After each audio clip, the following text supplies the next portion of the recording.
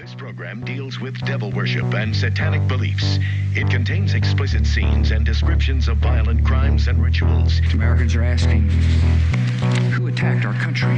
You have declared a subliminal jihad against the United States. Can you tell us why? Everything pertaining to what's happening has never come to the surface.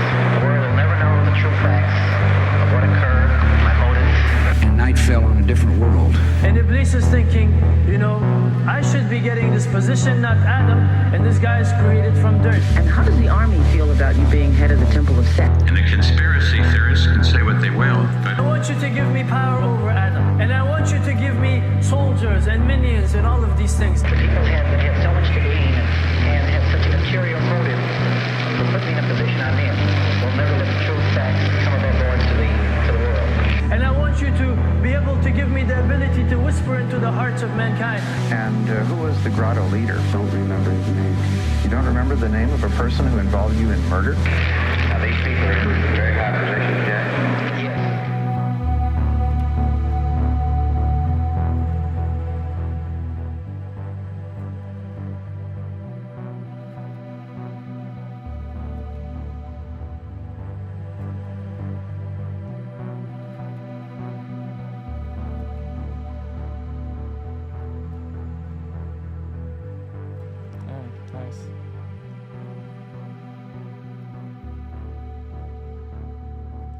I'm Khalid.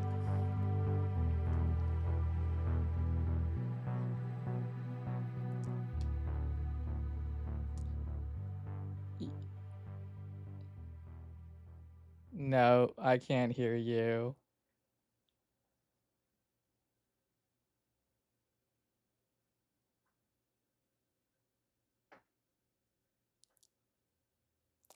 Yeah, as usual. I knew this was going to happen. What did the record show?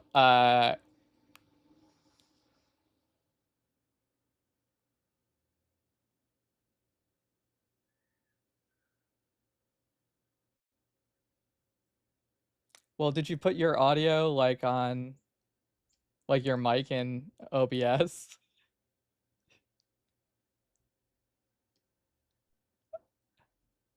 It is not. Oh wait. Oh.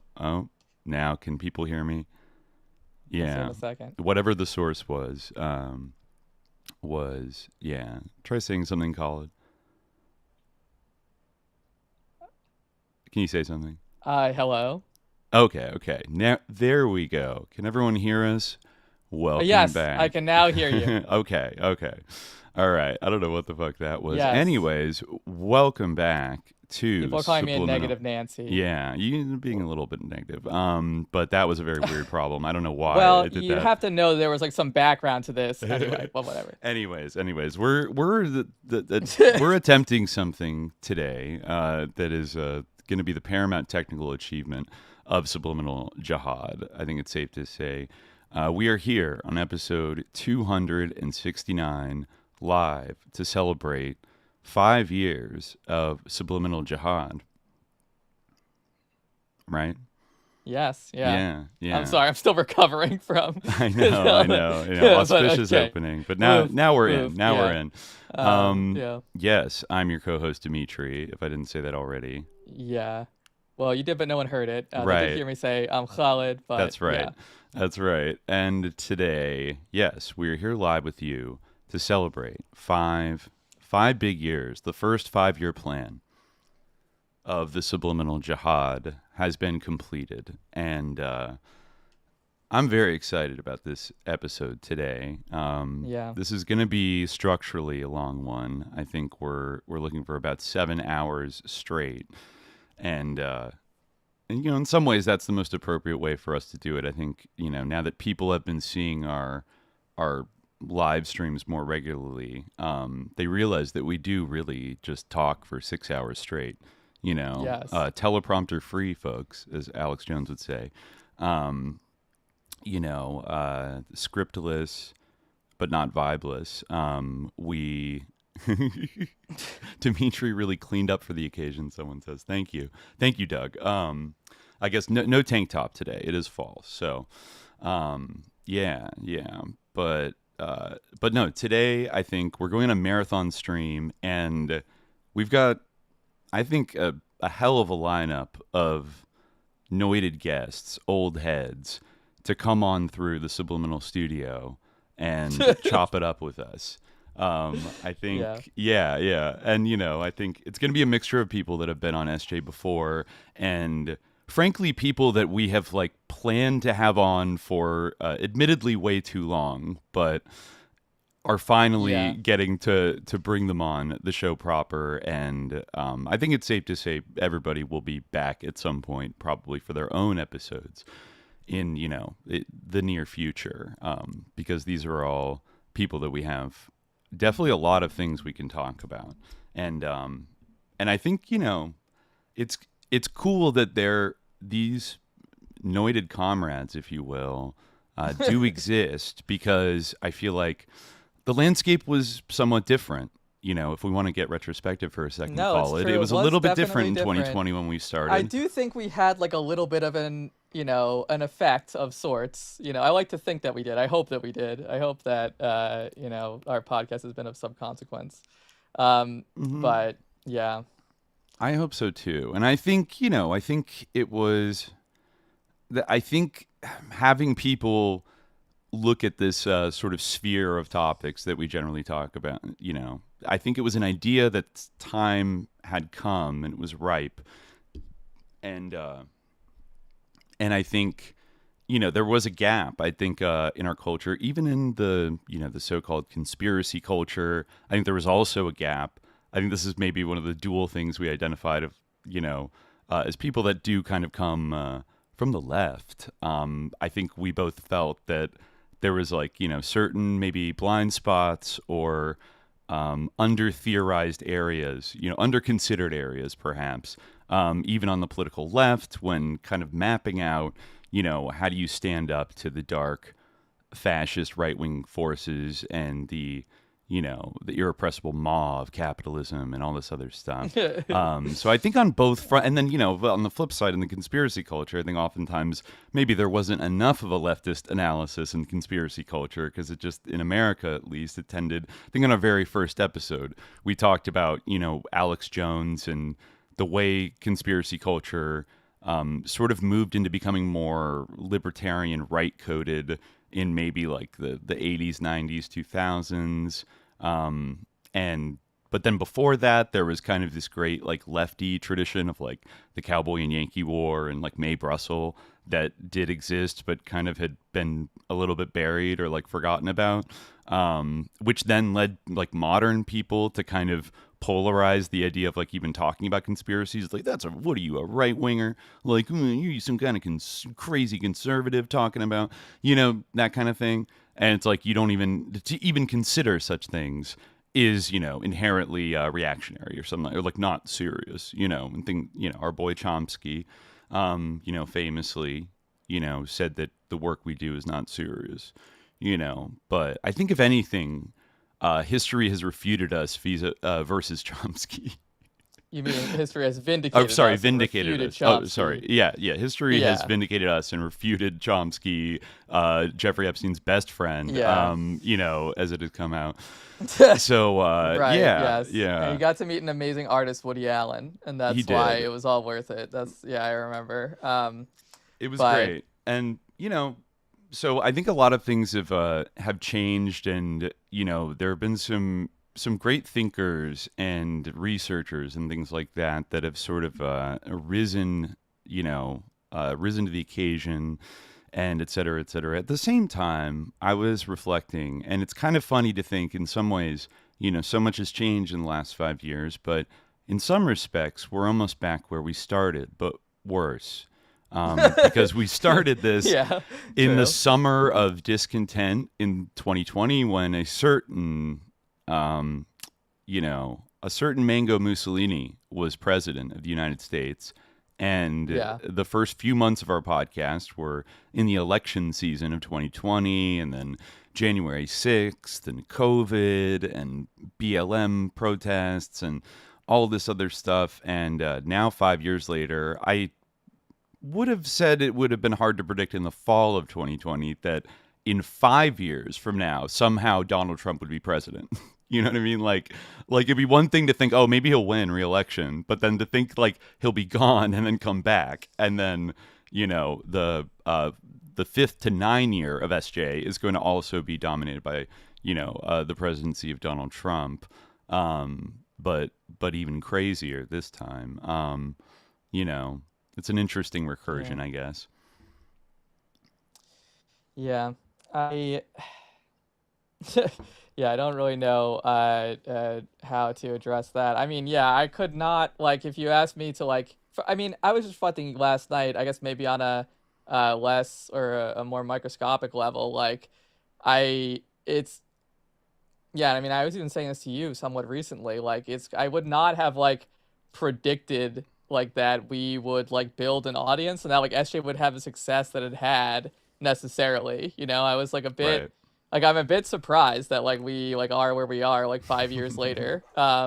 It's, like, yeah, I mean, I've said this, I feel like, a couple times, but, like, I remember there was one point where we had, like, 30 subscribers, and people were like, you hit your ceiling, and I was like, probably, like, that's probably how it's gonna be, but, yeah, like, Right. I mean, we're obviously very grateful to the Grotto heads, because it's, like, a huge blessing, like, to be able to, like, do this, and that people are, like, willing to compensate us for it. Mm-hmm. And, like, it's definitely like a responsibility that, like, we take seriously. Like, we're trying to, like, make this something of value. I feel like it's yeah, like, we knew that it was a Subliminal Jihad. That's basically the one thing that we knew, like, going in. I didn't, like, yeah, I feel like that's basically it. And other than that, I feel like I've been surprised at many turns. I was just thinking we need to figure out some kind of way to, like, embed into, like, whatever we're doing to stream the Bismillah that we have on the top of our workflow. Oh, so it'll prevent early on the problems. workflowy. Yeah, the Jinn were really screwing with our workflowy. Yeah, that's true. true. But then we put that in and we never had any problems with it subsequently, did we? I could incorporate a little Bismillah kind of logo or I lower think that third might or help. something. Yeah, just to put up at the top there. Or an A'udhu Billahi Minash Shaitanir Regime, maybe. Sure, that sounds good. Yeah, whatever, protection. Yeah. But no, actually, it goes without saying that none of this would be possible without the Grotto and without the Alwara subscribers. All of y'all, ladies, gentlemen, everyone who has supported us the last 5 years, largely to our surprise, that they're supporting us, has literally made this, it made it possible for this to be like a full-time show and a project, and then even beyond that, like, I have to give a special shout out to the 200 odd vanguard of the Demon Forces tier, which have also made that series possible in, like, its full breadth. None of that would be possible, especially, in this media landscape. Like, this is the new thing. I mean, like, the old media that, maybe we thought we might interact with or work in or interface with, or at least I did, back when we were in college, when we first met Khalid, like, that beast is rough and practically dead. And now we're in this new age of the content creator. And I don't even think we looked at it that way when we started SJ at all. I think we just saw it as, well, a podcast is something you can do with basically a zero budget and with conversation. We were already, like, just talking about, like, this type of, so we were always just having conversations anyway, like, long, like, hour-long conversations. And so we were just like, let's just do a podcast. Like, it wasn't even like, I feel like it kind of, like, it coalesced, like, pretty early on. These are the type of topics, like, we had definitely talked about, like, where our interests, like, overlapped, like, in the sort of, like, the, like, the hidden and the occult and, like, the, like, conspiracy stuff, like, kind of parapolitical, but, like, for lack of a better term. And I like the kind of esoteric, broadly construed, I guess. But the it other than that, like, we it just kind of, like, emerged naturally.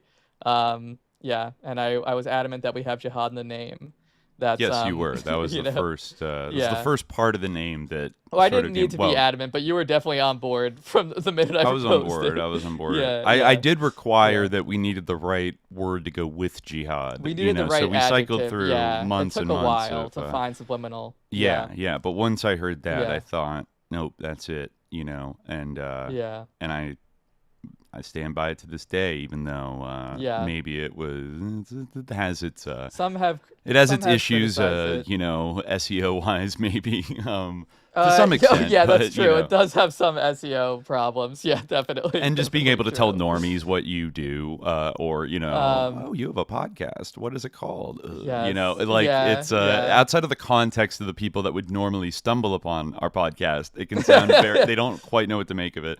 But you know what? Like I feel like that's good though, and I feel like we should. Well, yeah, and also like jihad, like it's not like a word that if you can be the war nerd, then there's no reason why you can't be subliminal jihad. It doesn't mean anything more than that. It has an extended sense. It has it's rich.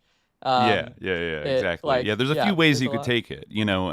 I think in a way from the beginning, from our first episode, preliminary materials for a theory of the subliminal jihad, I think we always kind of considered it as something that this is like an external phenomenon of history that we are studying and researching and like analyzing and trying to understand, and it's also something that we are engaging in completely in a complete non-violent spiritual way through chat. We should remind everybody, but nonetheless we are also engaged in our own subliminal jihad to sort of maybe subvert false understandings or like subvert false consciousness wherever we find it, and correct the record, if you will, on certain historical something I would definitely like to do going ahead is like to get more into like the theoretical side of things and to talk a little bit about like some of this, because I feel like we've always like talked about it, like of course you do demon forces and everything. We definitely talked about the history of like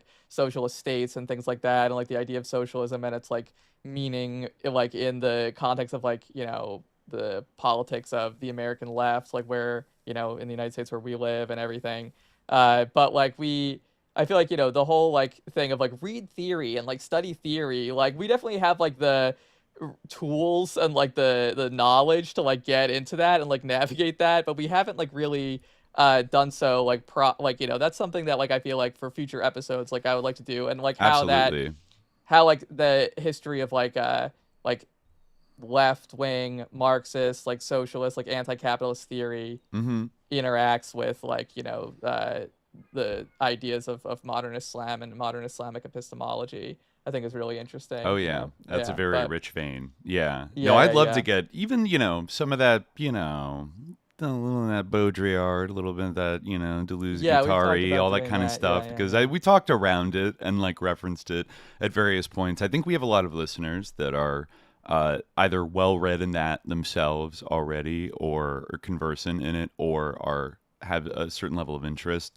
I do think I do find myself interested, at least to sort of know what the essence of those kind of like late 20th century European thinkers, because I think part of me has an impulse sometimes, which I don't think is totally misplaced, to be like, this is us, this is like CIA Western Marxism, like CIA wanted Foucault to be popular, like there's that kind of thing. But at the same time, I don't want to just like throw all of it out as like psyop, like like, because obviously these thinkers were probably, of anybody like on like the the Western left, like around the turn of the century, like these thinkers were taken seriously and influenced a lot of people, and maybe in good ways, maybe in bad, maybe they had some valid insights, but maybe other parts maybe not as great. I just want to put it in its proper context and kind of understand it. Maybe there are some valuable, I think like Baudrillard, like I've read a lot of stuff by Baudrillard. I'm like, damn, like he's spitting, and it's like,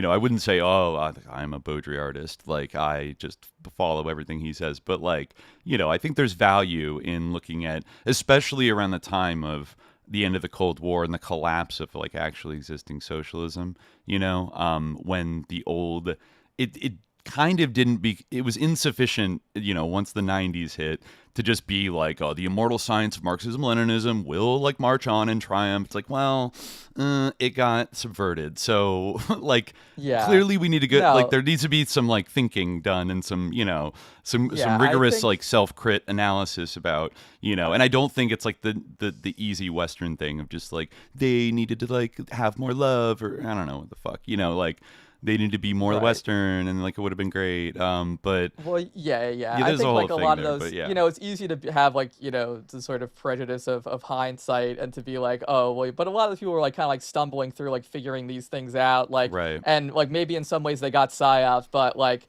lots of people like today we're still like vulnerable to like psyops, even some of the same psyops, even some of the same confusions and some of the same disorientation. So like it is worthwhile, like, because they were like trying, they're like their sympathies like generally weren't about like just like crushing the weak, and like exalting the strong. Like they were like trying to move towards like a more just world in some way, and like maybe they got lost along the way in some respects, but it's worth talking about that.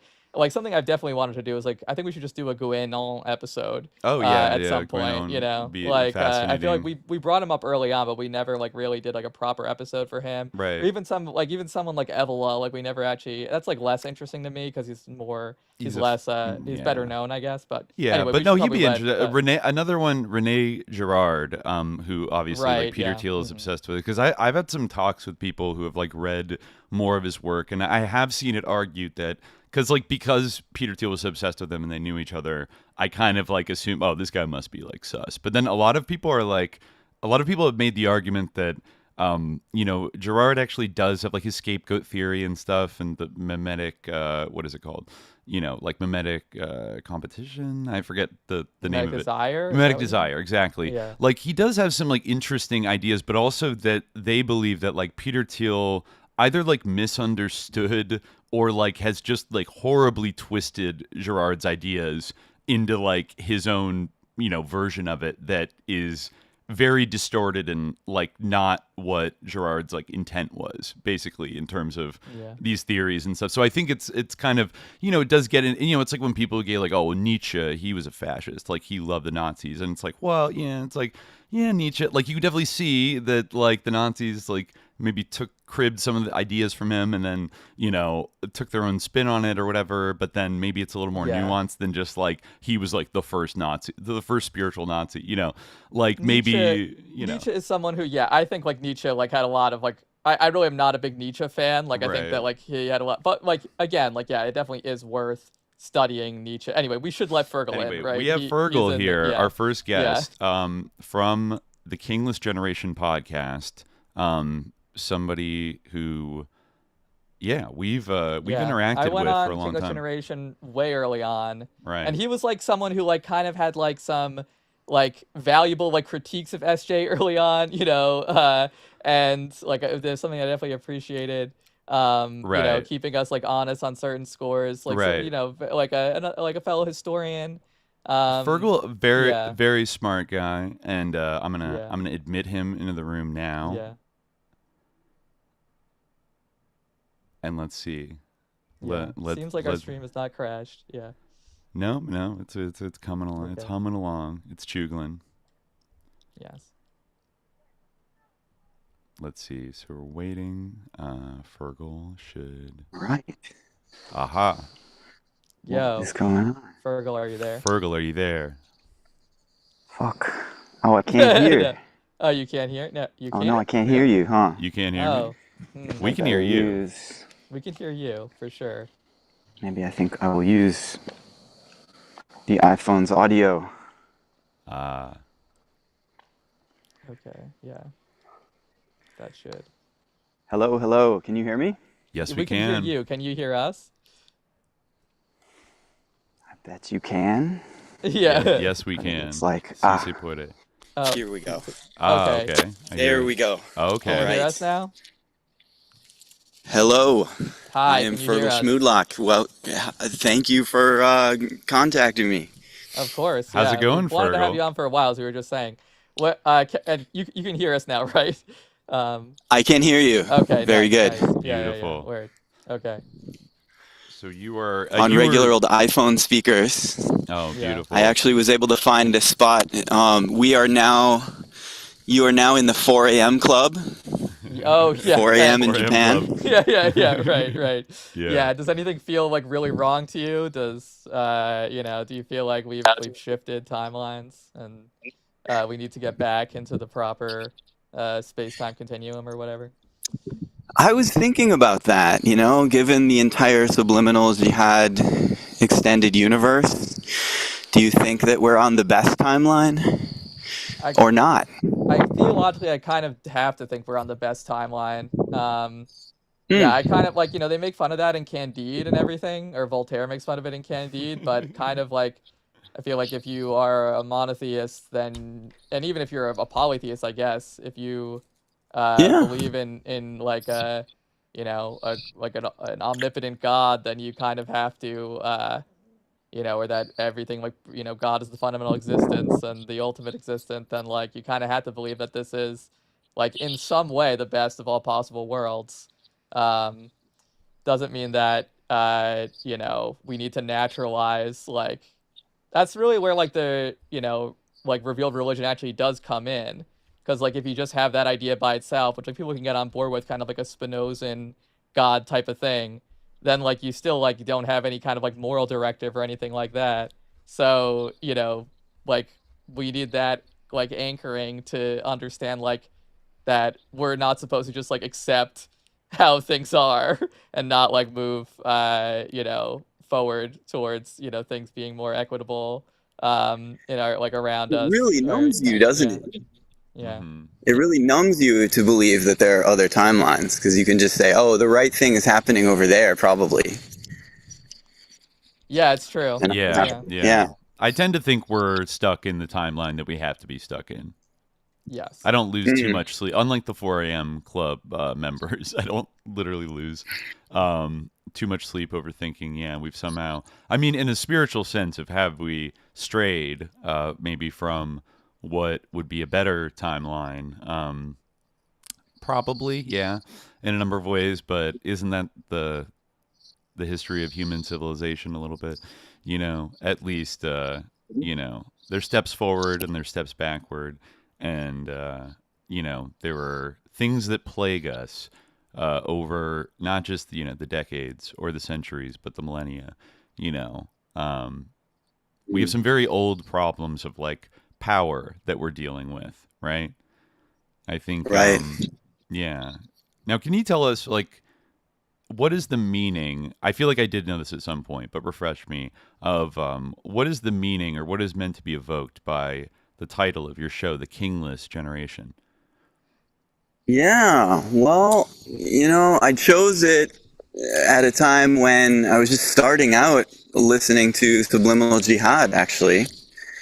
And, this show, in a world of Discordian warlocks, having the bad shaman hunters out there has been an amazing thing. And it's impossible to believe that it's only been 5 years.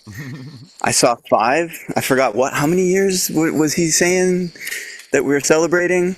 And I saw only 5? It's only been 5 years. Wow, that's the opposite of my feeling. I feel like it was just yesterday that we started. Yeah.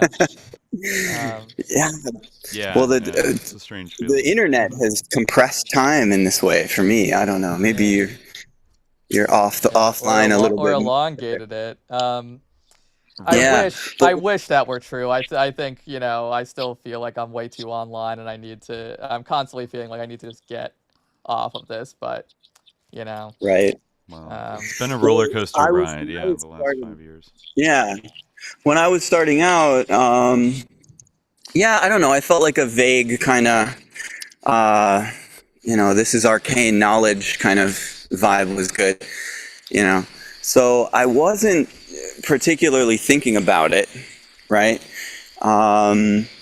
But I do think that the question of do we live in the good world or the bad? Is this the good place or the bad place?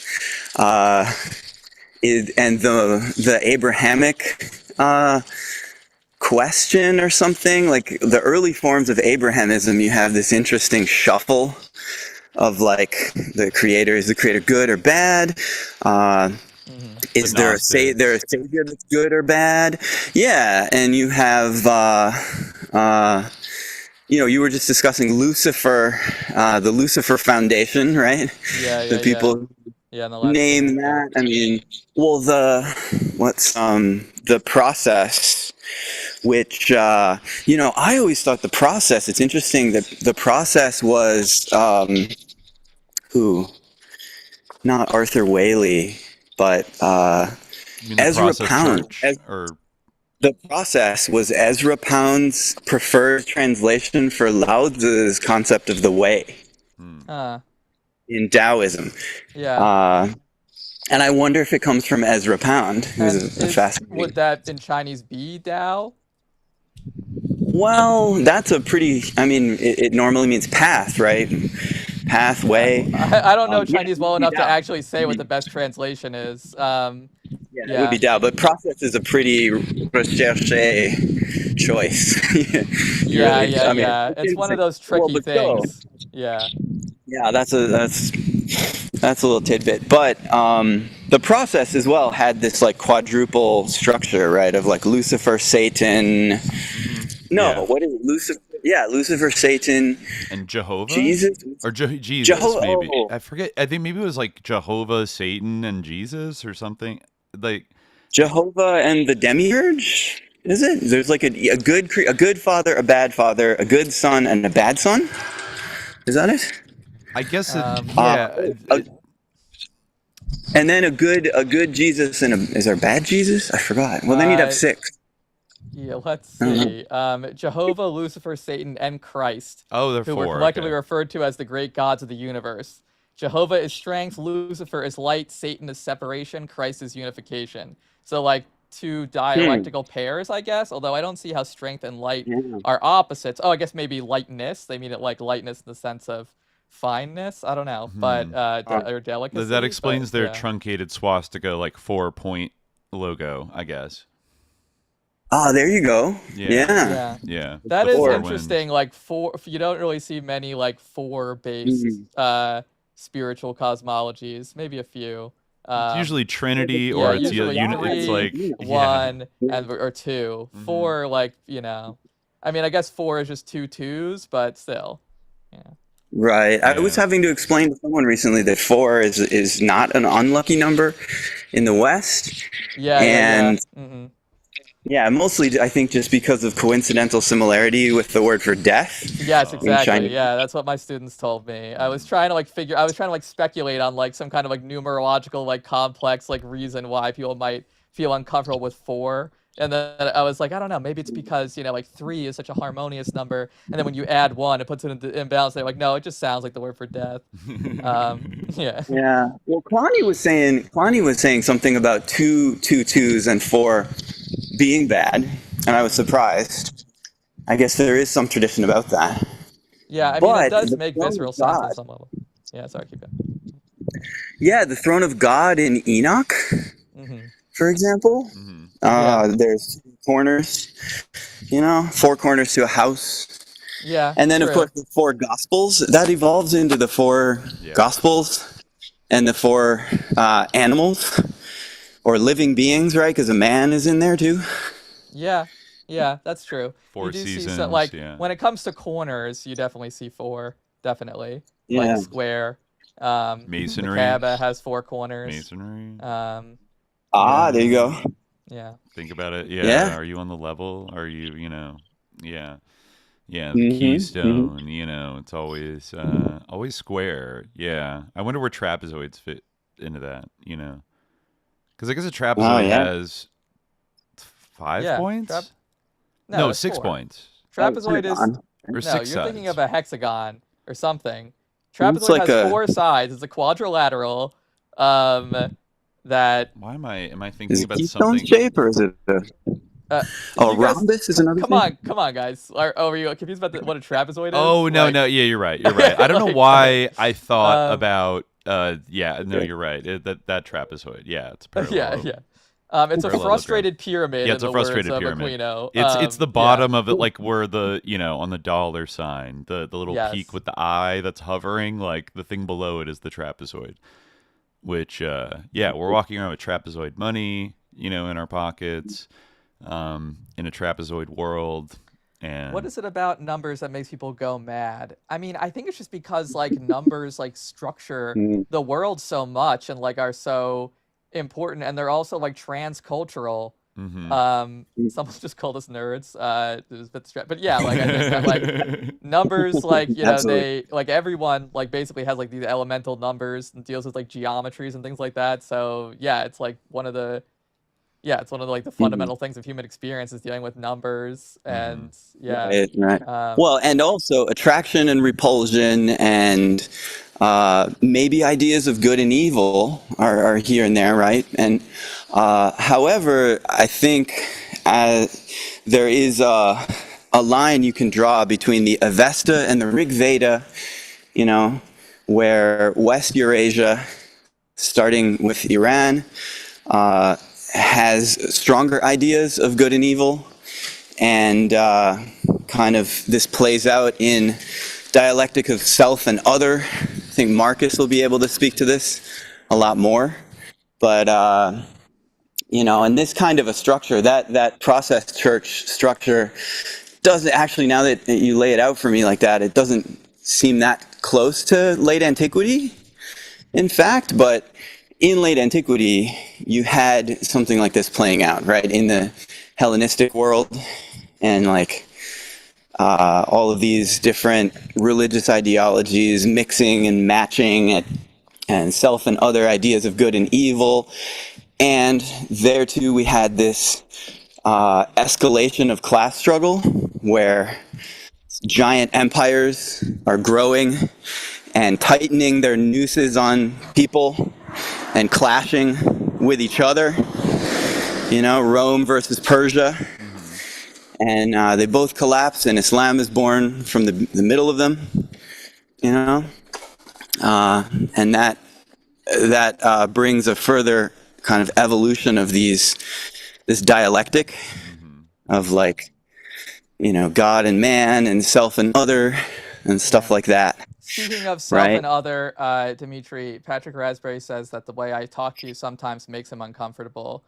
So I apologize. I sincerely, deeply apologize if I think that I sometimes sound, or like I don't realize how I sound. I don't actually mean any animus towards Dimitri. No, and I know that, but I appreciate. I can take it, but I appreciate Patrick Raspberry sticking up for me.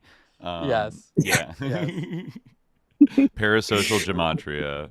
Yes, but that's something that I like continually am working, like not sounding like a little shit, like Can I just throw something out there? Somebody else in the chat just mentioned. I just want to know what your guys' thoughts are on it. Jesus was a twin theory. Oh yeah. Well, this is actually kind of interesting. Twin. This actually kind of has to do with the like Islamic discussion of the Quran, right? Because the Quran says that he was la celibate, I think, and like they didn't kill, or la yasablunu. I'm not gonna say, but like because I'm not sure exactly what the language is off the top of my head, but it is like basically in English it means like they didn't kill him, they didn't crucify him, right? Referring to the Jews, because that was the sort of general. Now we say like, the Romans killed him, which of course, and the Quran doesn't deny that is the case, as well, that the Romans stated complicity in it, but like it's, basically deny, like, and that's been taken in a couple different ways, like, like a lot of like, once like Islamic like quote unquote orthodoxy, like mainstream Sunni Islam was forming, people were trying to navigate this idea. The Quran says like he was not killed, he was not crucified. Well, they didn't kill him, they didn't crucify him. You could interpret that in a couple different ways. Right. But and then it says, but it appeared that way to them. So it was interpreted that like they saw this happen, but it didn't really happen. Right. So like the way I personally have always taken this, and like a couple of Muslim scholars, including it kind of comes up in Tabari, you can kind of get it out of that, but like my interpretation of that, like, okay, well they didn't really kill him. They killed him in like the law here, like they killed him like in appearance, they killed him in the dunya, but they didn't like truly kill Jesus, like he is it like his essence, isn't destroyed or whatever. But Right. basically, like I think partially like because of like intercommunal like religious tensions, there was like a desire, like there was kind of like an inclination to like deny the event of the crucifixion among early like Muslim commentators. So like this idea of like that Jesus, like that there was a trick played or something, and you can actually see, like, now we're in like sister territory already. Right. Well, yeah, exactly. You know what I mean? You can actually see in the like tafsir literature, like the exegetical literature, a lot of debates about how exactly this happened, and there are a lot of candidates for like who, like, and basically the idea emerges that someone else died on the cross instead of in Jesus' place. Whoa. Whoa. Yeah. And like true. In terms of the whole thing of like, oh, they killed his like they didn't, no one knew he had a twin. Well, it's possible that those who actually like took him and executed him, right? Because they show up and take him, and like that's the whole thing of like the Judas's kiss of betrayal, right? So that what they needed someone to identify him. So if someone went in his place, then again, like it's kind of like like I said, Judas was in on it. Yeah, I'm not like well, that's like in the Barnabas's Gospel of Judas. That is basically like a Islamic rendition of the gospel stories, but interesting. But yeah, like anyway, the like so you that see like kind of Simon the Cyrene and Judas himself actually. Yeah, sorry. It's called Docetic, like he only seemed to. Yeah, Docetism. What is it called? Definitely, there's a strain of Docetism. Docetism. What was it called? Docetism. Docetic. Yeah. Yeah, Docetism or Docetic. Yeah. And what does that mean? So, what does that mean? He seemed to be killed, right? He seemed to die. Right, and maybe he had an ethereal body. I think that discourse goes back to the start of Islam, but Islam. This is actually something you see in a lot of the Gnostic Gospels too. Like there's that great one. I want to say it's the Gnostic Gospel of Peter. Maybe I'm wrong, but there's one you can see it's in the Nag Hammadi library where like Jesus is being crucified and all of like his disciples are crying, and then they see Jesus like in a tree like laughing, and they're like he's like ha ha ha, and they're like, and he like chastises them for mourning like his body because he is not that body. Yeah, like that's so Gnostic Jesus. He's so like playful and like wild in like the Gnostic Gospels. It's actually it's crazy. Like his vibe definitely this body, like the spirit body idea. That's what I actually think like is more true to the Quranic idea of Jesus than like all these kind of like almost like conspiratorial narratives of the switch theory with Judas or Simon the Cyrene like going in his place. It would be Thomas, right? Because the name Thomas means twin, and there's this idea that what if like they just called him the twin because he looked like Jesus? Maybe he was Jesus's body double in like crowd situations, kind of a security situation. Yeah, he had body doubles, and that was his body double. And maybe they switched him out at the time of the crucifixion too. It's not like we have a lot of records back then, and also it's not like the Romans can like look up on their database like they have a wanted poster of like Jesus of Nazareth, and like if they see a twin, like who's to say? The people in Jerusalem maybe his followers knew he had a twin brother, or like people that came from Nazareth. But, do the Roman authorities or the Jewish authorities in Jerusalem necessarily know that, when they just come, it's like, who's this asshole? Let's kill him. Like, they probably could not maybe get away with it. My problem with like the swoon theory, I guess like, that's kind of why like people have the idea that Jesus was like raised up to heaven, like, and that's why that's kind of become like the most mainstream idea rather than that, like he, lived afterwards, because where are like all of his like activities and accomplishments, like people say like there is this idea that he went to India and like taught there. There's even, I'm sure Fergal, the tomb of Jesus in Japan, right? Yeah, what's up with the tomb of Jesus in Japan? Can you tell us about I that don't know. portal? Have you been there? Did I ever look into that? I never really looked into that properly, but I don't know actually. There's the I idea don't that know. like that basically Yeah. happened, that Jesus had a brother, Mhm. like it says like that he had a brother whose name was like Modern, Isukuri or probably. something. Yeah. Yeah. And Mhm. like that he basically that the sort of switch hypothesis happened, and then he went and traveled to Asia and to Japan and like taught there, and then he like became like a humble fisherman and like died, you know, at an old age in like some fishing village in Japan. That's like the sort of theory that, but yeah, like I think that like that's like the Ahmadis, you know, they actually the Ahmadiyya, they actually like do like officially believe that about Jesus, that he like traveled in India and taught there. But that's the thing, that's Right. what's missing. Like if you're gonna say like, okay, someone went in his place and Jesus just kind of ran off, then like that's not very like befitting of a prophet. He would have to like, he didn't like to ask like one of your followers to sacrifice yourself like for him.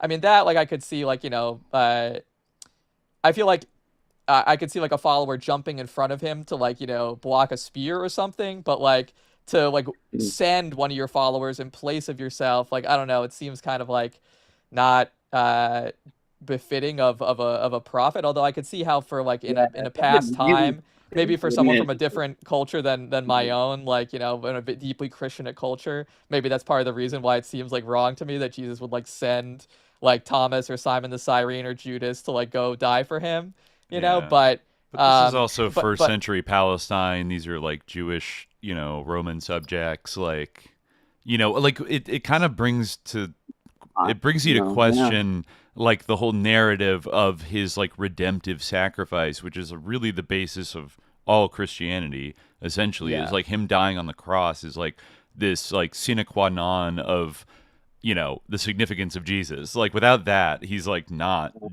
Jesus according to Christians. Like, you know, there's like a bullet trajectory. There's like, you know, what could have actually happened, and then like the legends and stories that we got. And if that had really happened, we probably wouldn't get the legends and stories that we have, right? If what had really happened, that Jesus the body had... switch, the body switch. double.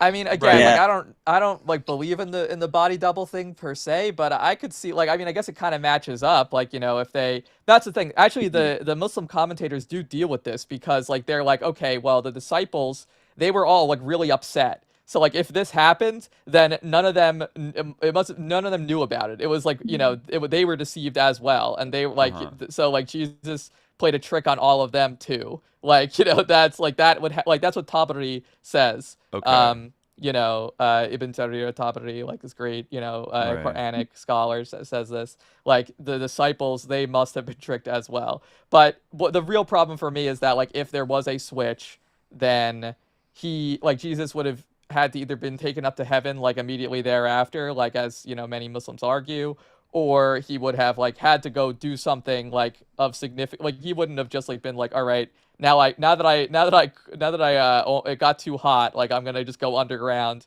and stop like preaching the gospel, you know. Well, alternately, I don't find this like super persuasive, but like kind of run the Christian movement like from kind of like Hitler after the war, you know, in like South America, you know, like Martin Bormann, like, you know, I don't know, but whatever. I'm born Catholic, I can say it.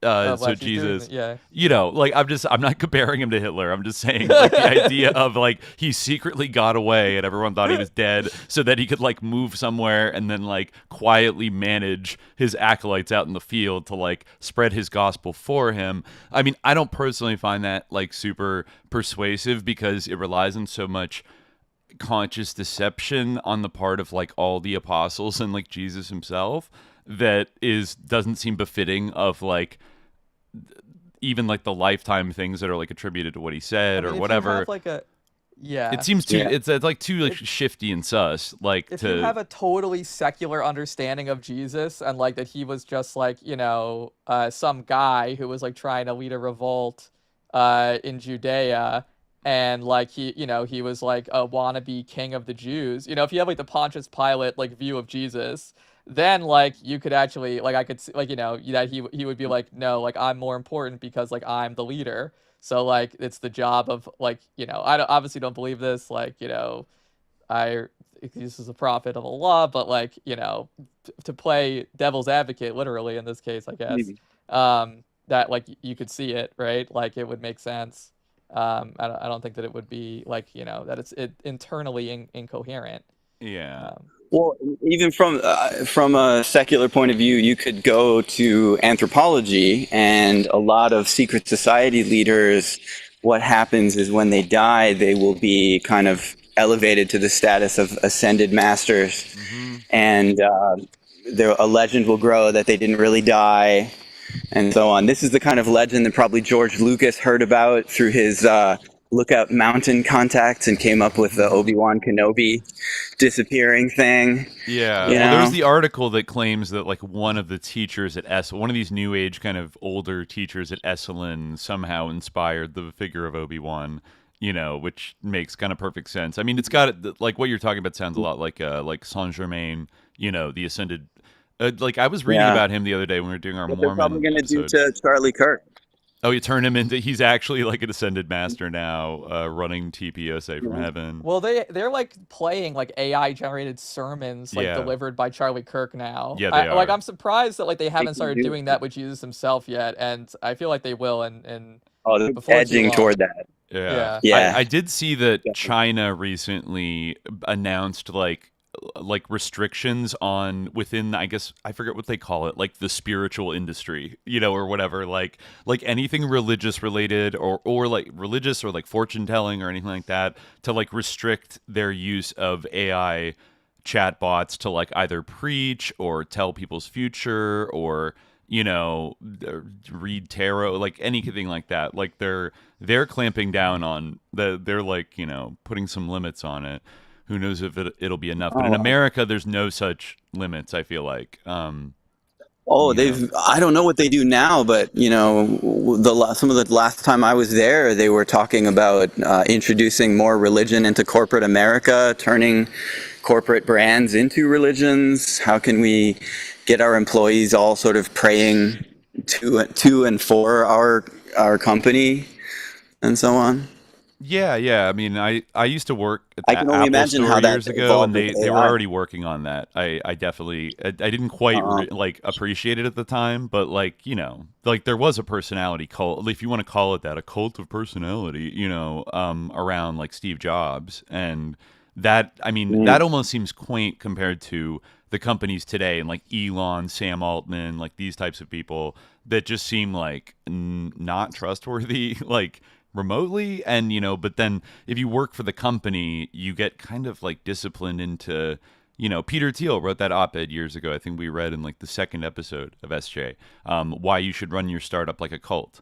And then I think Sam Altman said in the last, you know, number of years, maybe even before all OpenAI kind of blew up, he said that, you know, the most successful like founders, you know, like successful ones like start companies, and even more successful ones maybe like lead countries, but like the most successful ones found religions, you know. And he's like talking in the context of like a business entrepreneur CEO type person, you know, like that the best thing you can do is build a religion. We'll probably, we might touch on this later when we talk to Tanner Boyle about like SRI, sort of like MK Ultra adjacent like research at SRI into like new religious movements, because obviously, like, you know, that I think they'd almost would have been stupid not to study them, you know, assuming they weren't kind of like CIA influence from the get-go, because it's like, oh look, a group of people that are brainwashed, you know what I mean, like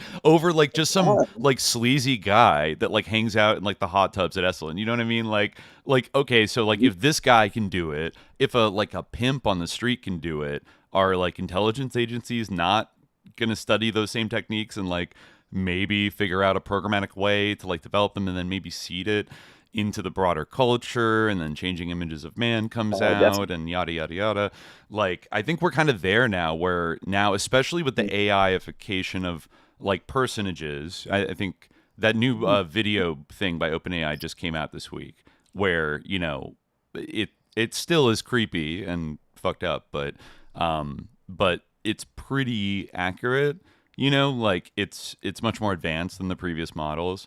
So its ability to deepfake people essentially is greatly enhanced. I would trace those dynamics all the way back to Sufi masters on the Silk Road, you know. Yeah. And I think the rediscovery of that connection, maybe by Idris Shah or somebody, would not be. That's not in some ways it's fake and it's a modern construction, but also there's something real to it, that crusaders would have gone and discovered these dynamics and all of the pharmacology that they were using to drug their followers sometimes, or the bad ones, doing scams. That is an interesting thing that does come up like a lot in like Islamicate occultism or like in Sufism, is the idea of like khayal. Like that's like it's a term like used for like it's a very like semantically rich term, like a very semiotically broad term. A lot of the time you see it used in the sense of like almost like creating like a hologram, like miraculously, like you can create like a khayal to like, that's of like an elephant or something that's not real, but people like perceive it. And this is something that's like always being talked about. And I almost feel like that type, it's interesting because like that's a type of like a miraculous ability that like is. Yeah, I mean, I guess there are other things like levitation, bilocation, that like, they're not super easy to fake, but I almost feel like that's really hard to, in like, it's interesting because it kind of is focused on fakery, but in that way, it's almost like more difficult to, for that to be like something that people imagine, like, like that someone can just like conjure like the appearance of an elephant out of thin air. Like, right. But it's weird how often like it comes up. I wonder like, it is there's something real to it.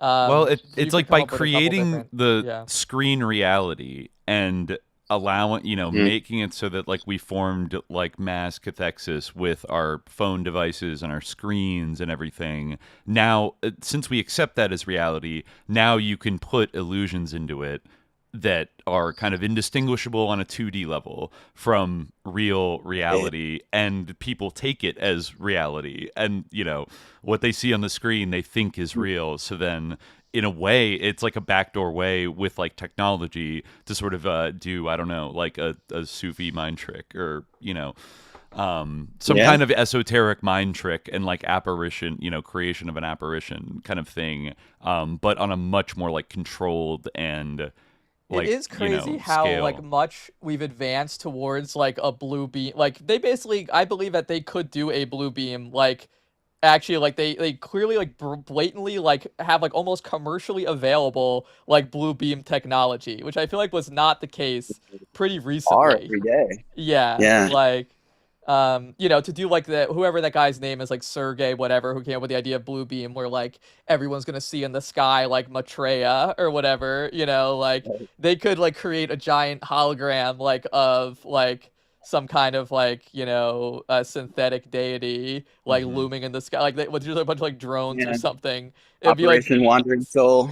It seems like on steroids, I guess. It seems like pretty But also like where that people focus on. Yeah. What's that? You have to prime people, though. That's why Operation Wandering Soul didn't work, right? People have to be properly primed, and that's what they've been working on since the 60s. Right. I think they absolutely planned it in those terms. Yeah. They looked into doing it to Cuba by having like the Virgin Mary appear. There was even that's a crazy story. I was stumbled across in a few episodes back in Demon Forces. What's the one in Portugal? What's that? What's the one in Portugal? The Fatima apparition. Which had like weird things about like World War I and communism in it, and SJ territory there. The third secret of the Fatima, third secret, right? which the Catholic Church like, wouldn't reveal. People don't know, but the second one was like communism is bad or something like that. Yeah, right? It was like was it 1914 maybe or 1917? It was somewhere like in around the World War I period. But no, there was I was watching like an old documentary about about like Yugoslavia and World War II and like the Ustasha and Croatia and shit. And somebody mentioned almost offhand that there was a Marian apparition in Croatia in the early 80s that like obviously like stirred up great interest in like the Croatian Catholic kind of community, and people flocked there, and it was like this dark kind of omen that sort of like hyper Catholic, like nationalist Ustashism was like about to make a comeback. Like it, this is like in the first couple years after Tito died, there's like a Marian apparition in Croatia that people see as like a sign that like Croatia is going to rise again, and shit. And then it was like politicized to, at least to some extent.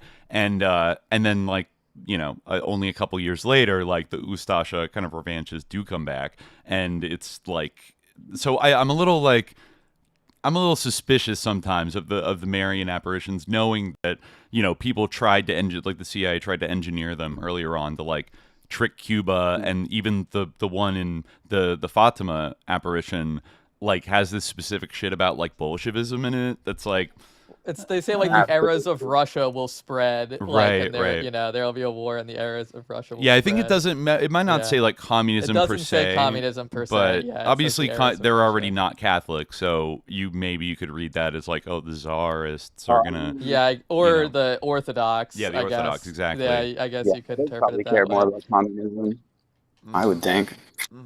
I mean, I guess if you believe that it was just like these girls, like who knows, and rather than so I don't know. I'm a little suspicious. Really quick answer to your question is that when I chose the name, it was basically simultaneous with discovering your work and deciding to start the podcast. As I continued going, I did sometimes think, I wonder if people are going to think this is a Gnostic podcast or something. But no, I have no kind of particular religious orientation, really, do I? But speaking of leaders, actually, the chair of the head of the LDP, the American puppet, the CIA puppet party in Japan, is vacant. And the leader of the LDP is the Prime Minister of Japan. So they are trying to choose a new leader right now, in fact. So this is a crazy moment in Japan. Okay. The chair of Abe is once again vacant. Abe was really the last long-term occupant of that chair. Ishiba, the most recent prime minister, had a downfall after downfall. He held on really tenaciously and said some wild things about why he wasn't stepping down. He said, you never know, tomorrow we could have a giant earthquake hit the center of Tokyo.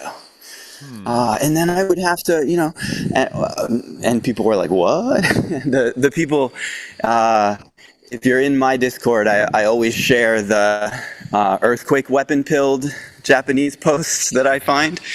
I don't necessarily subscribe to this myself, but that's always that is a real thing that the American military knows how to do.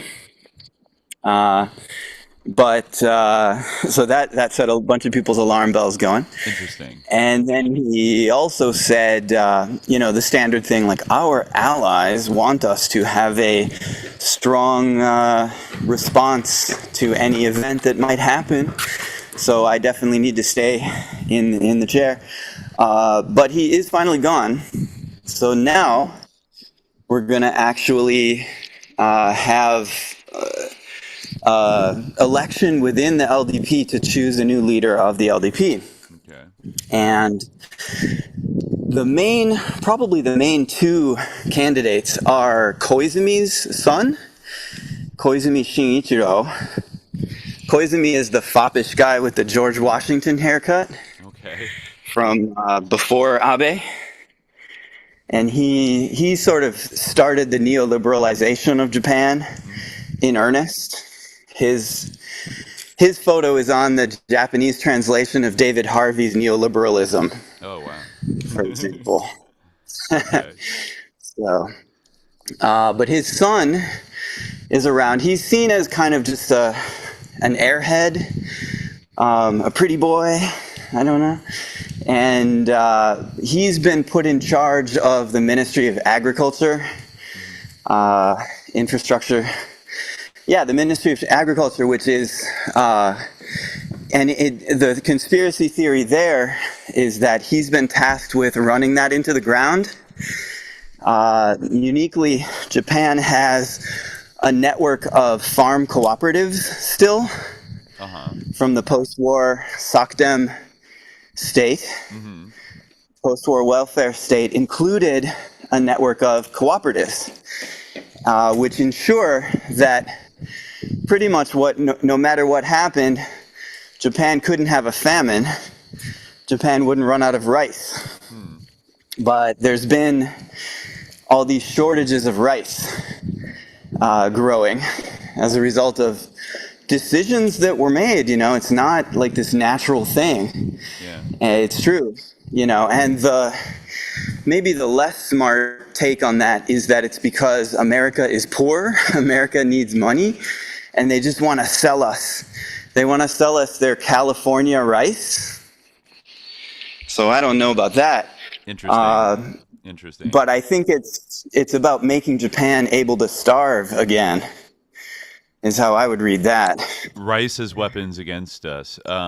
That's going back to the Cold War and like the food for the PL 480 program. I talked about what that did to Liberia back in like the 1950s, where they went from self-sufficiency to having the market flooded with like cheap parboiled rice from America.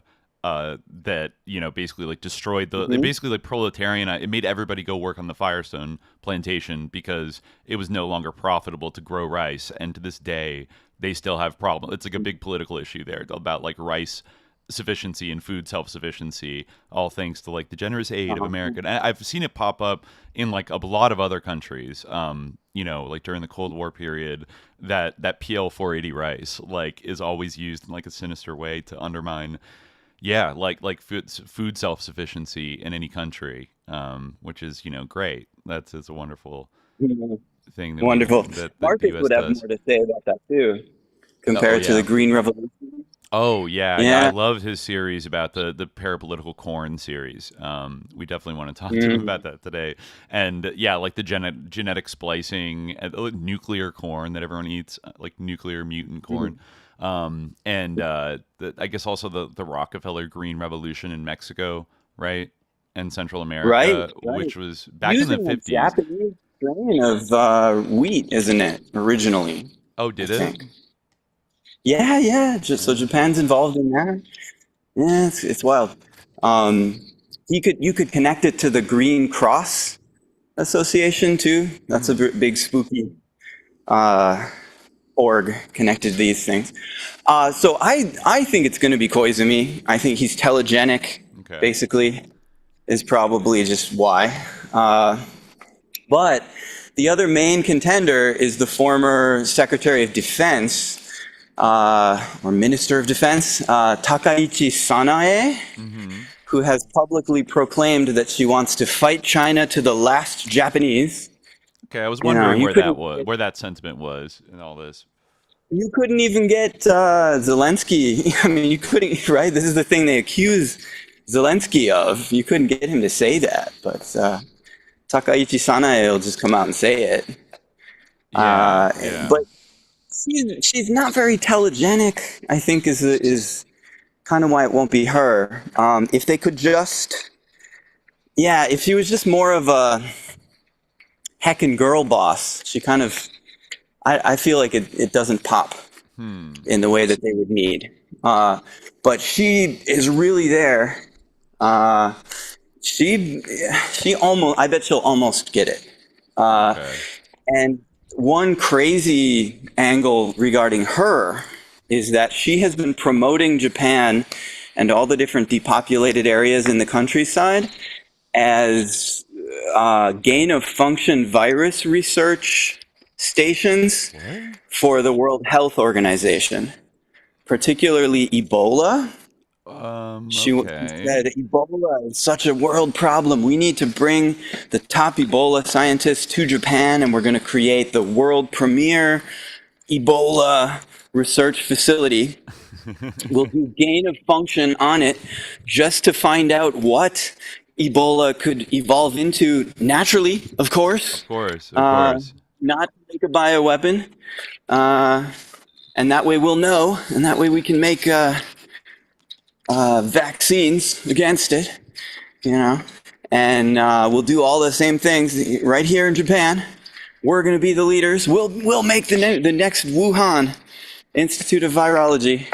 Yeah, right here. It's a strange political stance to like proudly take in like the mid 2020s after everything we went through with COVID, where it does seem the Overton window has shifted. I remember we were one of the few podcasts, and you were there as well in like 2020, 2021, that kind of on the left that was like willing to talk about these things at all. Like, I mean, there was kind of a like, shut up, shut the fuck up, like take your shot, like, just kind of like, or like, or even the kind of, I understand, it's understandable because the way Trump was talking about it, but this idea of like talking about it coming out of the lab was like racist against Chinese people to like obviously the way Trump was saying it was racist.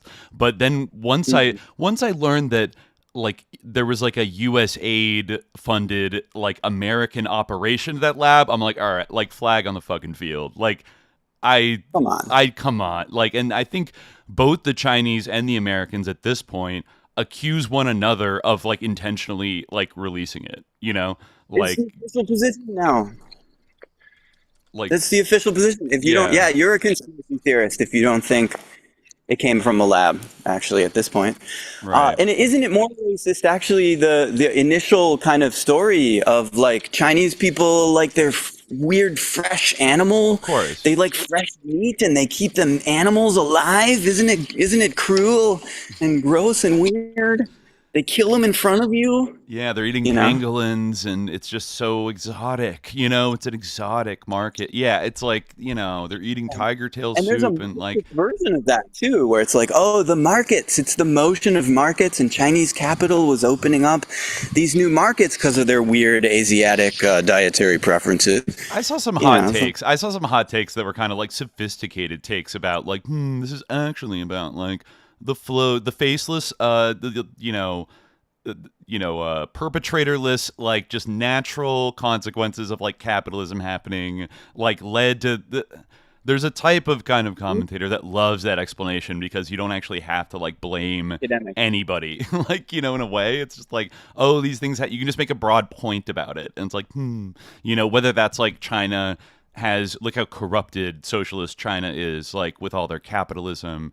This is inevitable. So you could still sound like an anti-capitalist, like good, lefty saying that, but you're kind of like sweeping all this under the rug and like acting like questioning it is not serious, But I think it was serious then, and now we've seen like the Overton window shift and enough that I'm a little surprised that somebody's like, bring the Ebola gain of function in, like let's go, like. There's a tone deafness to Japanese leaders. They're so just mired. What would you say? Just leaning back into the cushions of the American dark money. The LDP is just the ultimate American puppet party, and they don't even think about that. And the Japanese public is so used to just lapping up whatever they say. By and large, I don't think anyone would disagree. Wow. So here is a wild conspiracy, a theory of conspiracy to come. We will see if anything like this pans out. Let's see. One other thing that was she involved in this? Maybe. She was saying something about it. So there was announcement. And this is popular among the kind of Unification Church, seated participation in government party, Sanseito, the orange one, the orange posters. Maybe I can find one around here and I'll show it to you. But wow, they have an orange one too. I know what that's like. An orange one, yeah, orange man. We're dealing with an orange one right now, you could say. Yeah, because red still means communism over here, so you can't do like the red hat or anything. But maybe they would come up with an orange hat someday. Kamiya is the name of their leader, and he is Unification Church mass wedding MVP. He's been to them all. And he had this slogan, Japanese people first, Nihonjin fasto. So that's a really kind of sharp choice, because it even goes beyond just like citizens of Japan. You could have said citizens first or something. But no, so that would even draw a line among citizens between those who are more or less Japanese, and that that's actually. I guess so also, it's even more extreme than like Japan first, to like the, I guess, more direct analog to like MAGA, like make Japan great. It's like make Japanese people great. The LDP already said. The LDP already says that. Yeah, Takaichi Sanae was asked in English, like, what is your program, speak for 5 minutes. They were all asked to speak for 5 minutes, and they couldn't speak English more than 30 seconds. But she just said, make Japan great again, and that's it. So she is involved in this thing too, where, and this is popular among that sort of new xenophobia, the crowd embracing this new xenophobia.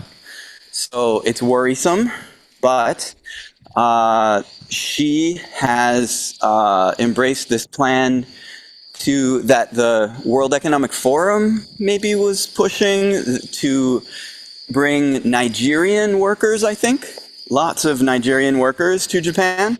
And they, that was panned, and then they walked it back, and the Japanese website and the Japanese video now doesn't say anything about all these like permanent residencies that they're going to give out, but the English website in Nigeria still promises this.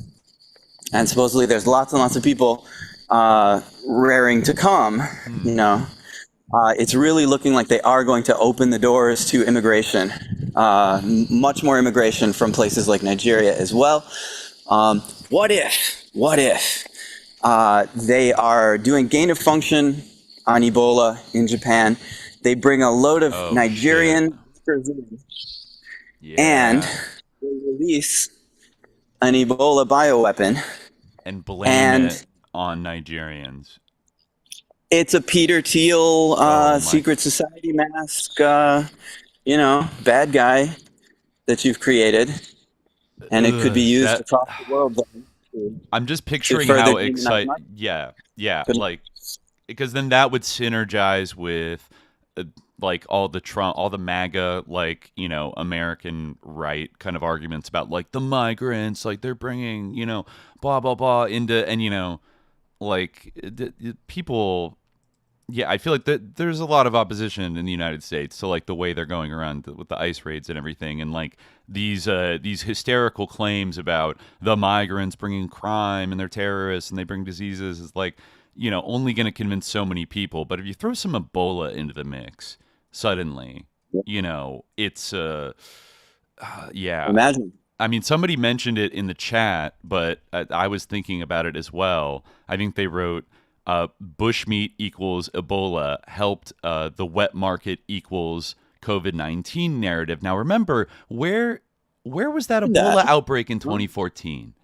Does anybody remember?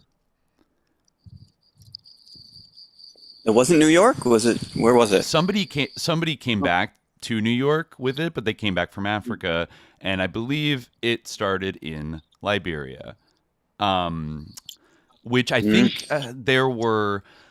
I remember looking into this years ago because, given the history, it's like, you tend to maybe like think the worst, and it was kind of a big news story and everything. I think there were like Ebola research centers with monkeys or something like that was like in Liberia, or maybe it was like on the Sierra Leone border or the Guinean border, but that was where, I mean, like there was a huge Ebola outbreak in Liberia, and there was a whole crisis because at that point the society had been, the infrastructure of the society had been totally wrecked after the civil wars and everything, and not much aid had like come back to like rebuild it. America didn't really care about them kind of washed their hands of Liberia. And actually the first thing that got them to like kind of pay attention to Liberia again was this Ebola outbreak thing. And, you know, they got control of it, but I always thought that was a little bit weird given the history. And I think that's right. I'd forgotten that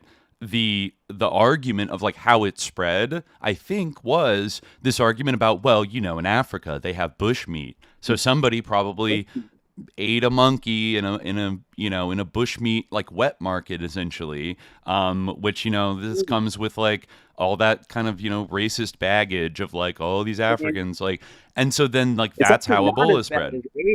AIDS, it was somebody fucked a monkey. Somebody fucked a monkey. Yes, exactly. Which like I remember hearing that as far back as like middle school, and then like I remember trying to look up more about it, and it's much weirder and murkier than that. Like over in Africa, you know, I don't know. What's that? Yeah, they do that. Must do that in Africa. I don't know. Or it was like a Western flight attendant or something that like fucked a monkey or something like that. That I remember that was a theory that like a gay flight attendant like went to Africa. And a gay flight attendant. Yeah.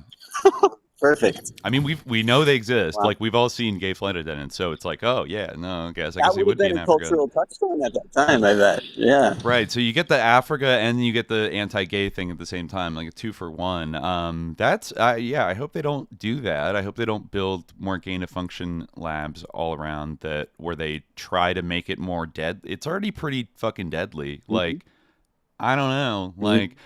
I mean, Ebola like just sort of emerged out of the jungle like in what, the 60s maybe, in sort of, you know, late colonial, post-colonial. What's that?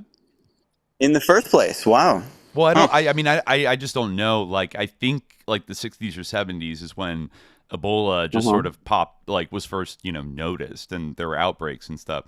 Maybe it was even a little later, like the 80s or the 90s, but given sinister biomedical research that, you know, various forces were probably undertaking during the Cold War years, you know, they were even doing shit at like Colonia Dignidad, you know, in South America. Like they were, you know, Mengele is hanging out there, like continuing his pioneering research about, you know, maybe genetically focused bioweapons or the simple, like, you know, the simple logic of release it in Africa because like nobody's going to be able to really check up on like where it came from, and you can just kind of tell people like, oh yeah, it's just like there's just crazy shit in Africa that pops up out of nature, and you know, you can kind of like get away. I mean, that's all speculative. I don't know for sure, but now we are in the age where you can easily edit like a virus to be more deadly and dangerous and contagious, etc. Like we absolutely have the technology to do that now. And you know, I would hope that would be like a priority. Coronavirus, people say that the fur and cleavage really looks exactly like it would look if it was lab created. Mm-hmm. You know, its ability to like get into your cells, right, and like, you know, do its business is like because of that fur and cleavage. And I think we talked about it in our DARPA winter episode back in the day about that weird cleavage spike thing that people, and like Ralph Barrick and Peter Daszak and all these guys, even, you know, Eco Health Alliance and Fauci, who's now, I guess, Fauci got pardoned, right? That's the other thing is like he was preemptively, right? Yeah, who knows what he was ever going to be prosecuted for, but. We'll never know, I guess. Yeah. No. But what an odd way to start the decade, and now with everything else kind of kicking back up, you know, everything else going insane now by the midway point. I hope like the biomedical thing doesn't come back as like in like a global crisis kind of capacity, because now look at the infrastructure they've built even more so much more infrastructure in the last 5 years for, you know, digital surveillance and kind of control over everything. And now it's in the hands of like some real freaks, you know, not that the people before, none of the Biden group was great or anything, but like these people seem to be almost making a mad dash to like tear down as many norms as they can. Right. And I think they feel a lot of urgency around that, you know, and the compliance with regard to different medications and so on, right? They'll be able to see remotely whether you took your medication or not. Nanotechnology, you know, that's wild.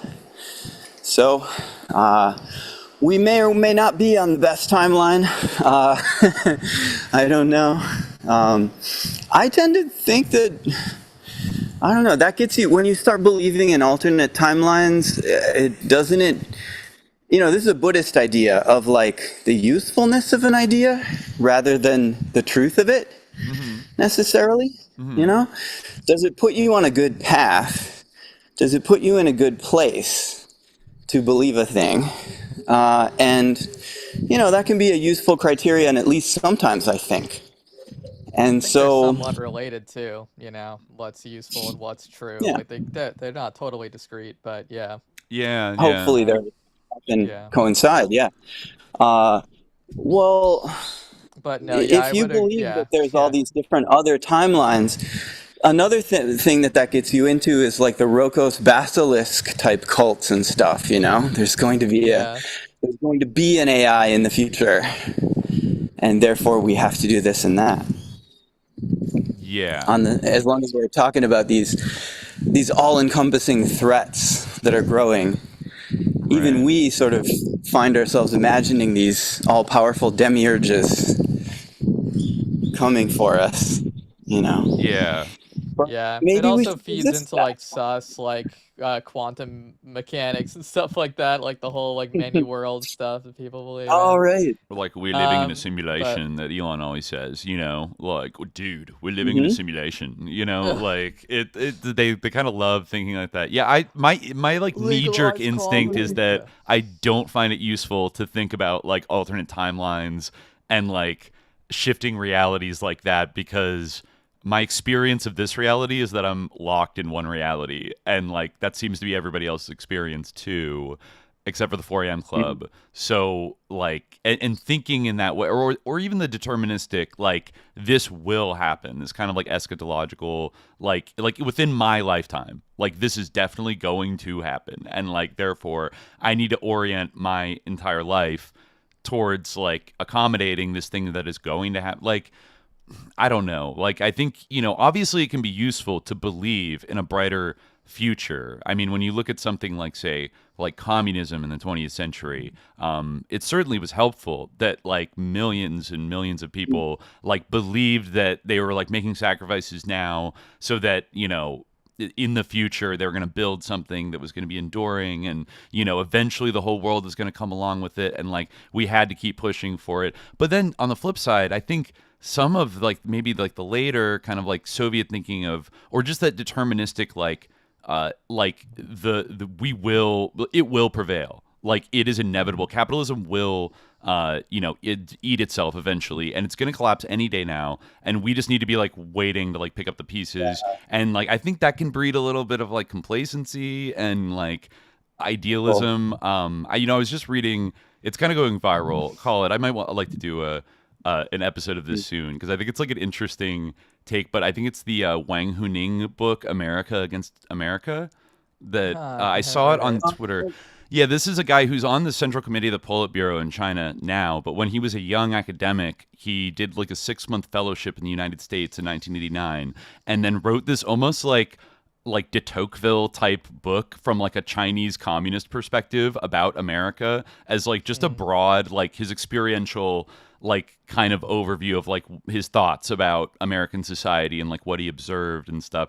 And I don't know, it's got a lot of really like cool stuff in it, and the people are kind of calling it out for being very like prescient about like the trajectory America is on. I forget what he said that sparked me bringing this up in the first place.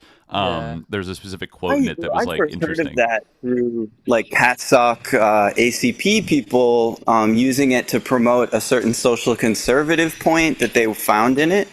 Interesting. But I heard it, that was a while ago, and I don't know if that's the central takeaway, actually.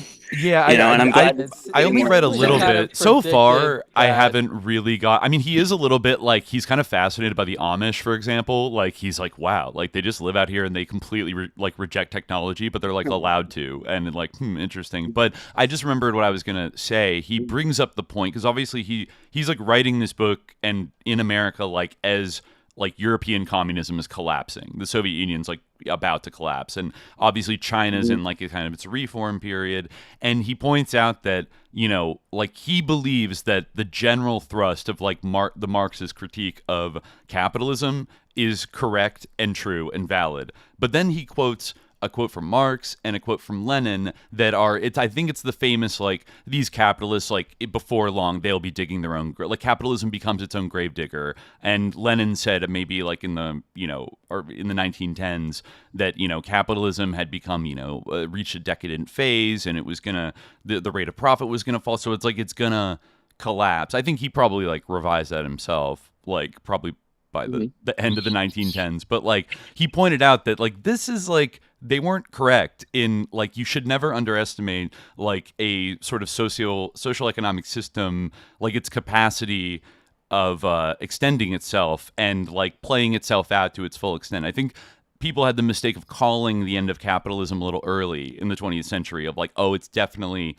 fucked. But then this guy comes to America and he's like, no, capitalism invented a whole new, like, bevy of techniques to, like, entrench itself further, commodify everything, and like psyop everybody into like believing that it's good, that like show that it still does have, it had some like productive potential in it that was still being exploited like in the late 20th century. Of course, this also like, you know, meant the exploitation of huge parts of the world and like is ultimately bad. But like he's just trying to like keep it 100 and like look at like it seems like they're doing certain things right, but obviously like he's not abandoning the critique of Marxism though in like a broad sense. It's like it's broadly true, and I think in a way of kind of like the usefulness of an idea being like whether or not, you know, people could argue all day about like, well, is the Marxist labor theory of value like actually is the equation actually accurate? Like I hate to say, call me vulgar, but I'm like I kind of like that's kind of interesting, but like not the most important fucking thing about like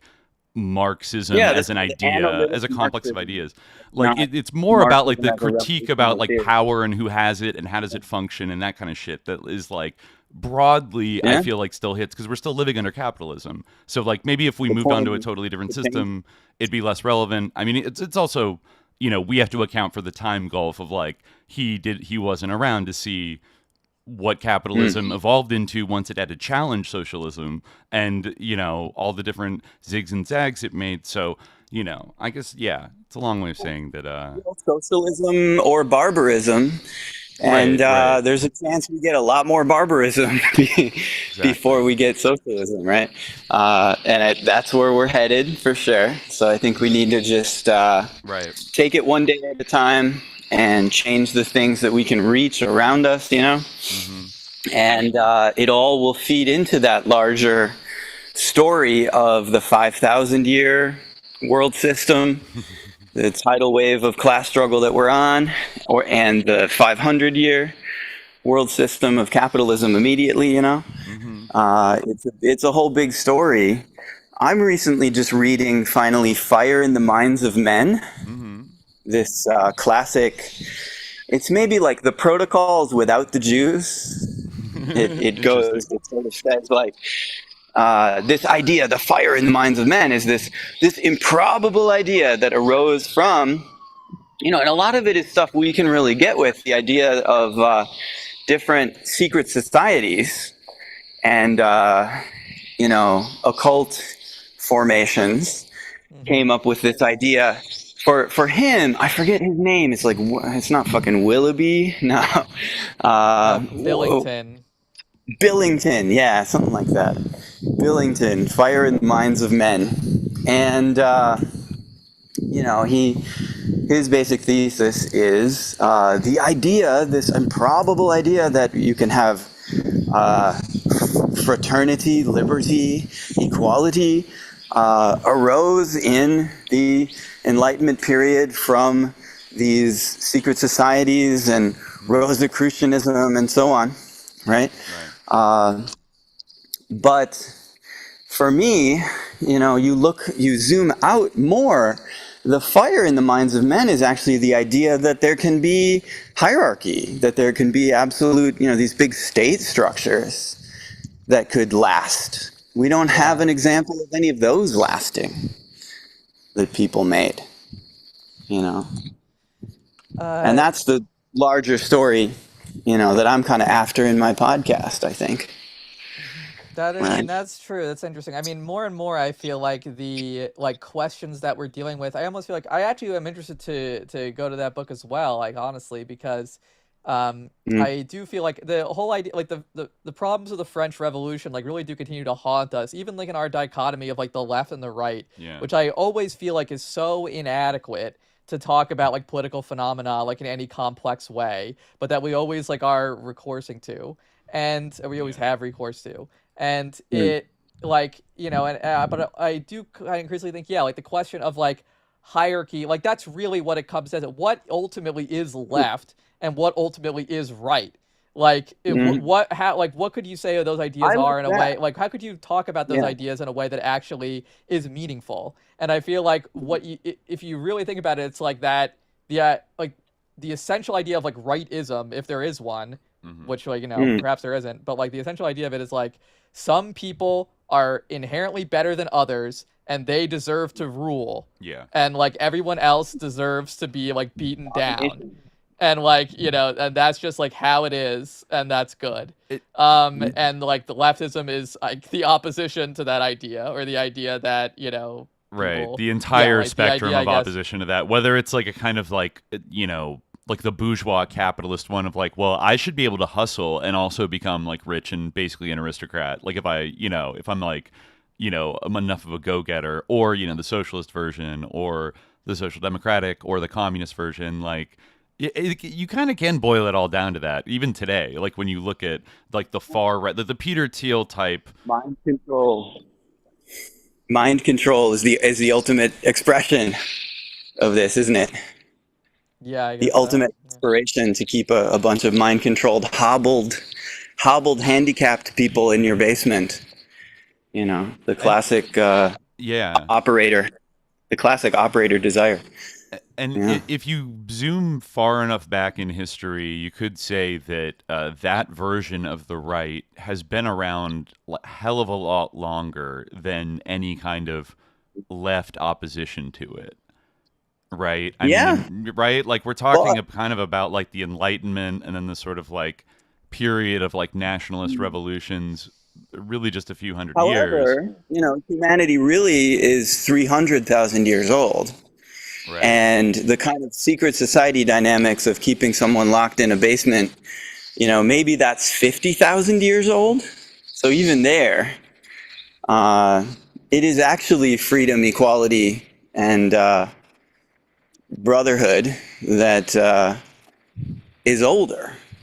In fact. That's true. Yeah, that's exactly what Griffin 15 just said in the chat. Yeah, in a way, it's true.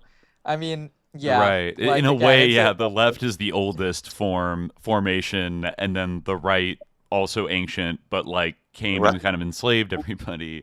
The grain states, everything, I certainly don't think that either. Like, again, if you want to talk about these things like in a way that like actually is meaningful, like, I don't feel like either is like really the newer current per se. Like, I mean, it's a broader dialectic, but I'm not sure if it's really like, I'm not sure if left and right are really the best terms, or like it's a very complex question. I find it to be very complex whenever you're trying to talk about like trans-historical tendencies or phenomena. It like easily slips into this like very like Hegelian kind of, I mean, you could also like dare I say criticize Marx like for this as well, like this kind of like level of abstraction that it gets to in like the idea primitive of communism, and some of the like but but like the it's because there are probably certain things in these like very old like say like tribal social formations that we might like be able to recognize as kind of like egalitarian or like progressive, or like it's a matriarchy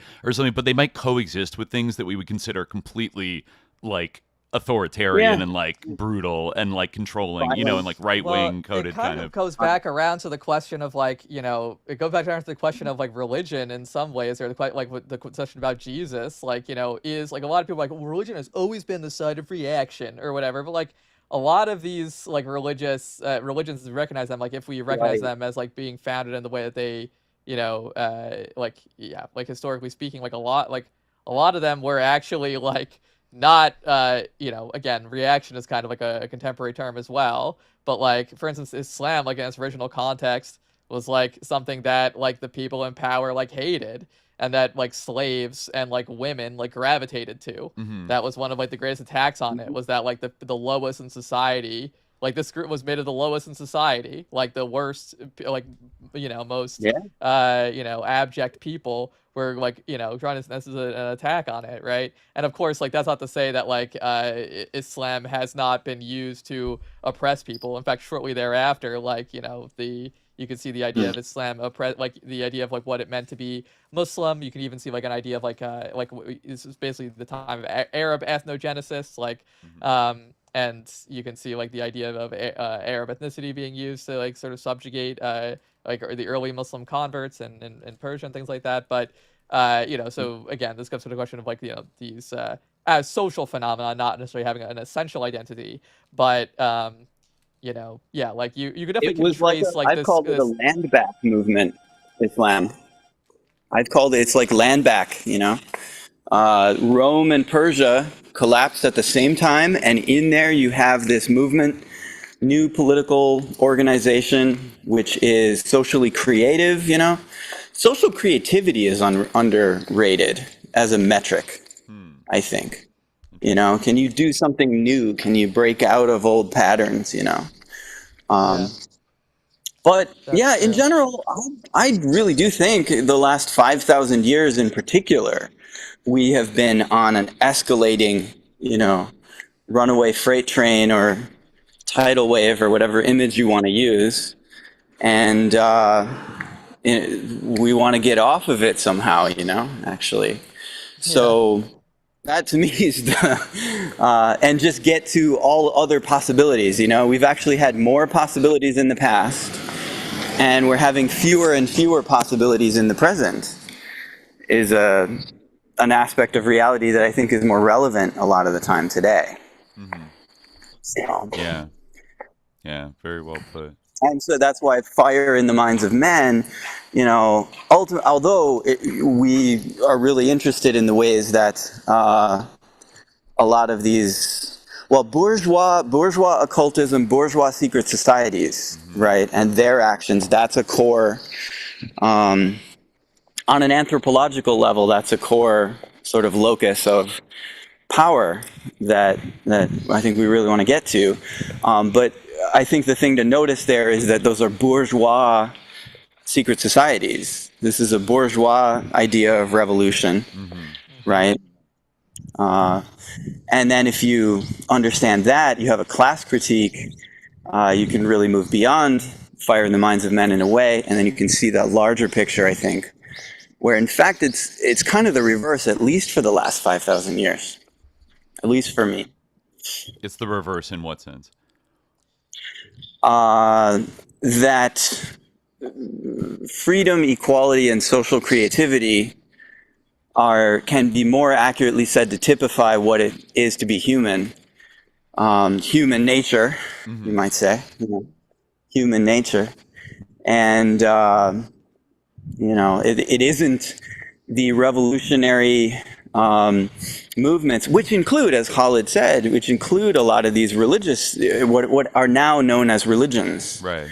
Right. The lines are more blurred until relatively recently. Yeah, and that's a calumny that is used against Marxism too. That like, oh, it's just a religion. That's a big part of what Fire in the Minds of Men is doing, right?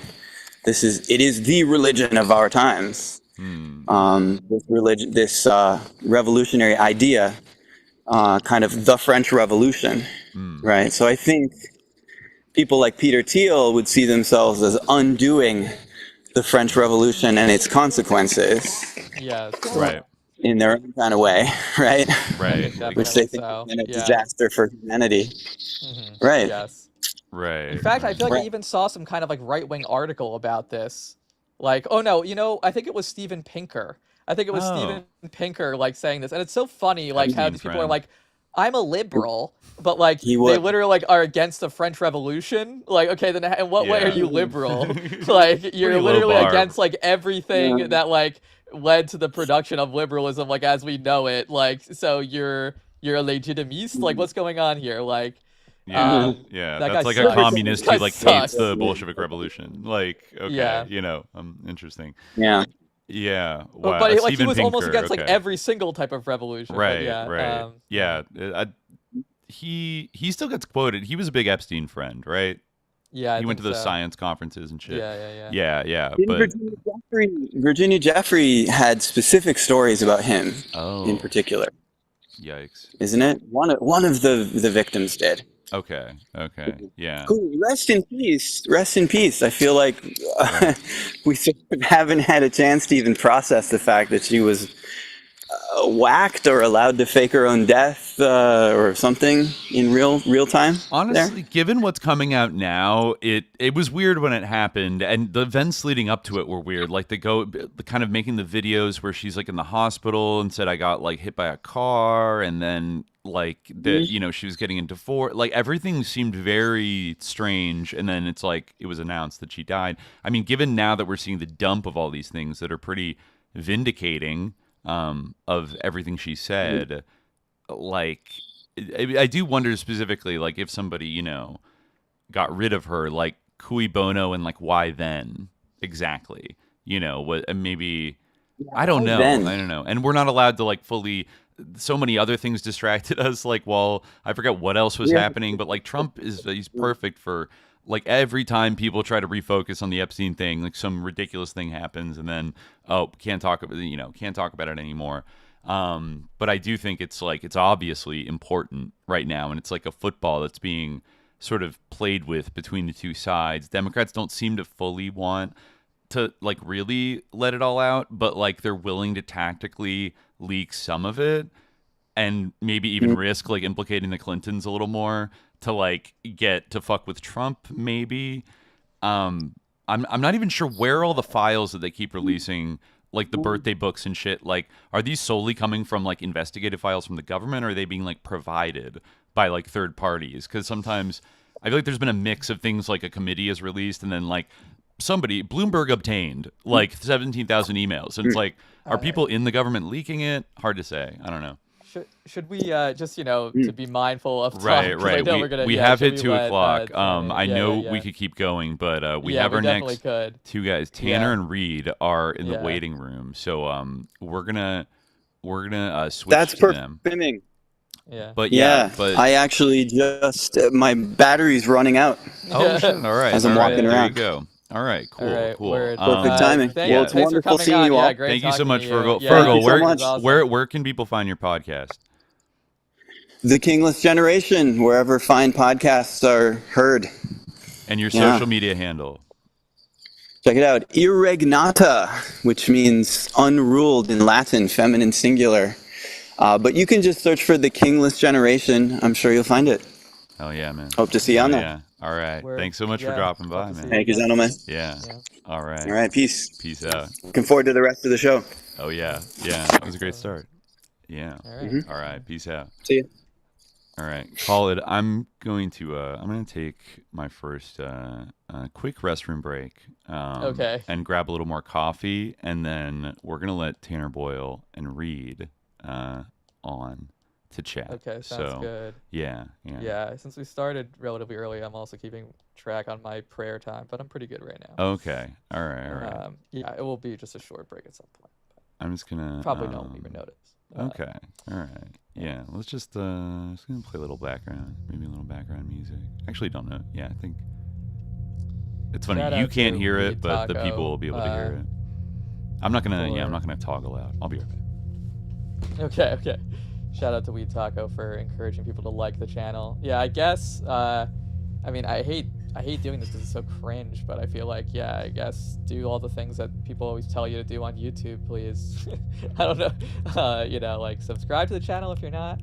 Like the videos. That's supposed to be good. Yeah. Just waiting for Dimitri to return here.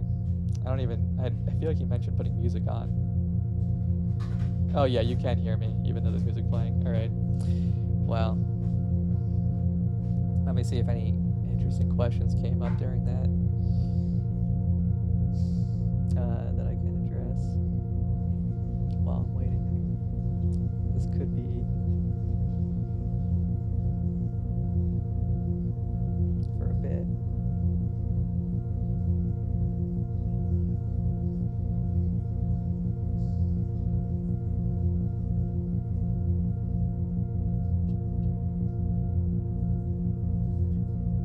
Yeah, hit the notification bell. It'll be helpful. I don't really know like how and in what way it matters, and I don't know like in what form we would monetize if we ever did, but probably not for a little while yet. But yeah, but I think, you know. Yeah, I continually hear that it's helpful, so I appreciate it. Have I played any Civ lately? You know, it's funny that you mentioned that. I'm working on a paper, but I like, you know, so I haven't been able to like game, but and then I have like some other stuff to do. God, it's so hard to find time to you know, like just devote to playing Civ. But I did see that they added the Qajars to the Qajar Iran to Civ 7 in the modern age. So I'm really wanting to like do a game with that. Unfortunately, the last game I was streaming, I didn't quite finish it, and like this computer that I used just for podcasting and just for playing Civ, like the screen just like blanked out, and then you know, they had to replace the screen, then they broke something else in the process of replacing it, and like I had to reset the whole computer, so I lost that game. This is not an interesting conversation probably, but soon, inshallah, anyway. Yeah, I would love to talk about Ali Shariati as well. Like, I think that, I feel like it's important to kind of like lay the groundwork for talking about like his work. I feel like it's good to like go through kind of the influences and the earlier like interaction between like Islam and like or sort of like modern Islamic like political thought. It's very, very interesting. Like you get a little bit of that, like for those of you who listen to The Land Belongs to Whom Belongs, you can kind of see like these modern like Islamic intellectual currents sort of evolving. But it's cool to like, you know, I feel like I'm set in my ways. Like I'm not gonna play Hearts of Iron. I tried playing Victoria 2 once and I couldn't like get into it. I'm just like I don't know if I'm a normie or like a whatever, not a hardcore gamer. I'm a casual, but I just like Civilization. I mean, I'm actually a kind of a Civ 7 defender. I'm sorry, but that will be later. We're gonna get to the Tanner. I see. We're doing some chat discourse here. Yes, we are. All right. We are bringing on Tanner F. Boyle and Reid into the chat right now. Tanner F. Boyle from the Getting Spooked Substack. Tanner Boyle, there he is.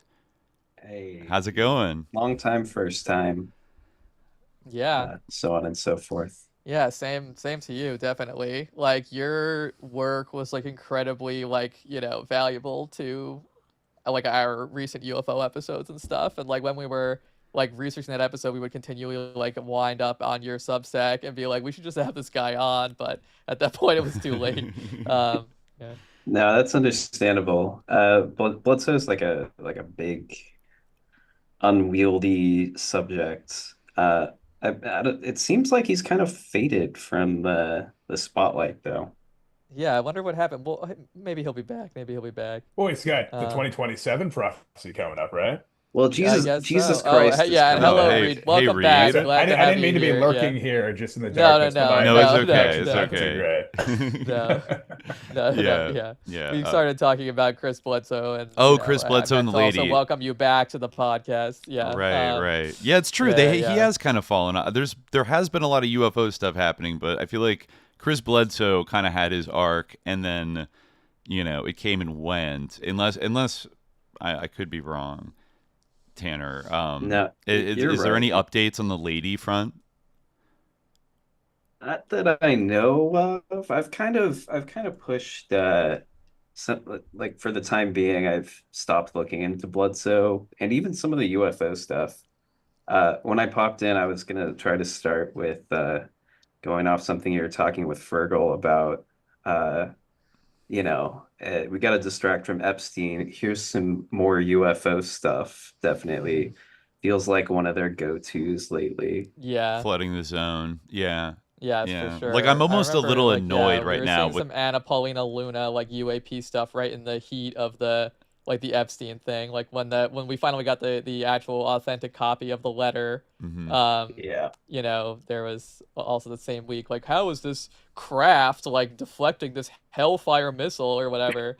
And it's not very convincing stuff. No, it was very underwhelming as usual. Yeah. I mean, I guess that's part of why I'm interested in the subject, despite all of my better thoughts. Like, it's always military intelligence people. It never stops being military intelligence people. Yeah. They're considered the only good witnesses. And as someone who has like a genuine love for like the Fortean, like the unexplained, like I find it just galling. It's also honestly such a betrayal of like how like that type of subject used to be structured. Like back, like I'm like a real like old head like paranormal person. Like I was obsessed with that stuff. It was literally like I would say like a special interest. I think people can now guess what my current special interest is, but at one time, it was like the paranormal, cryptozoology, UFOs. Like I mean that was like. Yeah, but much before the X-Files. Like, X-Files didn't get me into that. That got me into the X-Files, like, when I was like, oh, there's a show about this guy who's obsessed with this stuff, like, just like me, I was like, wow, like, but, yeah, like, like that was totally like it was all about like just being constantly suspicious of like anyone in the government. If someone in the government said something, it was like they're lying. Like no, like there was a deep-seated distrust of that type of person. I mean, if you go back and you read the history, like as an adult, you can see like the presence has always been in there. But it's still like the ethos has, I think, shifted. Where now it's like this cult around. It's actually, I was thinking as you were saying that there's a parallel you could make with psychedelics too, where now like the psychedelic community is all about like the vets transfer to the military, like and like oh we need to help the vets, like how can we help like the IDF veterans and like stuff like that, like we need this, when that was like not really like that, the ethos around those substances like in the past either. It's also just become completely, and I use this term kind of particularly, like it's pure scientism with the sort of complete like adulation, as Tanner says, and you were saying, Khalid, of the military, but also the emphasis on the sensors and the declassifying the data. And, we've got the field-backed Enigma Labs, as Tanner has talked about very recently. And it's all just this absolute technological worship, that just the assumption of, the military's got either saucers or they've got some fancy sensors. There's no space, as Tanner says, and if you guys been talking about, for the genuine Fortean, the real uncanny, the actual high strangeness that is a feature of unusual experience. No, that only matters if it's a veteran who saw it in some connection with some kind of crusader mindset vision. It's still floating around there a little bit. You have like your Stephen Greer kind of like like quasi TM kind of approach to it, and I guess you have Bledsoe and the lady, but other than that, you're right. There's this like a hard pivot towards like tech-centric, scientistic explanations for this thing, when like we've talked about in like all of our UFO episodes. I feel like pretty quickly we gravitated towards that other track that people like Jacques Vallée have like indulged in, of the kind of ultra terrestrial theory, or like this idea that whatever people are seeing is not like aliens on a spacecraft that flew here from another galaxy. It's like there's something more spectral, like inherently about this phenomenon. And, you know, that includes the possibility that it's some kind of like psyop or trickery like happening, but also encompasses a lot more. But like through these whistleblowers, even I think one of the sussest things was when we first stumbled upon kind of the backstory of like Leslie Kane, and we realized that here she is, like this blue blood New York Times reporter that is giving like, you know, the bourgeois readers of like the New York Times like license for the first time to think seriously about this topic. But she completely focuses on like the tech is real. Like there's tech that they have, it's secret, blah blah blah. And then meanwhile you look and she's like writing books about NDEs and doing seances and like you know, like feeling the touch of ectoplasmic ghosts and like all this shit, but she hides that from like her serious journalism about UFOs. And it's like, I don't know, like you have a big platform, why not just like talk about both these things, like acting like they're not connected to one another, which is kind of implicitly what she's doing in like her big public display. Well, it was just like very like weird and suspicious to me. Like why, what, you know what I mean? Like like her of all people, but there are other examples too who might have a more like new agey belief, but they hide it, right? Yeah. Well, I mean, if you think back, even like Robert Bigelow had hidden his interest in UFO, or it was at least like shadowed a little bit. It's only been in the past like 20 years that he's come full out and is like, oh yeah, I'm super into life after death and flying saucers and Skinwalker Ranch. Like people knew he owned the ranch, but he still wouldn't like talk about it publicly. Right. I don't know. I think there's a weird mixture of just like people feel like it'll ruin their careers. But then there's another subset of people who are like, this will help my career because I can no longer do anything else and I can sell books. And you know, and then between that, you also just have spooks trying to basically obfuscate the narrative. Right. Turn it in, like you're talking about that turn to like, you know, the government's writ large is now like pro UFO, and I don't think people understand like what a monumental shift that is. Like, right, there have always been like factions, but it's never been like accepted like this. And I think the fact that it's coming from this hyper militarized like angle is especially, I mean, that's probably the only way it could come to this kind of public awareness type thing, is if you kind of camouflage it within like, oh, drones in China and national Russia security and concerns. Yeah. And I think it's always kind of been like that. Yeah, going back to Blue Book in the late 40s, it was like a concern of like, did the Soviets get some secret? I remember reading some memo about like, yeah, did the Soviets get some secret German technology that we don't know about that is doing this flying saucer shit? And I feel like at least in the whatever files were released, they ultimately concluded like no, but then, you know, never really said what it was. But that was thrown out there as like, well, that's why it's like a serious, you know, that's why we shouldn't just brush this off and we should seriously like look at what it is.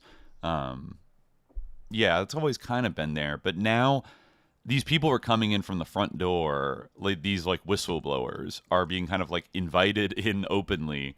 They don't even have to infiltrate. We should put like big air quotes around whistleblower, because right. Everything they say is like vetted beforehand, which I think that like flies in the face of what a whistleblower actually does. It's also funny. Whistleblower has lost all meaning. It's lost all meaning in the way that it's used in UFO spaces as well as just the mainstream media. But all of the whistleblowers, it's funny to think of, Tanner, as you point out, everything's been cleared through security screening beforehand. But everything they're saying is just something that has been hypnotically implanted into them. Like, these people are the most psyoped individuals who have ever lived, which is saying something for the United States. Well, But I think it's like a mixture of that. I mean, they all have like weird eyes. Like like They have that MIB I was talking stare. to people I know who aren't that interested in like UFO stuff, and they're like, "Yeah, I saw that UFO guy Grush on the news. I don't trust him. He looks weird." You're right. Actually, I feel like we like commented on that. Like these guys look MK'd. Like when we first saw the egg guy. I think it was the egg guy early this year that was like we picked Jake up Barber. an egg.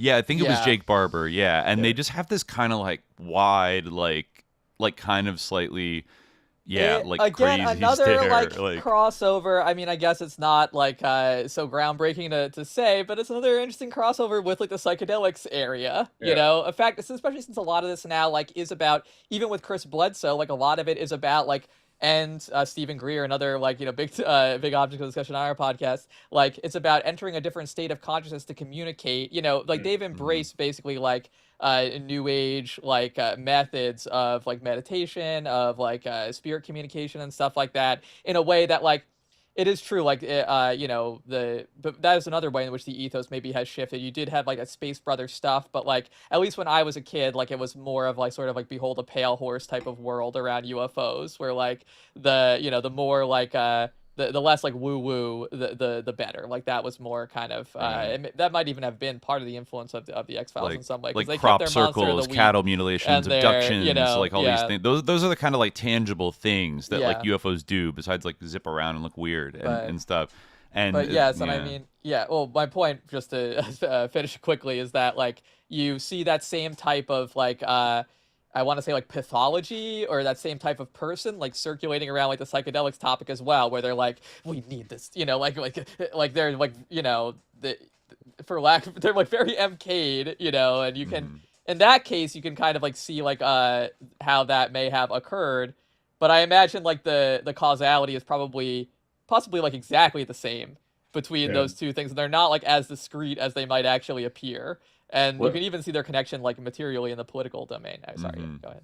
Well, no, I was gonna say I think Jake Barber and Grush maybe were pictured at some like Esalen Institute thing. So they're probably like, not to say that they're like on psychedelics, but they're like floating around the same communities that are almost assuredly on psychedelics. And I mean, I've been spending a lot of time with remote viewing, and I just read your piece. It's really good. Yeah. Oh, thank you. Right. Yeah.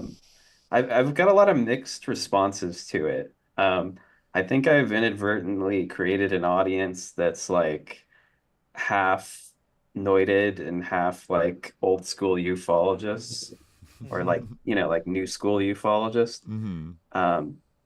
Because there's such a dearth of like actually good UFO writing. I always make this joke that Jacques Vallée is the best UFO writer, and it's not even his first language. And also, he has a field that's like, of course, he's going to be the best one.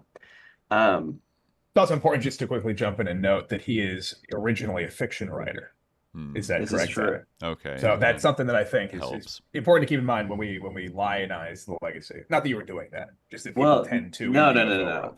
Well, that's the thing. Fiction writers used to write UFO books. Like that's why Whitley Strieber's book was so good. And I mean, it's to be seen how much of Communion is fiction. I think probably more than the average person assumes. But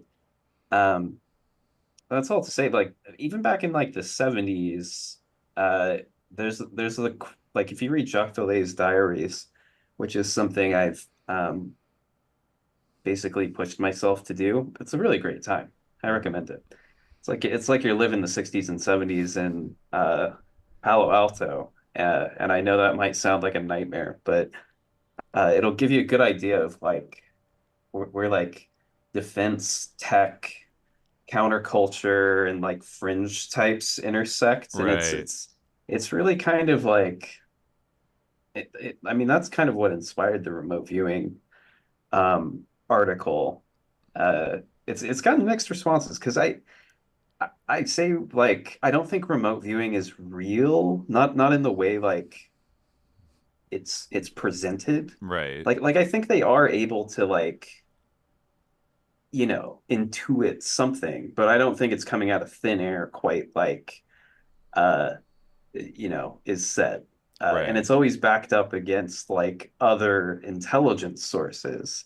So it's not like you're just making up intelligence on the spot. You're like basing it off of, you may not know the other ones beforehand, but like obviously if someone asks you, give me some military intel right now, you'll be like, oh, I think I see like a nuclear base. Like you're not going to see something else. Yeah.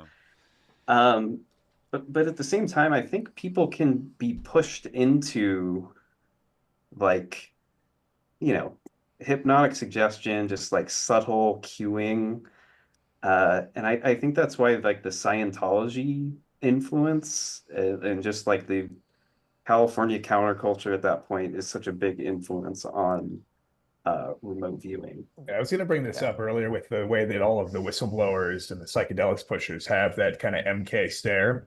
When I went to the L. Ron Hubbard House in DC, which is the Scientology Museum, there was a very, very nice, very friendly young woman who was working the front desk there, who was, of course, a Scientologist. And she had what I would describe as like very friendly, crazy eyes, but it's the exact same look that the egg guy, Jake Barber has, where it's like the eyes are too wide. They're kind of, you can see the curvature of the eyeball too much.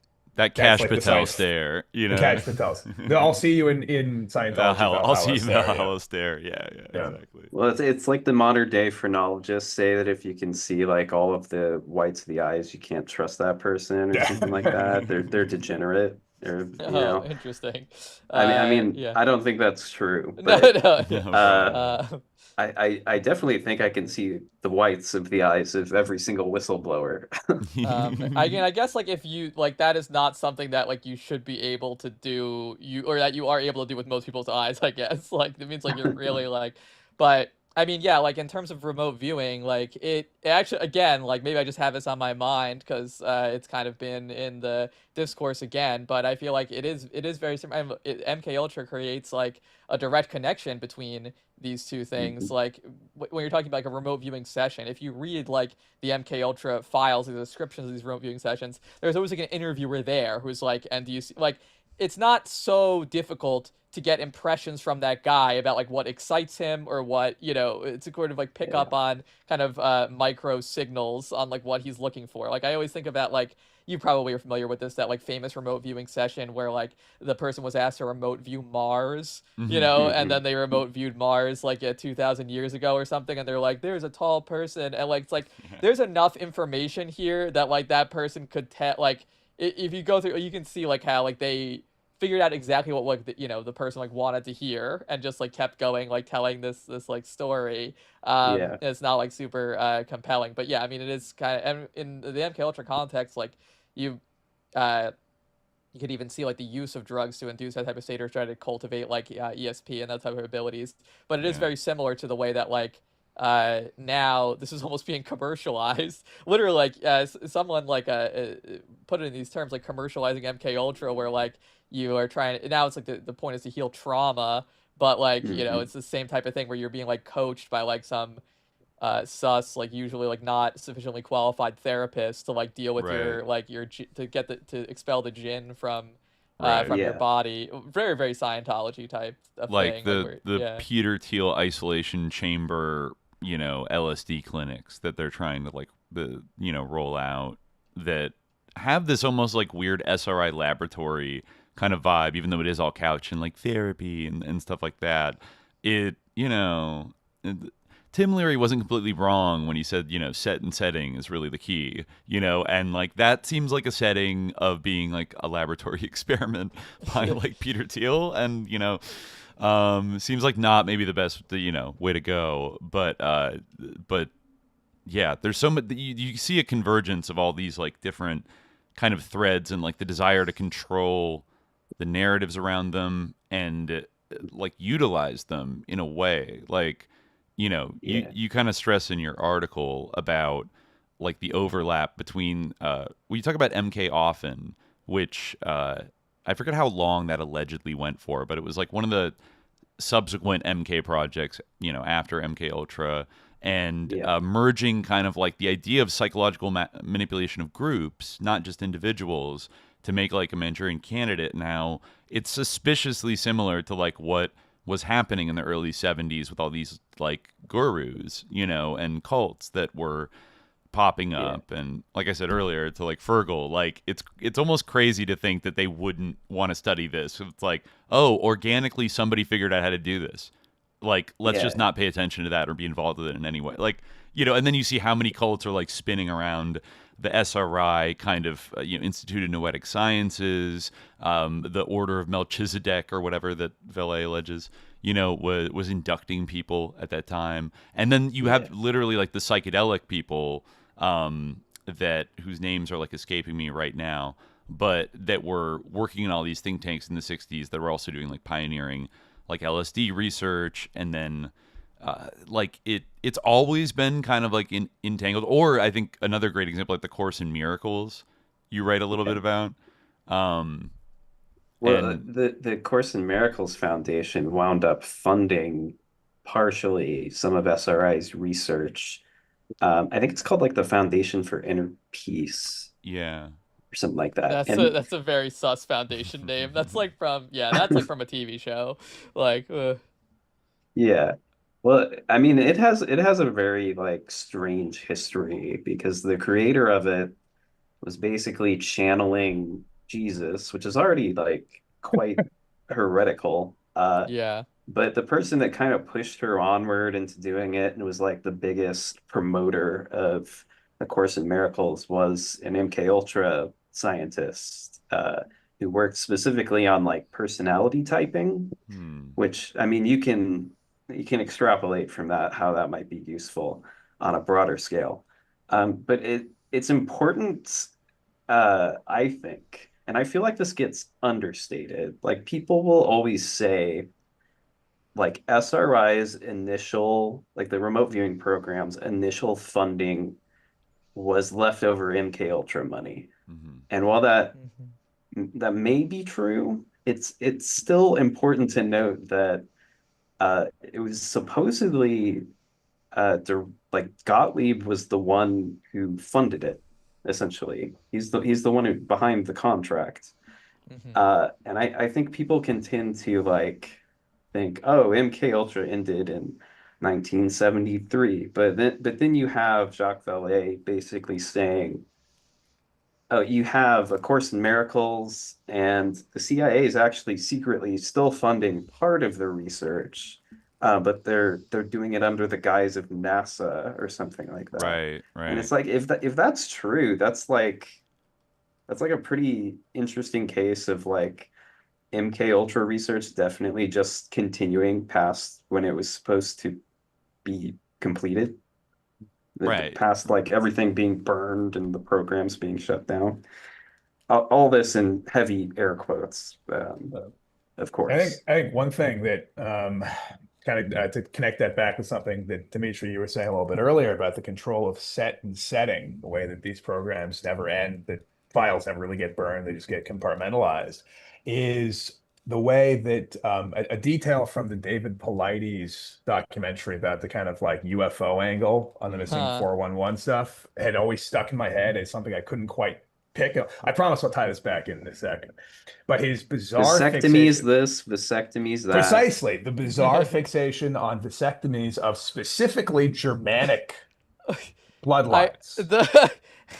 Okay. And so I don't think I've seen this one. Is this a new one? Oh, no. This came out a couple years ago. It was Missing 411. The UFO connection. Yeah, the UFO connection. It is a romp. It's a great time. Man, I need to watch that. I remember the one where like the invisible predators get like proposed at the end.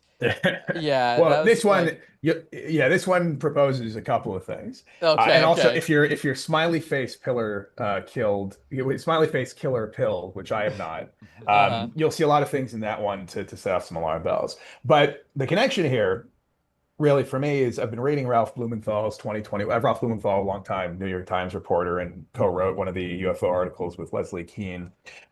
His 2021 biography of Harvard psychiatrist and abduction researcher John Mack. And one of the things that really stands out, and this is getting back to the idea of control of set and setting, the way that you can launder hypnosis is a lot of other things, is the extent to which the abduction phenomenon really was like very clearly just continued MK Ultra research, the real biolab hypothesis, dressed up in the alien abduction lore. And this is to the extent that you can see John Mack putting together talk therapy groups of alien abductees in his own home, organizing scientific conferences on this at MIT in 1994, and having supposed alien abduction victims come and testify and give their testimony. Yeah, all of these things a whole are book about it where it was like a big thing as Harvard psychologist believes in alien abduction. Yeah, no, it got turned into sort of like a clown show. But if you just take away the mystique, it's very clear that these are just people who have suffered immensely at the hands of groups of people doing things deliberately, and all of the set pieces of, well, it's it's aliens or whatever, is just intelligence laundering in the same way that remote viewing is intelligence laundering. And the fact that this now is something that can be dealt with by some of the most establishment journalists in the country, but they can't name the thing that was actually happening. They have to instead pretend or genuinely believe, oh, maybe it was really alien abductions. Isn't it interesting that John Mack took this stuff seriously, even though, as he writes in the book, it all stems from a past life regression where John Mack was seeing himself on horseback getting invaded by the Mongols, which raises a whole other questions of, well, now you actually have to have some other kind of magical worldview, just like Leslie Kean does. They can't just come out and say, well, this ties in with things like Epstein's Zorro Ranch, and this is just some kind of weird cloning program, or it's some kind of medical experimentation. No, it's actually interdimensional aliens. I mean, you bring up a good point, though. What if Dulce Base was just Zorro Ranch? Really. When you put it that way, and he was funded, the Santa Fe Institute out there with all the weird shit. It's interesting. It is. Where is Dulce? Actually, I feel like at one point I probably looked up how close is Zorro Ranch to Dulce. But how close is it? I forget. I have no idea, actually. It is kind of interesting how I almost feel like the abduction phenomena has also, which was so central at one time, has almost totally dropped out of a UFO discourse, and now it's all about seeing a tic tac and communicating with it. So it's almost been swept under the rug in a way. Although I think this is an important thing to clarify. It's kind of when you talk about false memories and things like that. We definitely have criticized that in the show a lot, but the real issue is that the sort of way false memories are used against people is that we're talking about people who simply remember things, and then their memories are said to be false. Hypnosis, we're talking about hypnosis, and the deliberate sort of prompting to go on an imaginative journey, you can create, that is a totally different situation where hypnosis can lead to confabulation in a way where so with it's important to make a distinction between the way that the accusation of memory confabulation can be used against people who simply have memories, and the way that generating memories can happen under hypnosis. And it's certainly true that a lot of, to what you're saying, may be true that real trauma might be transmuted into an alien experience through hypnosis, but also it's true that some of those experiences are simply created whole cloth, or trauma is created. And certainly if you add especially if you add in substances or anything to that, it's really something that can happen. Again, not to rule out the sort of either fake full on actual pretend abduction, or some kind of real jinn encounter that some people have, but I still think that type of thing, if it happens, is truly a minority, as it is with when people see lights in the sky or whatever. I think sometimes people look at me to be a big every alien abduction is actually the military, and there are people who believe that. I think it's perhaps a more useful way to look at the phenomenon, because there are quite a few important instances where it does start out being like an encounter with like the military or the police. You think about like Betty and Barney Hill, and their first recollection is that they just came to a roadblock with cops. Like a redheaded Irishman and some guy who looked like a Nazi. And like obviously there's like already psychological implications to that prior to the hypnosis.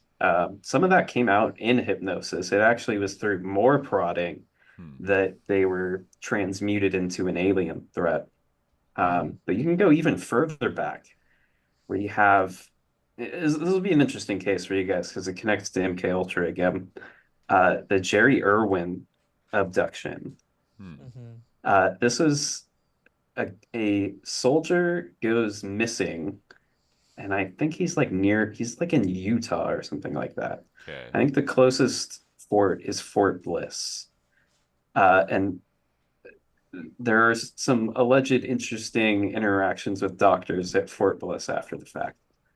But basically he blacks out, loses all memory, except he remembers seeing like a plane go down somewhere in the desert, and he goes to chase after it, and he blacks out, and he can't remember anything.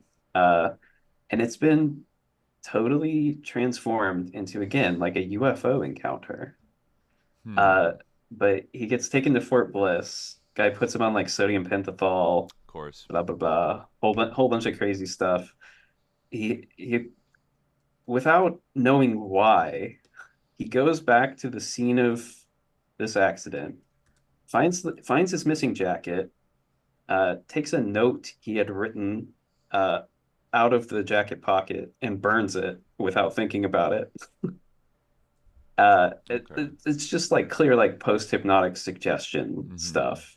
And that's like, and I write about like the Villas-Boas encounter too, which was possibly like the CIA doing tests of like aerosolized, I mean, some people would say hallucinogens. I think it was probably just like knockout gas of some sort, just shooting it out of a helicopter or something. Right. But like these are the first three main alien abductions. Like chronologically, Villas-Boas is, I think, one of the first. Jerry Irwin's maybe the first. But the fact that we have these three cases where something interesting happens with the U.S. military involved, and then over the course of the 50s and 60s, it just gets turned into like aliens are abducting people. And I just think of like how useful that is as like this explanatory system for anything strange that happens to a U.S. citizen, or I mean, even in the South Americas where this is alleged to have happened a bunch. There was a crazy story with Brazil, right? In Brazil, with like an abduction, was it a mass abduction event? Somebody was telling me about it, and I don't know if it was in the 80s or 90s, maybe. Yeah, you're. I think it's called Colares, Brazil, is where it happened. And I mean, there's certain like South American researchers who are quick to, even back in the day, were quick to say like the CIA keeps tabs on all of this stuff for some reason. I can't figure out why that is, but yeah, you're right. It's the 1977 Colares UFO incident that involved people that left people with intense beams of radiation that left them with burn marks and puncture wounds. Oh, this is like chupacabra stuff, right? Like this is like kind of, around all like the genesis of actually that. You're right. Yeah, there was a chupacabra angle to it. The chupa chupa. That was the phenomenon that they called it. And I think you can trace chupacabra back to Puerto Rico, which is another place where there's a lot of military bomb testing going on, right? And the chupacabra is like relatively kind of a modern cryptid to like come about. Yeah. Interesting. And then it also pops up in Brazil in the 70s, which is like, what did the chupacabra get on a boat? Like, kind of interesting. And the radiation things, you could see that as like testing a weapon that does that, kind of a thing, and then saying, oh, it was aliens.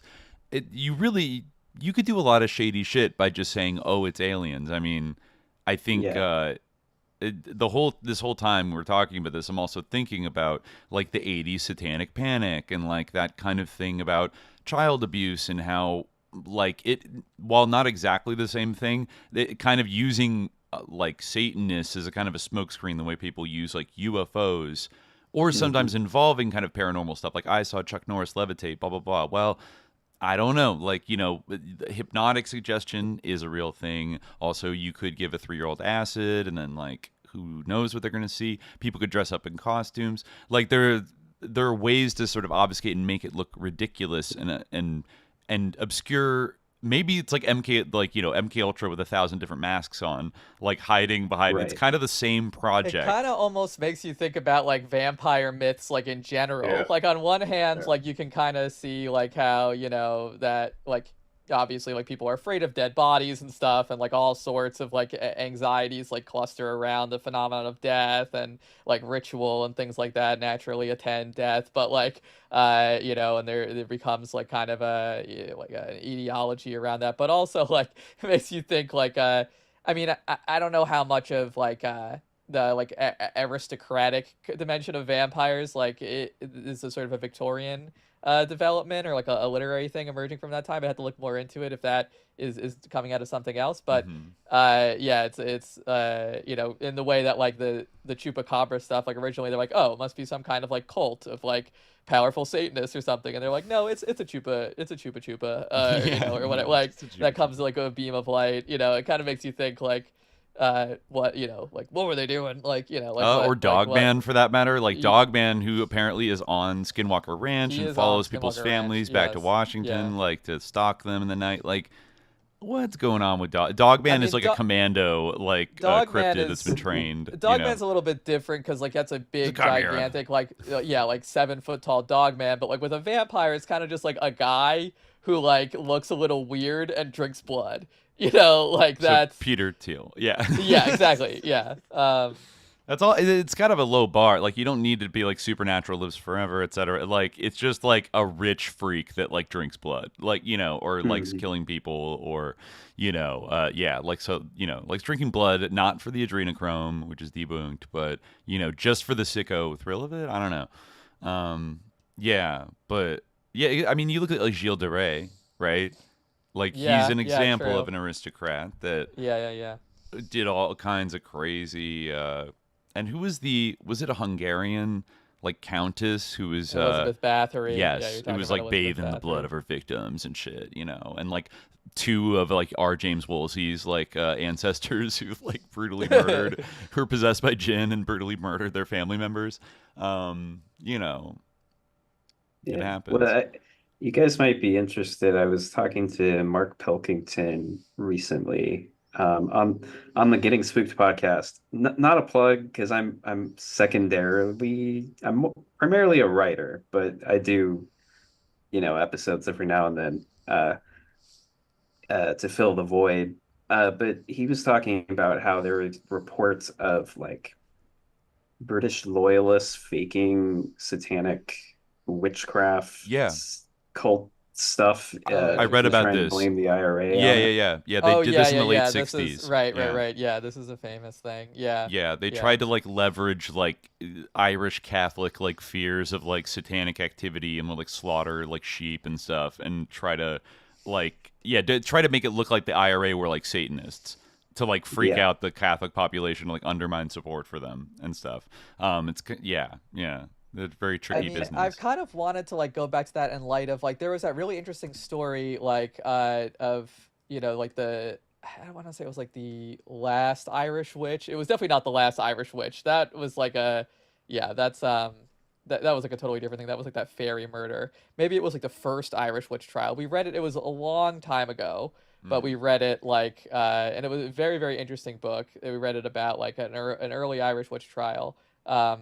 I think like during the early modern period. We talked about it a little bit in an earlier episode, but yeah, I'd like to return to that like in sort of the spectrum of like time between those two events. It's an interesting continuum with like the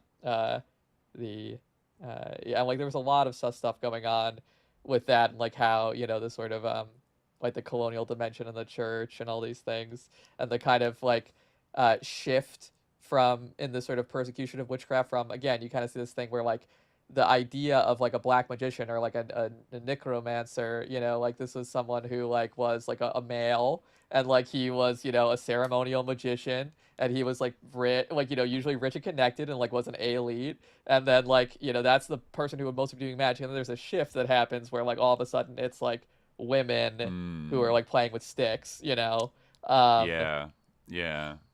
You do wonder about those Salem witch trials. Not to give an opinion, they're totally bad. People still hate that, Khalid made one little joke about Cotton Mather. Yeah, exactly.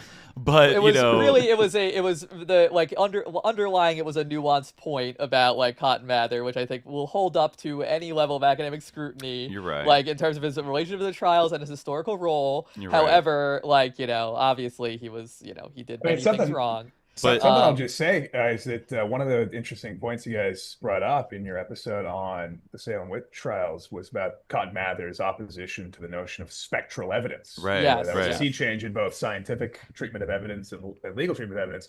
I would say right now, going back to UFO whistleblowers, we are firmly back on board with spectral evidence. Oh yeah, for sure. It's not just being taken seriously, but is driving congressional investigations. Yeah, I guess you're right. I was gonna say at least though it's being hung over it, but who knows? Well, it's all kind of circular because I think Cotton Mather is Leslie Kane's great grandfather.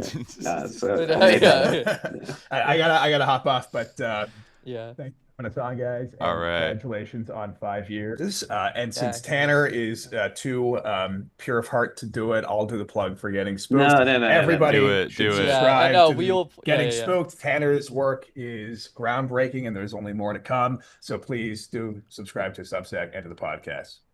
See you guys. Hell yeah. Peace out, Reid. Yeah. Thanks for coming on. Well, and now that Reid's left, I can shame him for not writing the second part of the Children's Crusade about Belita Adair and the Space Kids. That's been long overdue. Interesting. Great read for people.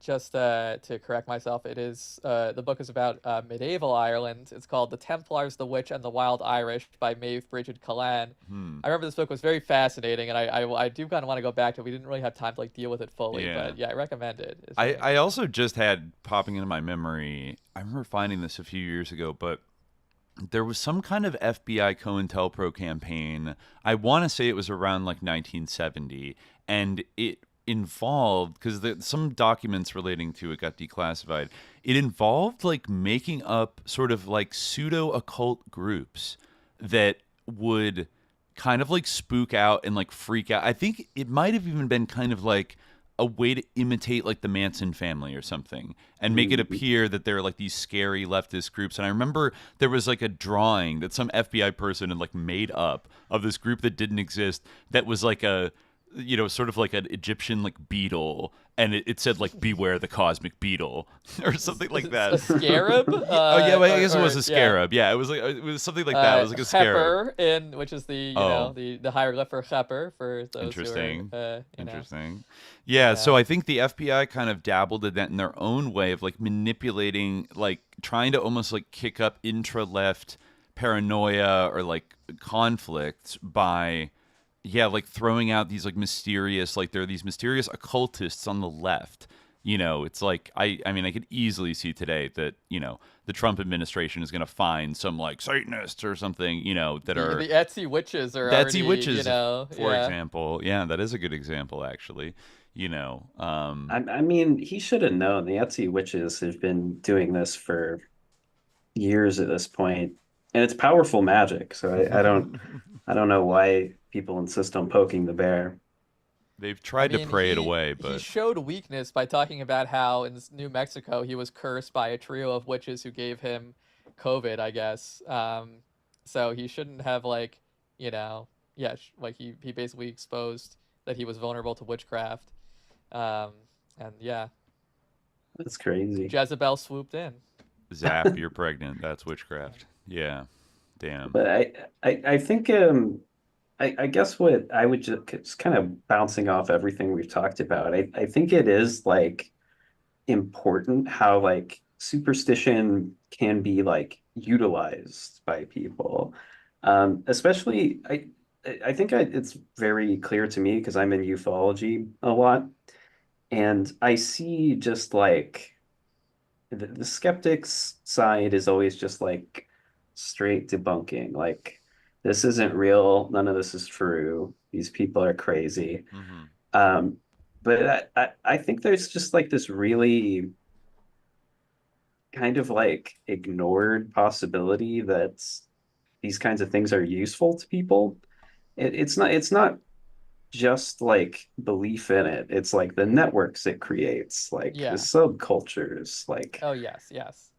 just like the cultural tone resetting. And I think that's something that like a straight debunker will not address. No, And yeah, I find it frustrating. it's true. It's a shame in a way because, like, on some level, like, when it comes to like sort of the mystery of the world, like sometimes we try to like defend like that, but like really, like, yeah, you're right that like people's like sort of reaction against like the idea of like invisible forces or things that like we can't explain or understand, like so much else that like needs to be looked into gets like written off under that, like, and it's like they like by saying like this is all stupid, I don't care about it, like it's not interesting to me because like they're dumb or like what whatever, Yeah. that like they miss like so much that is like actually crucial for understanding the phenomenon. And like like it again, like not to like defend like but even like the experiment of belief,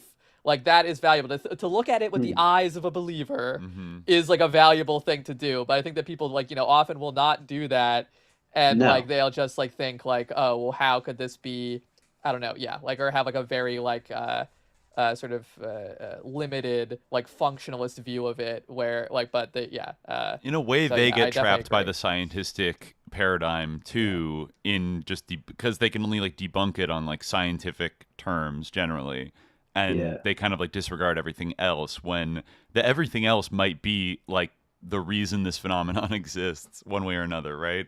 Like either it's Jin or it's been MK Ultra all along, and that's kind of the purpose of this whole belief system complex, like disclosure, non-disclosure kind of like dance that the sort of UFO community has been engaged in for like the last few decades, and especially like the people now, the sort of like military whistleblowers that are going out and people that are like nudging you to take it a little bit seriously, but not giving you any proof to go off of. Like, it's still, I don't know what the overarching like real purpose of it is. It does remain a little bit of a genuine mystery, but it's clearly being used for, I don't know. What do you think? Well, I like to say it a lot, but it's like a multi-tool. And I have like a bullet pointed list of 7 reasons why the UFO subject is useful to the military, but I'm not quite to the point where I can remember them off the top of my head, and I can't reach it. That's okay. So I'm sorry to do this to your listeners, but I can only give you that it makes the military look cool. I think is one of the most important. Yeah. Having a subculture that's able to like, reliably look at the sky every night. Yeah. I feel like people underestimate like the intelligence importance of that. Like just like, oh, is my secret craft visible tonight? Let's see what That's the UFO a very good community point says. that I never like thought of. Like, yeah, Can we you're right. sneak it past the UFO heads? Like, because if we can, then it's good, right? Or even like to like a foreign like surveillance, like they're gonna catch like anything, like people are looking up, Especially in today's crowdsourced world, the more people that can get in, like kind of passionate about the UFO hunting kind of thing, as like even just as like a fun little thing to do sometimes. Everyone's got a phone in their pocket. People have telescopes. People are filming the skies. The skies are surveilled by so many of us at all times, unofficially, and you can see a lot of utility. I think that's another goal, is just like you got a lot of people talking about like the prism for the aerial, all of the sky, all the airspace. You want like a prism system for that, where you can just always tell what's there.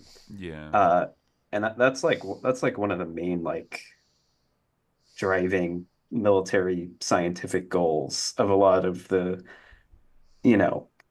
most vocal ufologists who have one foot in science. I think Avi Loeb especially is really wants like we've got to monitor every stretch of airspace all the time simultaneously. Okay, I'm glad you brought that up, because I just saw another every article I see of Avi Loeb feels like the same thing. He's like, there's a piece of rock floating through the solar system, and it might be an alien spaceship. And there's apparently a new one that has a weird trajectory that is like even more sus. I than love that. Oumuamua. It's like there's a weird rock. Like it doesn't. But I guess I could see his function very simply being like, this guy is constantly freaking people out with the possibility of either an alien or like an asteroid or something coming and getting us. So therefore, we need to like massively surveil like all the space of the solar system simultaneously.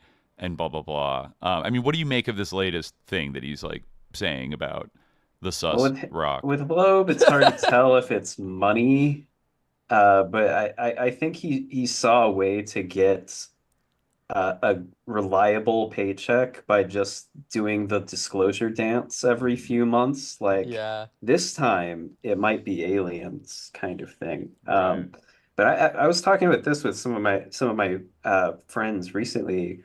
I wasn't aware that he was former Strategic Defense Initiative, and that maps like almost precisely to like what he's at times advocating for now. We need like lasers in space to like shoot down like alien ships that come and stuff. Okay, that makes sense. Yeah. That clarifies things a little bit. Wow. Damn. Yeah. All very sus. Yes, it certainly is. But so. You're definitely, I think, our number one source right now for cutting through the susness of. You're doing heroic work, because it's like I feel like I don't have enough hours in the day to watch every like 5-hour News Nation like interview with some like bug-eyed like MK'd fucking military guy, But very much appreciate the work you're doing. We got to have you back soon. Yeah, definitely. We get to go down one of these rabbit holes. We could go for like 3 hours easily. And, Easy. Yeah. Well, I appreciate that, and congratulations on 5 years. As I said, I'm a long-time listener. I remember your name going back in the inscribed in the scroll of champions. A long way back. Thank you. Well, it was especially helpful. I may be too open with you guys here, but I think it's important for an anniversary episode.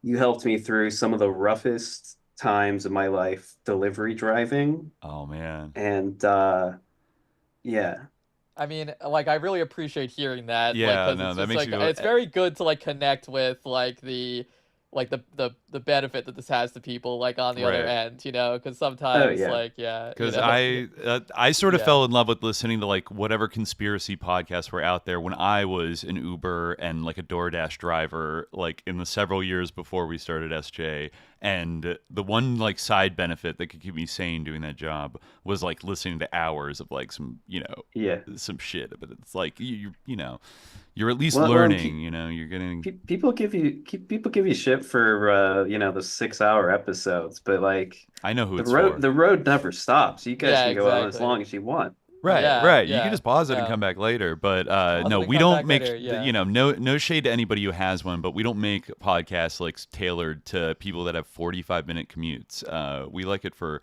the long haul drivers, the long chore doers, the delivery drivers out there, going for the like like we could fill a whole work day, like I think that's better, but. It is nice. I was listening to, which one was I listening to today? little bit of advertising. I was listening to. Oh God. I think it was the one right after the next war, but I can't remember which episode it was. Was it Fourth Reich Archaeology? Yeah. Maybe. No, or there's one in between that. Was it Star Wars? The next might have been Star Wars. Wars. Might have been Star Wars. I literally don't remember myself, so yeah. Well, that makes me feel a little bit better.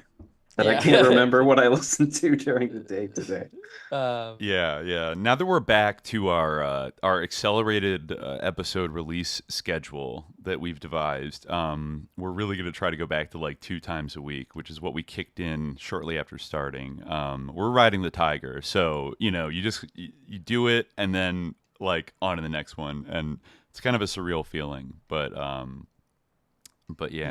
hard. been good. It's there's a lot happening, so yeah, at least we're not FOMO. I mean, as a listener, I'll be glad for it, Right. Yeah. Right. No, and I mean the real thing is like the real reason for the length is that we cannot stop talking. It's incredibly hard for us to stop talking. So yeah. That's great. Yeah. Whether you like it or not, here it comes. That's right. Yeah. But yeah. Thanks for coming by, Tanner. We're gonna have you on thank soon. You very much. What's your sub? Just give us a Substack link. Give us that. Well, I really splurged and got the URL gettingspooked.com. Wow, nice. If anybody wants to check it out. And all my socials will be on there. Substack's the main thing. It's my passion. Right. No, you have some great pieces in there. A lot of really amazing content. Well, I was going to say, I'm glad you guys are taken by the Bledsoe one, because I feel like most people, again, it's just like he's lying. He's trying to get money. And it's so much more interesting than that. True. Yes, very, very true. Yeah, I think like, even if like again like many people like who like study religion or who think about like but like they don't necessarily, it doesn't mean that like you're religious or whatever, like it might mean that you are more scrupulous than what's her name, who was supposed to be documenting the field but then I guess went native. But I think her family's been going native for literally centuries, if you know what I'm saying. I think they've been communing. You don't get to be a cane. I mean, even if you're talking like even outside the UFO thing, like look at Peter Thiel. Peter Thiel like booked a conference room to give like a 4-part lecture series on the idea of the Antichrist. These people like are like their spirituality, like their sort of connection with the unseen world and like the ultimate questions of like the end of human existence, like that matters a lot to them, and it is important to understand like what it's not so simple as like they just want money. Like as I said before, like no, they're sickos. Like they're trying to do something. Like they're Well, that's the truly painful part about it. We don't really have like public intellectuals anymore. We just have like billionaires who have like Rogan level understandings of philosophy and religion. And I don't know, that's a bit depressing. I mean it's not a great recipe. It's partially a failure of like the intellectual establishment. Like it's so crazy. Like speaking of like the name Subliminal Jihad, like there are many times where I've been like at like a faculty meeting, like in in my sort of contingent academic life, nothing too stable, but like drifting around from role to role, where like people have been talking about how much they love podcasts and how great podcasts are, and being so excited about like how podcasts are able to like reach so many people, and like it's like I can't even tell them about my podcast. I can't even say like, oh, I have a podcast that's like, pretty successful, because like, then it's like, oh, what's it called? Like, what's it about? It's like, maybe if we had called it like interesting issues, or something, then you could slide under the radar with that. My favorite alternate title that someone proposed was The Sus Boys with an I. But yeah, well, I mean, that's the thing. Like, if it were like the problem is like what people are talking about too, because like we talk about things that people are interested to hear about, where like a lot of, if it like your average academic starts a podcast about like the like the subculture of like weavers, even though like again like I love like that type of thing. I find that super interesting, but like the subculture of weavers in like 15th century Florence or something, like it's hard to bring in an audience. But like I mean I want to be an ambassador for that stuff. That kind of thing is interesting actually, and it is valuable. And like I'm not demeaning the value of the humanities, which I will defend to my last breath. However, like it is you gotta help help people. Call it. We have to. I think we have to move on. Clonny is in the waiting room. I'm going to run to the restroom. Just for 1 second. Tanner, thank you, brother, for coming on. Thank you guys for having me. We will talk to you soon. Peace out. All right. Oh my God. Yeah, I'm not playing that. Okay, there we go. I'm just going to play a little music. I'll be back in like 90 seconds, and then Clonny's here, I believe. Okay. Keeping track of my prayer windows. Fill out here.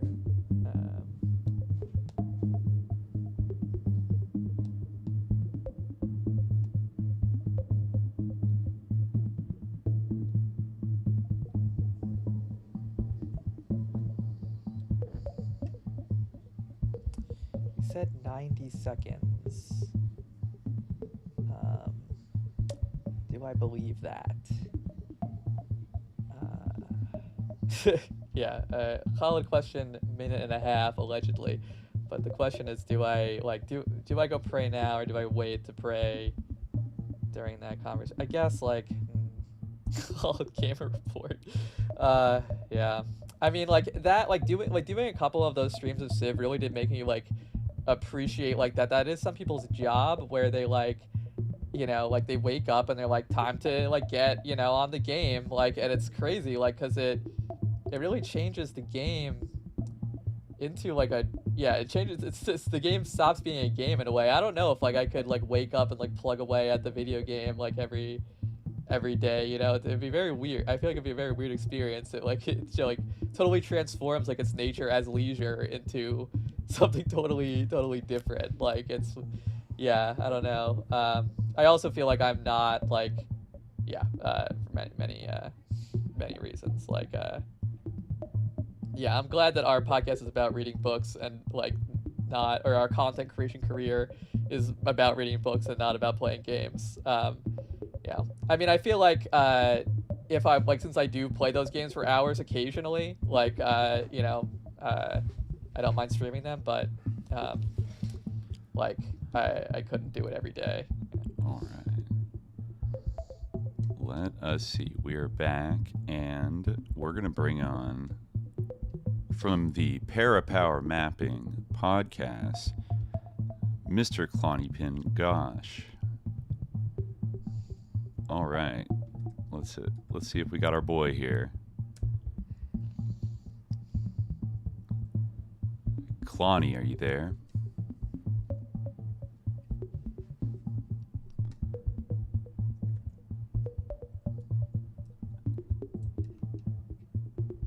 Let's bring up. Not quite yet.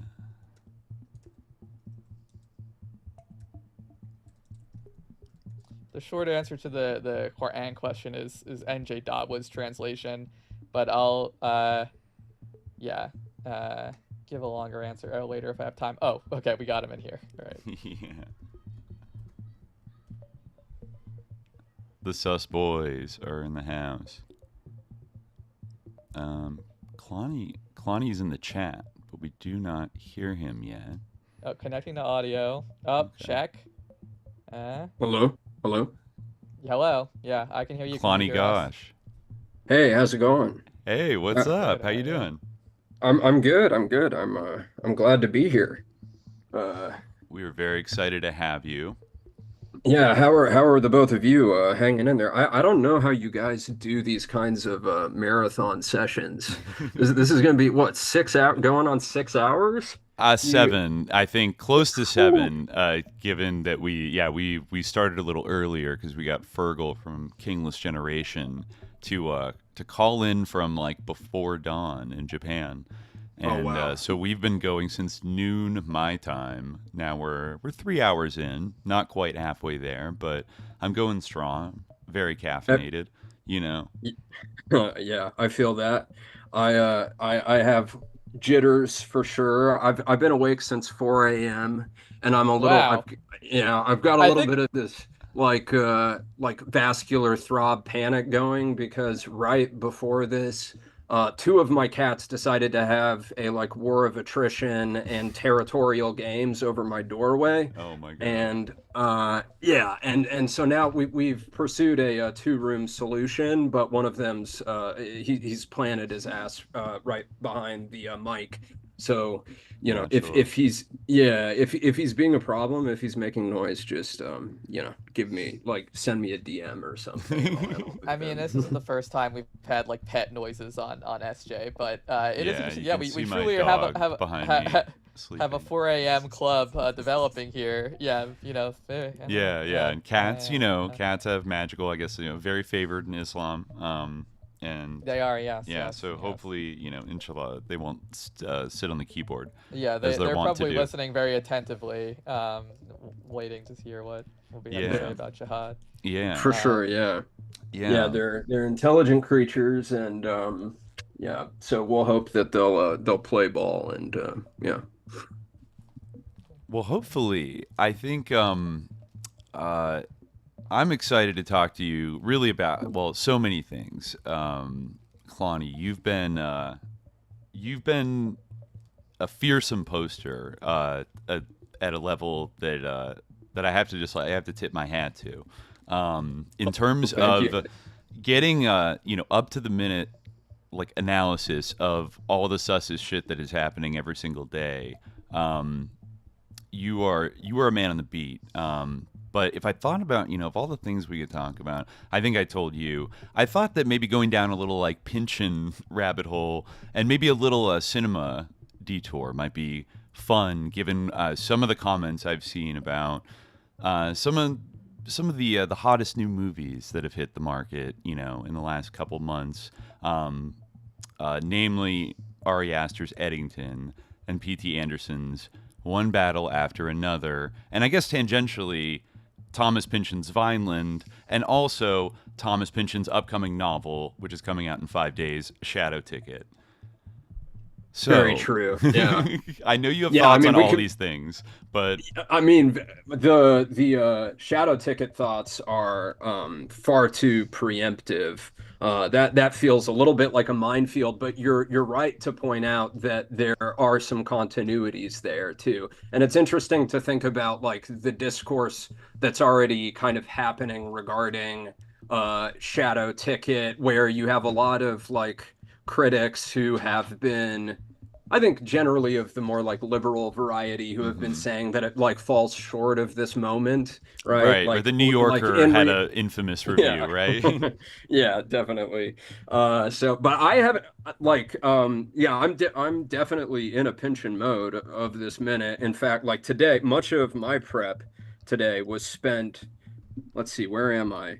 I'm on page like 270 of Vineland. So okay, I'm through the meat of this is my first like true read of Vineland. So I have a lot of thoughts that are percolating, but I do, you know, I need to I know the basic structure. So I have gone ahead just to make sure that I like, you know, I can tease at some of the like structural distinctions between One Battle After Another and Vineland, but I haven't quite concluded my own read, but yeah, there's plenty to talk about as it pertains to all four of those, and also just like as you were starting to get at like strategy of tension, moreover, because they seem to be dealing in some of those themes in kind of a unique way. Right. Yeah, absolutely. I think you could look at both of these movies' concern one way or another, sort of, I think what you've called the Amer-Israeli, like Years of Lead, or what I sometimes call the age of Turbo Gladio in modern America, right? And I have to say, like, Eddington came out a few months ago. I saw kind of like mixed reviews about it and thought, kind of seems interesting. I really had like no idea what the plot was going to be, so I was like a little bit surprised when I watched it and was like, whoa, like this movie's. I feel like ultimately, I felt like this movie is getting at something it's hinting at a lot of very real dynamics that are happening. It's set during COVID in 2020, but things that, I don't even think he maybe could have, like intentionally like predicted would come so true by the time the movie came out. I think he worked on this movie. He's from New Mexico, and I think he worked on this movie. I later found out, he wanted to make it around the time of Midsummer, but he decided to do Midsummer instead. But certainly that idea aged like a fine wine. The idea of like a data center, coming to a small town, and these kind of invisible forces, the professional Antifa, private jet people, like the weird kind of QAnon adjacent, like I was part of Project Monarch, but then the guy becomes like a weird like MAGA influencer. Like there's so many things. Like I hate to be reductive, but it's like if you told me which movie do I fuck with more, despite having read Vineland recently and really loving Vineland, like Eddington, hands down. Oh yeah, for sure. I'm on the same page. Yeah. No, I feel like, so for me, I responded to the films in drastically different ways, in which, in the respect that like, One Battle After Another impacted me on a much more emotional level, and I feel like it's also kind of like the way, it's a cheap analogy, but how I've been referring to them recently is as kind of like in some ways they're almost like a yin yang of each other, or like two sides of the same coin, in that like One Battle After Another has some marked similarities to Eddington. They both feel like they're inflected by Pynchon. But One Battle After Another is like, it's a little more like, it maybe has a bit more of this like optimistic or like revolutionary optimistic streak to it. Yeah. Well, no, I would stop short of like revolutionary optimistic, and I would say like vigilante or like urban insurgent kind of optimism to it.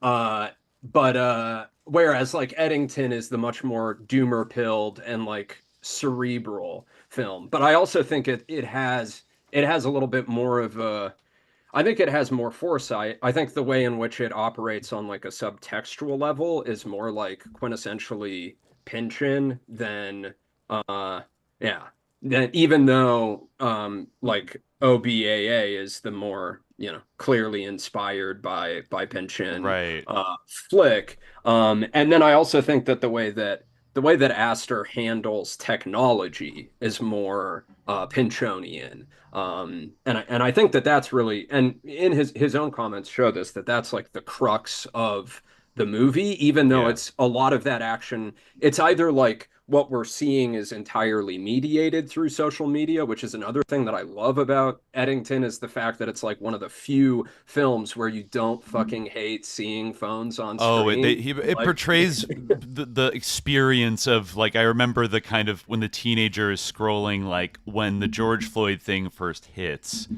and the sense of scrolling through the news and seeing like, oh my God, like, oh, whoa, like this is, and then there's riots, and then there's like, it's like, it kind of takes you back to the actual feeling of being on your phone, experiencing like quote unquote history through this mediated device. Like, it's very aware of that in a way that is super Pynchonian. In a way, it's like, I've seen people make the argument that like Eddington's the more Pynchonian film, despite the other one being based on Vineland. And I think it's probably broadly correct, because there's something about the optimism. I feel like there are things that work in One Battle After Another. I think it kind of generally, it's like a pretty entertaining movie overall, and it's even got some things, some depictions. I think almost universally everybody loves like the Benicio del Toro and the sort of underground migrant network that is responding to the basic,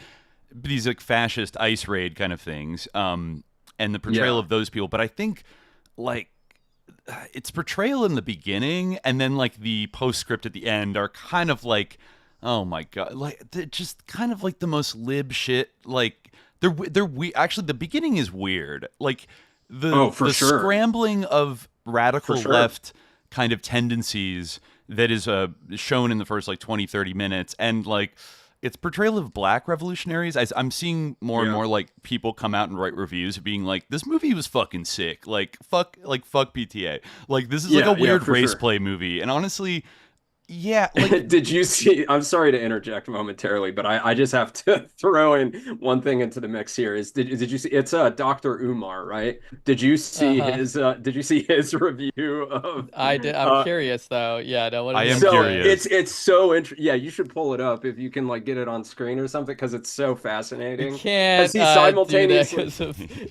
copyright reasons, issues. We're yeah, scared, we'll never know. Yeah. Okay, I got you. No worries. Well, I mean, I can describe it in briefer if one of the two of you want to read it. But so he's simultaneously obsessed with bunny hopping and like the depictions of bunny hopping in the film, right? But then at the same time, like it's like the first paragraph and a half of his like Instagram review or reaction to One Battle After Another is pretty. He kind of eviscerates it, and he's definitely getting into these thorny like aspects of, you know, arguably maybe even like overly like racialized or racist depictions of black revolutionaries that Paul Thomas Anderson. But then there's also the question of like, he's like it's kind of an element of like authorial insertion too, right? Where because of his relationship with like Maya Rudolph, the fact that he has like a mixed kid, like, I don't know, it's just weird. And he's taken.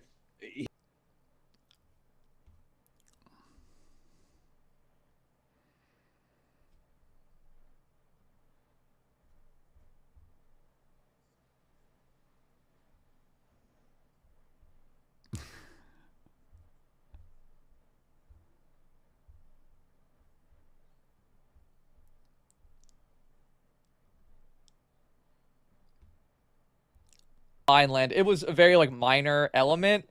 Like it was not like foregrounded. I don't know to what extent it is in One Battle After Another, but I did feel like there was a little bit of racism in the portrayal of black revolutionaries in Vineland as well. I feel that. Yeah. I feel that. I think that's like the totally Porsche reasonable. Scene was one that sticks out to me as like probably the most significant one. Yeah. I was literally just reading that like 2 hours ago, and it definitely was one of the few sequences in the novel where it was like my hair just kind of stood on end, and I was like, yeah, I'm not totally.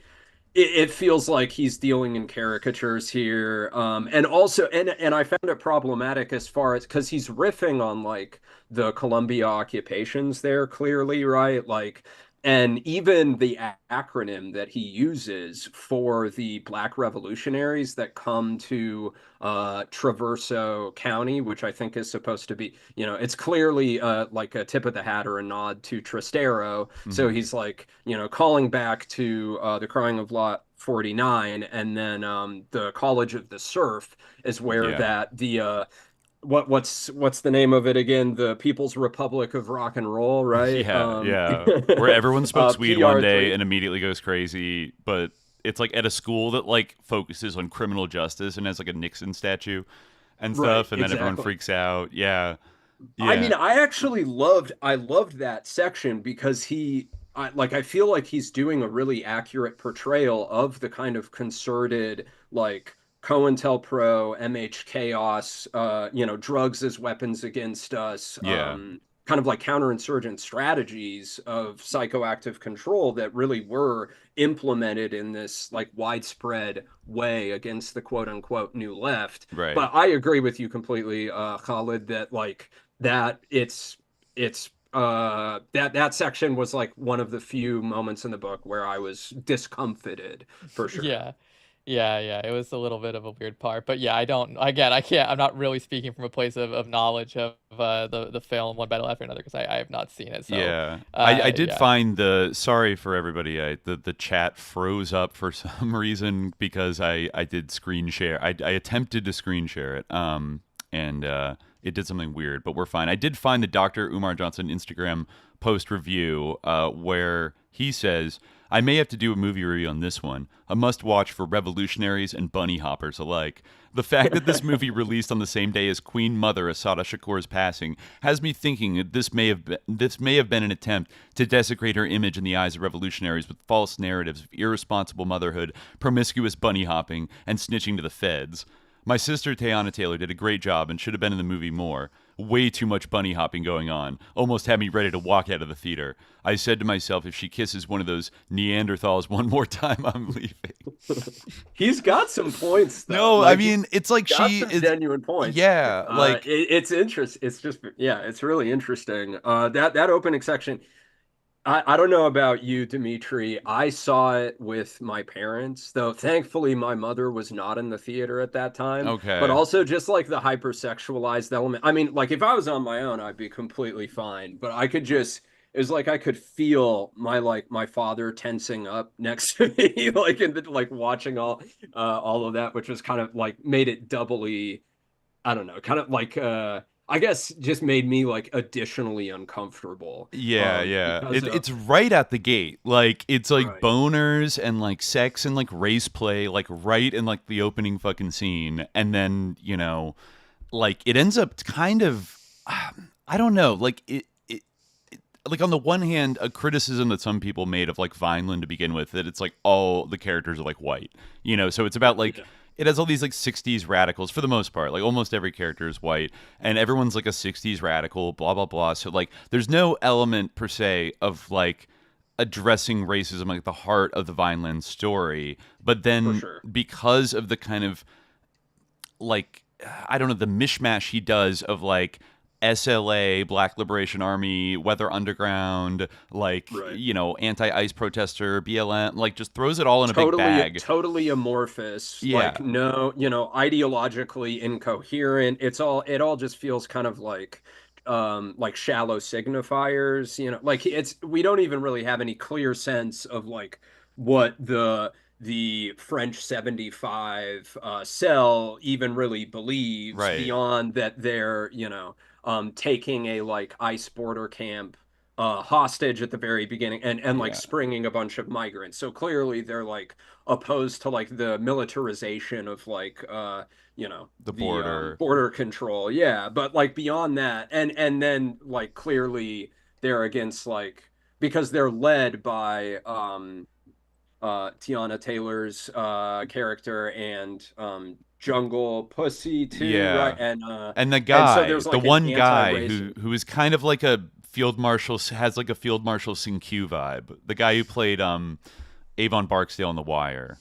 Oh, you know? Yeah, word. Yeah. I love that actor. And he even is killed eventually. Sorry for spoiler alerts, everybody. But actually, it's not, as I saw another reviewer point out, they don't even like dignify this character, like the black male character in the group, with like showing his death on screen. But, you know, Alana Haim you have to see her get it.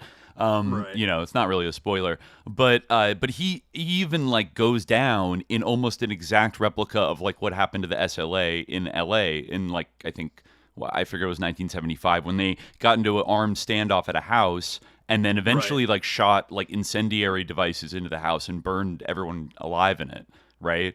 And so it's like there's a gesture at that along with the bank, the very like over the top bank robbery. Of, like the Philly bombing too, with just like the way in which he you know, he is like incinerated by the end of it, seemingly. Yeah, the move bombing. Or it's exactly. Like the move bombing, like it's implied. That's all interesting. I mean, like I wholly agree. But I'm not sure why he made those choices. The other thing, I agree. One thing I wanted to ask you though, Khalid, is like, so you haven't seen either of the movies, right? No, I have not.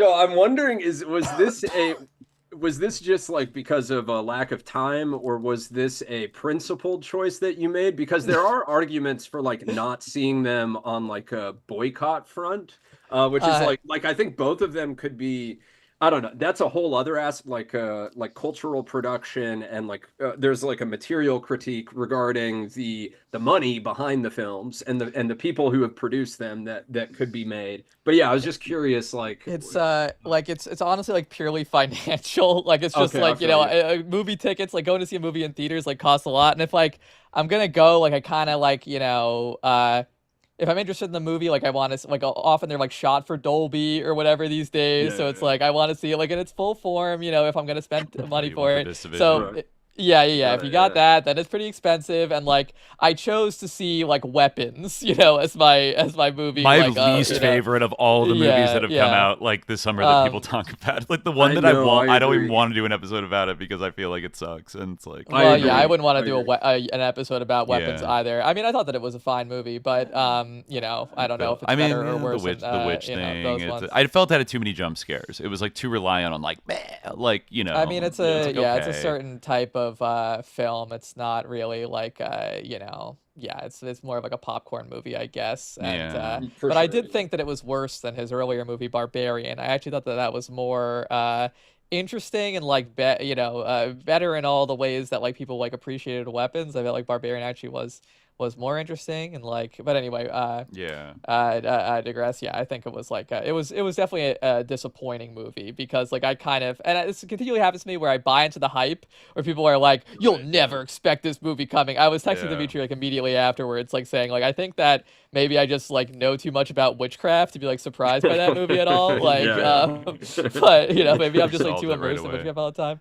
But like I really like basically did like as soon as like the word witch like appeared. Even before that, I was like, all right, no, I mean they telegraphed it for sure. Like you can sense the occult element coming a mile away as soon as the kids are like running out of their bedrooms at like 2:17 or whatever, doing the weeb run in this like very phantasmagoric. But like I like the first like 40 or like hour and 20 minutes of that film or something. Like I enjoyed the like Magnolia-esque like vignettes and the kind of like slow burn, but I like the payoff I found very just cheapening, and like I wasn't interested in the witch either.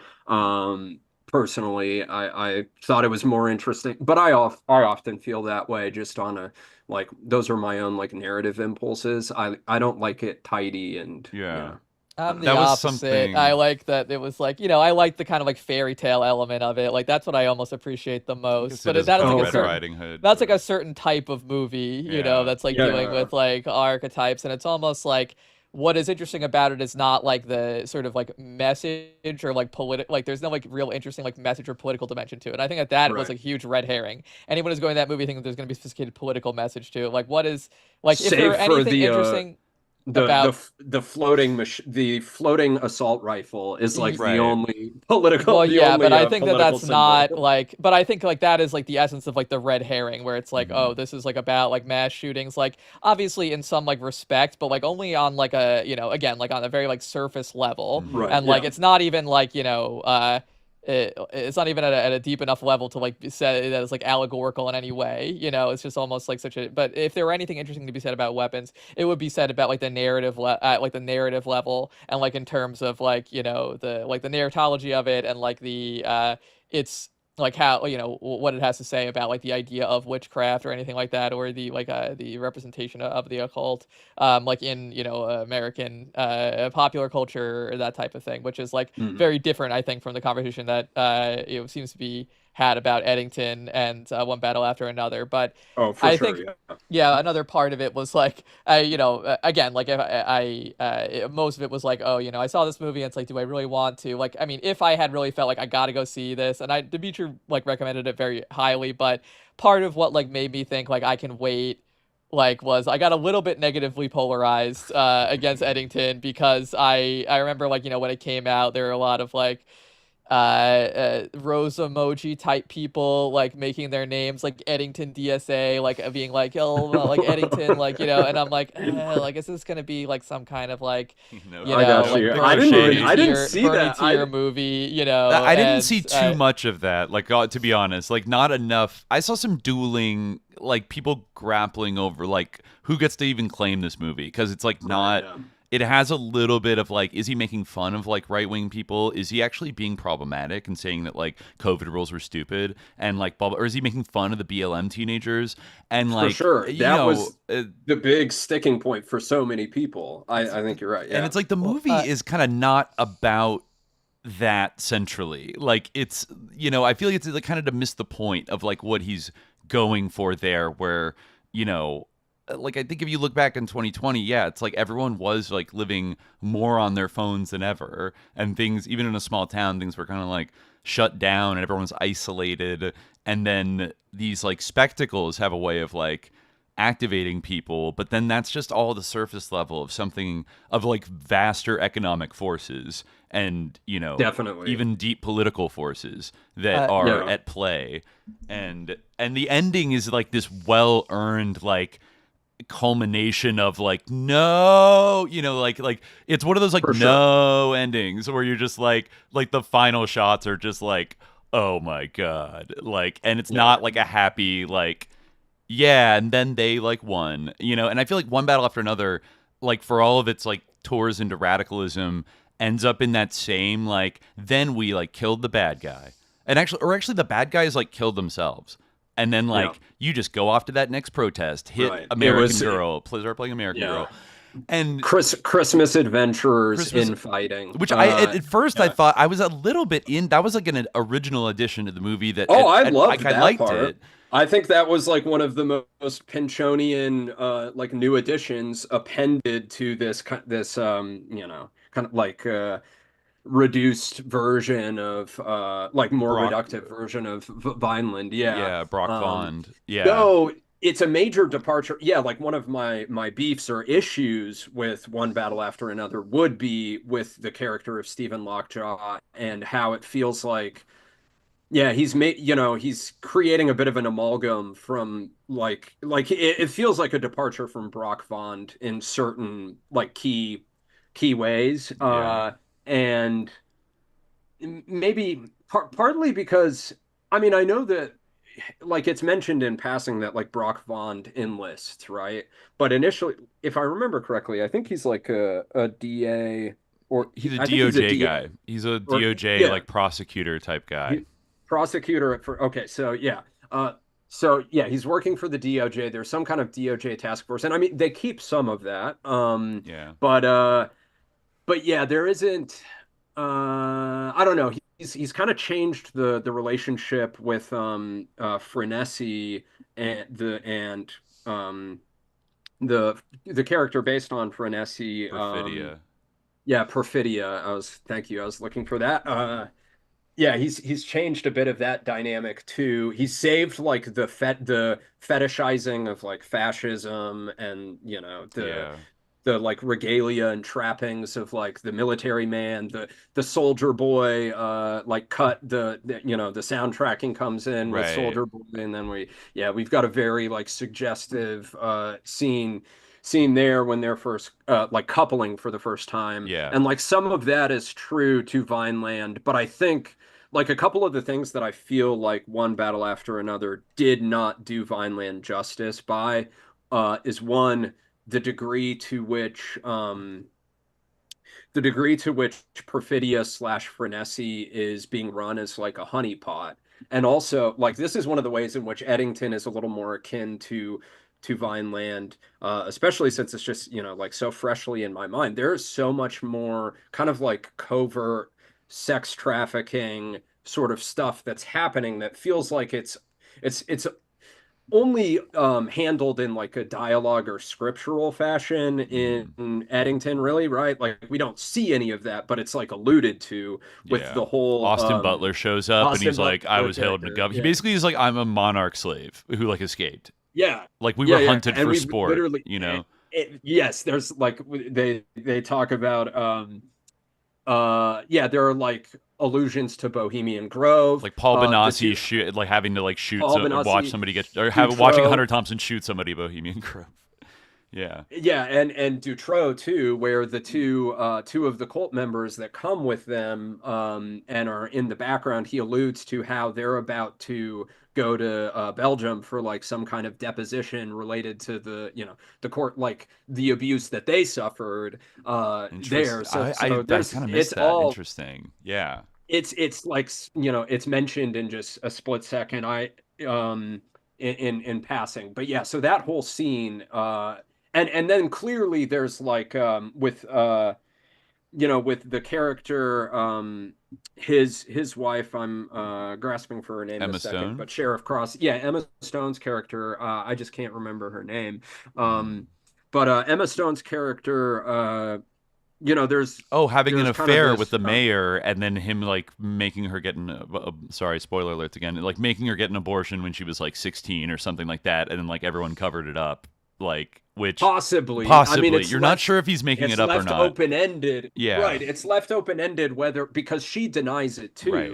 Though, of course, that could be like her. That could be her programming or something. But also, I think additionally, it's kind of hinted at that she may have experienced incestuous abuse in the home at the hands of her father. Her daughter's dead. Yeah, the father is dead, and he was the former sheriff before Sheriff Joe Cross. But yeah, I guess the main thing that I was just what I was going to say is that I think in some ways like Eddington explores, because there's like all of this, like one of the things that made my my eyebrows shoot up. I think I was reading this portion yesterday, but there's a section where DL Chastain, who is Frenessi's friend, and she's one of the members of FPS 24. She ends up in the quote-unquote white slave trade, being trafficked by Yakuza. And it immediately made me think of Courtney Love, possible MK Ultra victim, who used that exact phrase when referring to her time as a underage prostitute in Japan. I forgot that was in Japan. Yeah, she was literally there was a period where she was in San Francisco being trafficked by a madam to like I'm trying to remember that someone, I think he was like maybe even a former Defense Department bigwig, I think with the Reagan administration even. Did she name him? I'm trying to remember. At some point? Yeah, he's I'm pretty sure he's It couldn't be Casper Weinberger. He's from California. No, my memory is that he comes from like a one of those storied waspy family, like historic. I'd have to pull up my. I know John Potash. I am shocked. That's the most shocking sentence I could have ever heard. That there was some sick fucking blue blood. Yeah, of course. And I mean, through her mom's side. Like, her dad is incredibly sus in his own right, but like her mom is like a poet and like an heiress from New York, right? Who eventually abandoned her. I don't know if I know that aspect of their pedigree.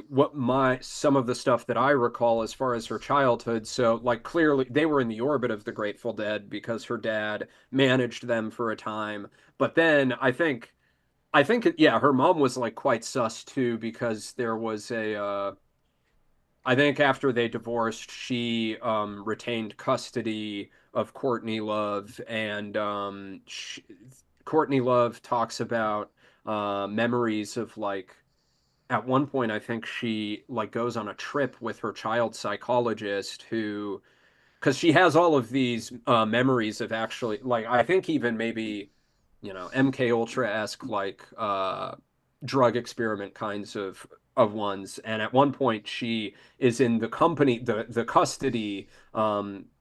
She's like the ward of her psychologist, her child psychologist, who like she either takes her to he or she either takes her to New Zealand or is bringing her back from New Zealand. I can't quite remember. And then later, to your point with like her father too, she ends up meeting up with him in Ireland. And this is how she starts to become this kind of like, music scene seductress. Right, the Ireland when she's trafficking like LSD. Who was she with the CIA? She was literally with a CIA agent, right? They smuggle it into somewhere in northwestern England. I think it's like Bristol, or I can't remember exactly, but yeah, it's been. I think she went to Manchester and was like pop. Remember that there was that documentary Curtin Courtney, the British one from the '90s, that interviewed all these people that had like dated her and knew her from the sort of the Manchester scene. And she just sort of popped up there and was like running around with all this acid and just sort of like became a connector. And I think she might have said at one point that she like went over there accompanied by like a guy. I remember hearing a rumor that it was the brother of Kevin O'Leary from Shark Tank, who like worked for the CIA, that like accompanied her with all that acid and went. I've never been able to verify that, like, that he even has a brother that is like a weird CIA guy. I mean, I think he's Canadian, so but I mean, not impossible. But she was with an older man who, in a mysterious context, right? Sorry, yeah, no, significantly older. Yeah, right. But yeah. Just to tie off that point, though, I just think that like some of the things that are absent in One Battle After Another that are very prominent in Vineland are like the use of these kinds of like covert sexual strategies and like sexual blackmail in a like counterinsurgent capacity, and like the use of like honeypots. It just doesn't feel as, and if anything, it's maybe even flipped on its head, because the initiation of the relationship between Perfidia and Colonel Stephen Lockjaw is almost like a reverse.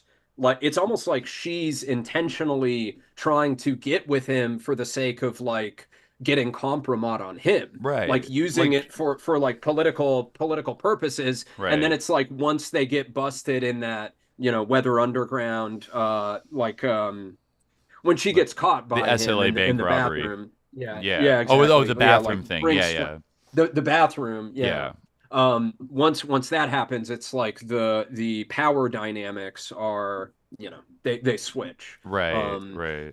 But yeah, so there's none of that, and like no, I don't know. There isn't really there's a ton of like MK Ultra stuff in Vineland too, with like Dr. Elasmo and right, Weed Atman going down to like a dentist in San Diego, and like exactly. Yeah. I mean, also like the he's like the Mario Savio or like the Mark Rudd, right? Yeah. So it like again is bringing it back to the use of these kinds of like psychoactive mechanisms of control in that kind of counterinsurgent capacity. Right. Speaking of, in response to Dendra Zodiac, who says, from what I understand, Zach Kreger wrote the movie Weapons in a free association fugue state. I appreciate you I appreciate Dendra Zodiac for reminding me of this, because it actually is probably the most interesting thing about Weapons, which is that he actually wrote it like through like practicing like transcendental meditation, like the David Lynch like TM. And according to him, he like heard the narration of Weapons like in his head, like talking to him while he was doing like his TM meditation. So basically that movie is interesting to talk about because it was probably written by a Jin.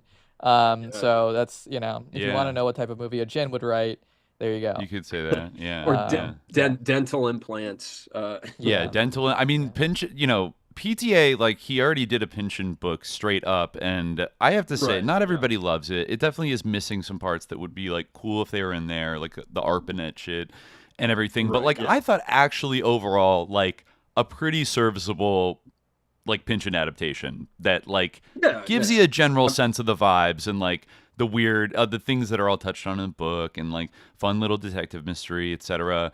But this, like, it felt like there were parts that just didn't actually like fit together, and it kind of undermined points that like Vineland makes that or it like complicates or replaces them with other stuff. Like, I don't know, like I think he's definitely critical to some degree. He's critical but also sympathetic of Pynchon is in Vineland, of like the 24 FPS film collective and like the student protesters and everybody. And what's interesting is they're actually not like violent Weather Underground people in Vineland. They're like protesters, you know, they're like more like SDS before the Weather Underground, like, and they still get fucked with and COINTELPRO nonetheless, and they get totally like subverted. But well, they start to head in that direction at the point that like meddling starts to occur. I mean, it's a little oblique, but like the Weed Atman character, which like I also, you know, you got to love that pun, right? Where it's like Weed Atman, Weed Atman, like higher consciousness, right? Or like soul. And then it's also funny because the character, he's literally the reason that he is like imbued with this leadership is because he's tall. He's tall. Yeah, so he's higher than everyone else. So he can just look over the crowd so he's a spotter, right? Right. But they do start to like he starts to go in that direction once, you know, everything is like they're just kind of like asphyxiating in the weed smoke, and like the drugs are really getting poured into the college. And also Brock Vaughn's, you know, he's playing everyone off of each other in this very like poison pen letter fashion. And at that point, like the Pynchon briefly describes like whereas Weed Atman had always previously talked about like nonviolent, humane protesting, he starts to change his rhetoric and is like, we're not doing this on like moral grounds or anything. Like the only reason we're doing nonviolence is because if we picked up guns, the police would pick up a machine gun, and then it progresses. So it seems like there's a bit of a progression there where they're getting like in the same way that sort of like the SDS or Weather Underground did, where it seems like there's a clear, kind of descent into like adventurist violence, urban guerrilla Maoism kind of stuff. Yeah.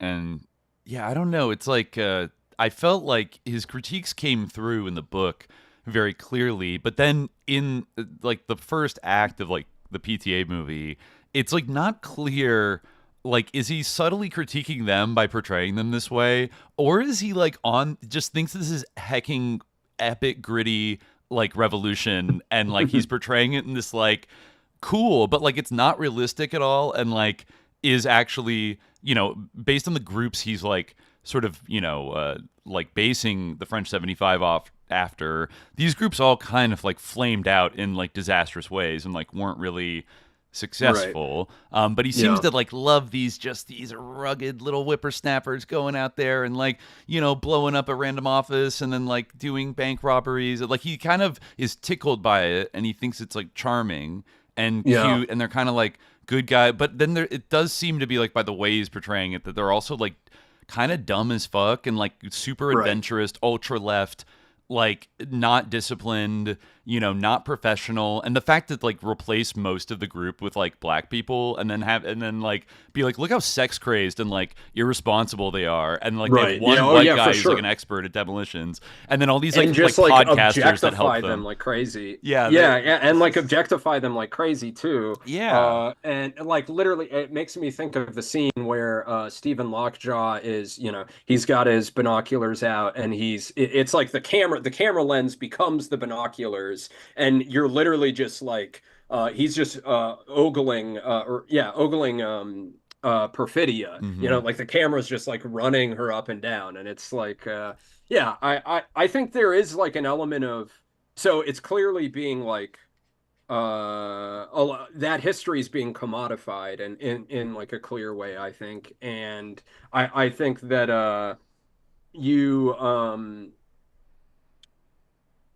I think you could make the argument. I saw someone saying that they came out of one battle after another feeling a little like PTA was pandering to them. And I think you could maybe make that argument too, or that there's kind of like he objectifies and like romanticizes this in like a hypersexual way, but then at the same time he's he's like holding the seriousness of being like an actual like ideological actor. It's like he's pushing that all off screen, and also the way in which he kind of, he the way in which like Perfidia disappears too, which is almost an inversion of Vineland, whereas like in Vineland, Frenessy comes back. And she's like the entire midsection practically too. It's like the midsection of the book is all D.L. Chastain and Frenessy. The one other thing that the one other thing that I was going to say just about like in comparing Eddington and One Battle After Another, and the way in which I think that Eddington's almost more in keeping with Vineland is that Ari Aster and Eddington are there's an abiding interest in spectacle, clearly, and there's this interesting interplay between like the spectacular and deep politics and like this kind of like covert like domestic gladio or COINTELPRO-esque action that's happening in the narrative, right, where you literally the faux Antifa that come up, the Globo Soros riffing Antifa, like faux Antifa, they're filming all their Lolita actions. Express. Exactly.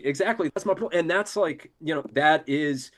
In fact, that's what Brock Vaughn asks, that's what he asks Frenessy to do to Weed Atman, right? Is steal Weed Atman's soul with, not only is he killed and turned into I'm trying to, like, Thanatoid or whatever. Oh, yeah, the dead. Yeah, like the liminal, like the liminal phantoms, but he's also, it's like his soul is possessed through the camera. Right. And that, like that, that whole section clearly is riffing on, like, he's calling back, he's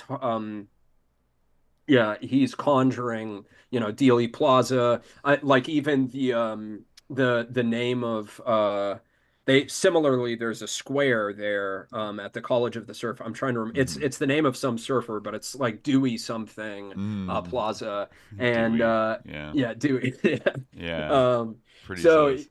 Yeah, I just think that like Eddington does a much better, because you have these like nested or like Matryoshka dolls of false flags in the film, right? Where it's like, and the role of technology, social media, mass media, triggering the introduction, the arrival of these like parastatal forces that like show up at the local level. All of that has to do with it has to do with technology in the same way that like Vineland is dealing with these kind of like proto-promise or like early digital like DARPA database technologies too, right? Right. Where the database like is a big deal in Vineland, Yeah, exactly. And like they're in the system somewhere. There's a whole network of like co-opted leftists that are like held on retainer, and I thought that was a huge missed opportunity.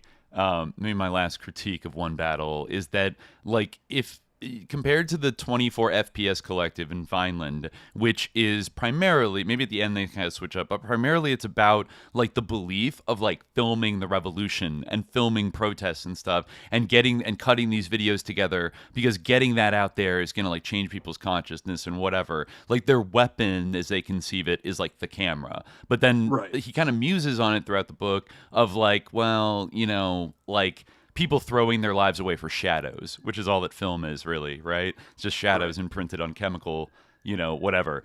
And it even compares it to like people in Hollywood and stuff like that. Like they spend their whole life working on shadows. And I thought, well, since you're going to move this up in time to like, I don't know, 2010, like, how could you have a bunch of protesters that aren't obsessed with like filming everything on their iPhone and being like, we're gonna like bring the revolution? Like, I think back to Occupy around that time, and I know it's like he wanted to show them being epic badasses and stuff, but like, besides Occupy and maybe like the anti-Iraq war movement and stuff, like those are kind of the only things going on back then. But what was big, like, was that kind of belief that using this technology would help us beat the man, and like and now I think now looking back on all that technology, I have a much more Eddingtonian view of it. That like, oh, they were also using all this technology to, well, one, like surveil us, like literally surveil us and track us. But then second, like also route us through this spectacle, like this mediated, you know, like being on social media, doing the revolution by posting things about like images and videos and stuff. And like that trend like accelerated throughout the 2010s and became like a dominant mode of protesting. You even see it in that what was that coup that just happened with like Zoomers in like Nepal, where like they all, you know, like there are like TikTok revolutionaries or something. It feels a little bit Western backed, but like we'll see. But it's got that spectacular, like, you know, tailored to the medium of the time kind of thing. But I think there's like dark sides to that. And I felt like, you know, they were so like anachronistically like blow shit up and just like do violent like paramilitary operations that you didn't see them, besides the one, like the white guy who like is podcasting essentially. Well, and that's they have the like other DSA thing, guys podcasting for them at the same time.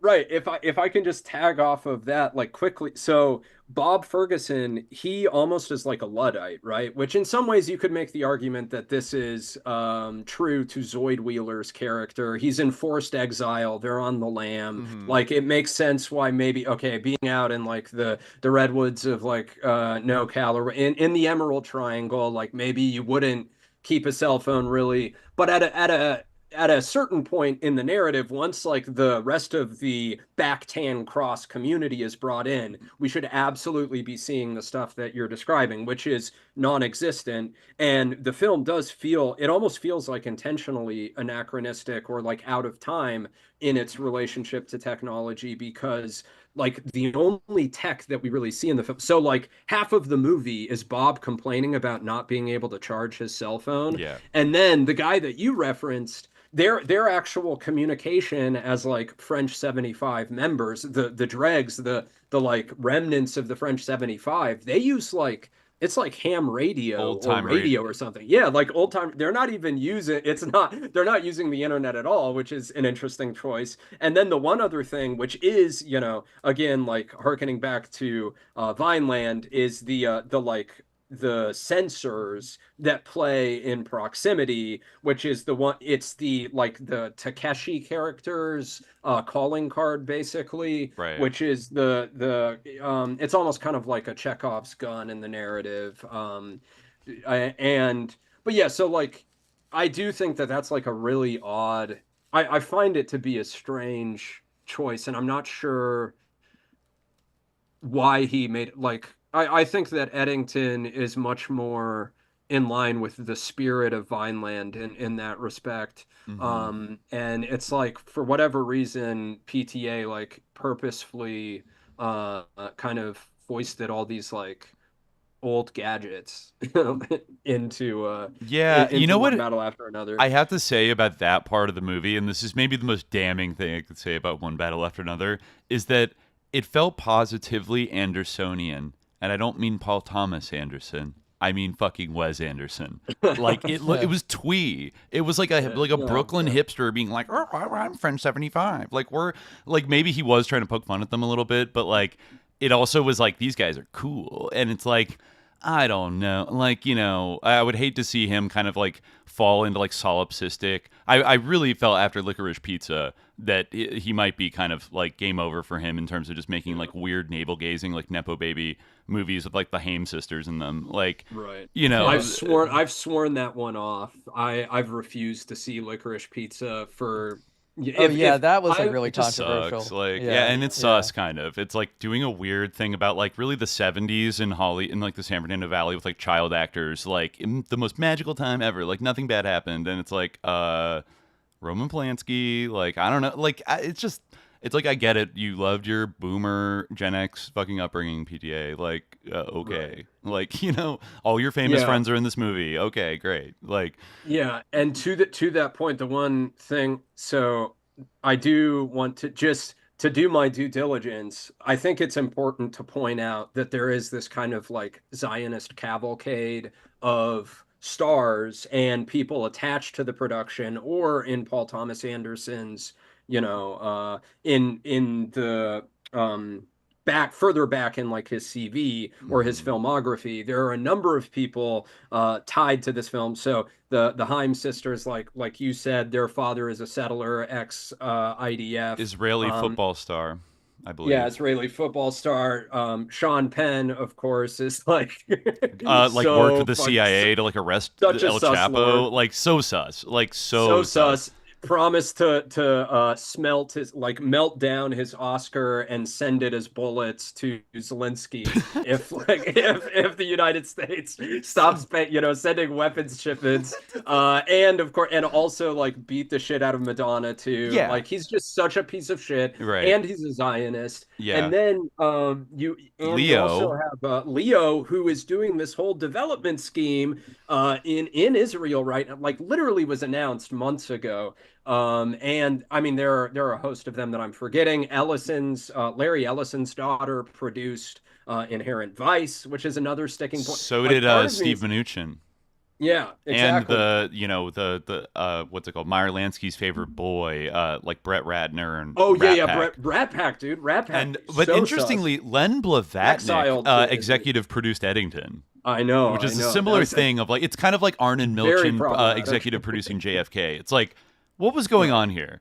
You know what I mean? Like, is this a shot across the bow to George Bush when he was president to be like, you better be nicer to Israel or else we're going to keep making movies about how you, like, inevitably people are going to find out that you killed JFK, Poppy, and like why, like even I was watching Air America, the wacky heroin trafficking. Right, yeah, I remember that one. I'm pretty sure Arnon Milchan also executive produced that. I'm like, okay. Like, interesting. Like, yeah, that was a definite limb hang for sure. It was that film. Yeah, but I mean, these things, but at the same time, PTA, there's this big blind spot because I mean, he got lucky in a dark way with the current policies of ICE because they made this movie before Trump came back, and it happens to resonate strongly with the images that we see now, which is like, okay, yeah, like that part kind of hit for me, like, that this feels like darkly plausible right now,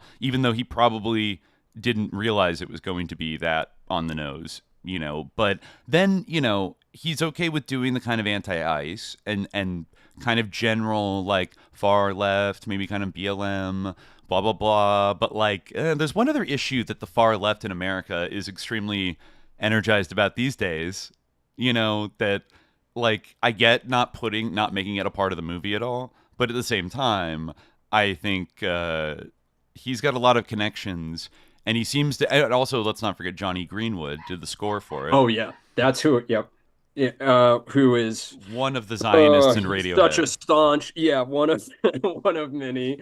Allegedly, not all of them are, but like Tom York and like Johnny's probably the most like Zionist one. I think is he married to an Israeli woman? I forget. He is. I believe that is I believe that's part of the reason. And yeah, Tom York is like hanging tough with him. I think that you're right that like he's definitely the most egregious case. He's produced these like recently he did this whole tour in Israel with some kind of I think it was like a Bedouin and like Israel and Palestinian like out like supposedly they had some Palestinian members who, I mean, I would assume they're like Palestinian Israelis, like people who are living in the Arab Israelis, Arab Israelis, but or isn't Israelis, but yeah,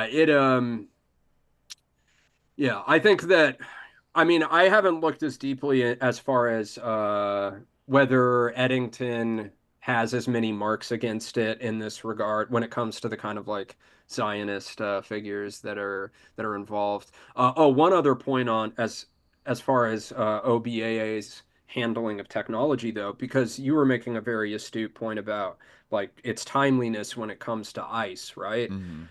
Thinking about that, though, like the lack of surveillance tech it feels even more kind of glaring to me because of just how big of a role, with like the immigration OS system and like Palantir and just the way that that's enabling all of these like paramilitarized raids. It seems like they should have added that even more, but yeah. Yeah. Yeah, I think he just decided, even though he moved it to the present day, it's based on a book that it predates cell phones, and I think he just figured like, all these revolutionaries, they don't even use cell phones, like they don't even use iPhones, so it's kind of like not in the movie. But I don't know, I feel like even radical people today, you'd have to be very off grid to like not have a cell phone. Like we all kind of accept it as the cost of operating in society, with this like nagging fear in the back of our head that it could be spying on us, listening. We know it is. We know it's listening to us, at least passively, spying on us, and could potentially even, worm its way to in our brain and like psyop us, or like, all kinds of like nasty things could come out of that phone. And it's not really grappled with in one battle after another, whereas it's like extremely central in Eddington to a point that does. I think that's what makes it ultimately feel more Pynchonian, is because it focuses on this like, boring kind of technology thing, but it's like, no, it's actually like that's the data center is the story, Right. of it. That's what he said about it. It's like all these other things kind of flow downstream from it, or are shaped by the existence and the necessity of the existence of like Sam Altman's fucking data center, Right. So it's very, I drove through Abilene, Texas a few months ago without realizing like there's all this development happening in the downtown, very, kind of economically depressed West Texas, Eddingtonian town. And then I saw an interview later where like that's where Sam Altman's building his fucking thing. And it's like, oh my God. I'm not sure. I'm just checking if we have anybody else in the. We do have Marcus. It's 4:13 now. So probably we should switch over. But Kalani, thank you so much, man, for coming, spending some time for with sure. us. Thank you very much. Would like to have you on in the future as well. I feel like it's a long time coming. Yeah. Definitely. Yeah. No, I would be down to do a repeat appearance, and I also just wanted to say, congrats on the half decade too. Thank you, man. Like I know, as this is the occasion, so that's kudos to you. I've been listening, I think, for about that long. Big fan of the show. You guys you're kind of you're like the Sister Rochelle to my DL Chastain, in that in that I was definitely inspired to get into the like one episode after another podcasting discipline, partly by SJ. So I love your stuff. I wasn't even sure that like you were like an SJ fan, honestly. So like I'm heartened to hear that. Yeah. No, like, absolutely. I've been I think I've been subbed to your Patreon, but at least for as long as I've been doing my show, and I started listening in late 2020 for sure. So wow. Yeah, one of the earliest heads. You're an old guy. Yeah. That's great, man. Well, thank you for those kind words. Great to have you on. That was a great conversation. Even though I hadn't seen either movie, I definitely learned a lot. Yeah, you definitely were very valuable. So thank you.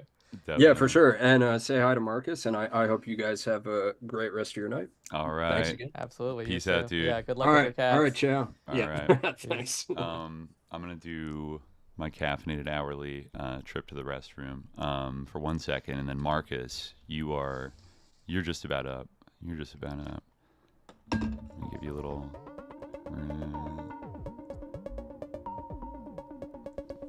Enjoy this track. Shout out Wade Blazer, musical SJ collaborator.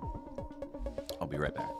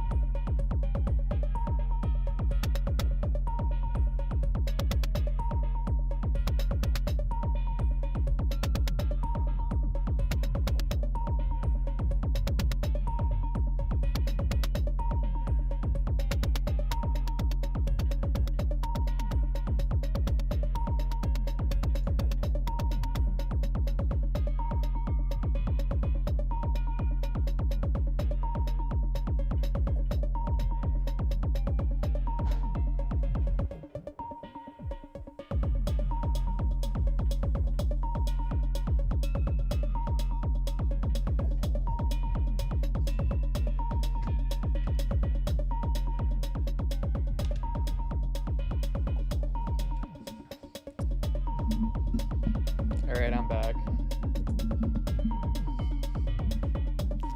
Dimitri, I think. Do I hear him? Hopefully he'll be back shortly. Sorry to, you know. All right, we're both back. All right. Okay. There we go. So, come back here. All right. Keeping the train going. We got, coming into the room right now, Marcus from Return of the Repressed. Hell yeah. Another person we've been planning on having on for a million years. How's everybody doing in the chat? We hanging in there? Yeah, I think so. Good, good.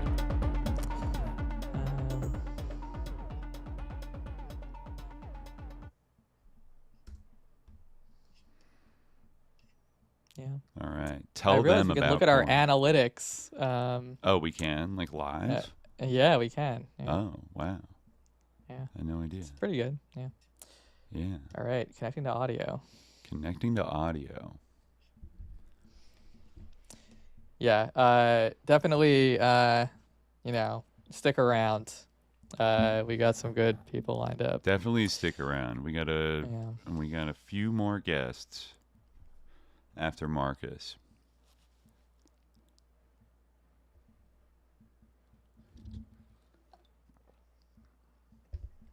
Somebody says, I thought there was a Marcus app on SJ at some point back there. Maybe I'm thinking PTC. I think you probably are thinking PTC. Yeah, we haven't had PTC. Marcus on either. Yeah, Yeah, but he did Jonestown stuff on P2C. Yeah, yeah. But Marcus, yeah, big member in the Grotto from, I think, very early on. Either late 2020 or early 2021, I feel like. You know, Marcus was... Oh yeah, excited for Amy Goodman. Yeah, it's gonna be sick when we get Amy Goodman on and Virgil. Yeah, Amy and Virgil. Yeah, we actually had to double book them, so it's gonna be They'll both be of appearing them. together. Yeah. Oh my god. Oh wow. Yeah. I wonder why Marcus is having trouble connecting. Oh, we got him. Oh, no, we don't. Never mind. Marcus. I thought we did for a second.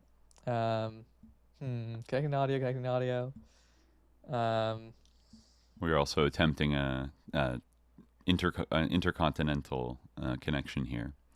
Yeah. So hopefully. Yeah, Fergal also had a little bit of difficulty, I think. So he was walking around though, so I think he Marcus, was going if you're off listening cellular. to the stream, try going on your cell phone.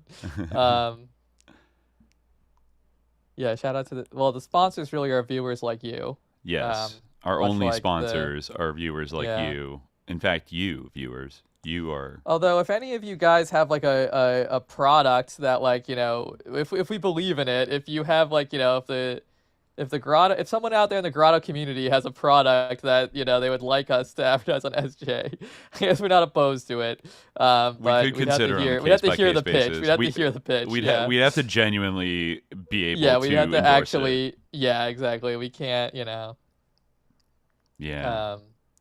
Yeah, I'm not sure what that would be. Like some note-taking software. If you have something better than Workflowy, we'll make a little spot about how, like, we use this noided note-taking app. Yeah, seriously. Yeah, well, exactly. We need to get into the supplement game. Is like what we really need to do, because like that's what every other clean mind, clean body, clean third eye open politics podcaster. Yeah, no, whatever not any that of our the methylene guests, blue, but methylene blue. We have to make all of our guests drink a glass of methylene blue. Oh no, Marcus. still not connected to audio though. What's going on here? He's connecting to audio, but we do see. Yeah, can you hold up a sign to give us your insight? And, Jihad Cola. I'm happy someone remembers that, because that, I think. Oh, Jihad Cola, yeah. Yeah, that has potential. No Kratom sponsors. I agree. Weed Taco.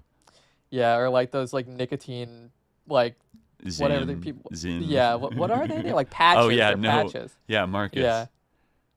Oh, Marcus is on video, but enter the waiting room. Let's try again. I don't know why. Admit. How about that? I wonder what the audio connection is doing here. Oh. T. Oh. Huh? I hear something. All right. Hello, can you hear me? Ah, yes, Marcus. Yes. How are you? Hey guys, nice to be here. Yeah. Sorry, so I'm connected like 2 ways now. Like I thought, because you were both using the camera, so it'd be a bit awkward if I didn't do that. No, yeah. Oh, yeah. Well, we appreciate it. You have a finally appointed Zoom office. Oh, yes, Marcus. Oh, wait. Oh, wait, now so I am hearing my delay reflection now. of the other. Yeah. So I connected.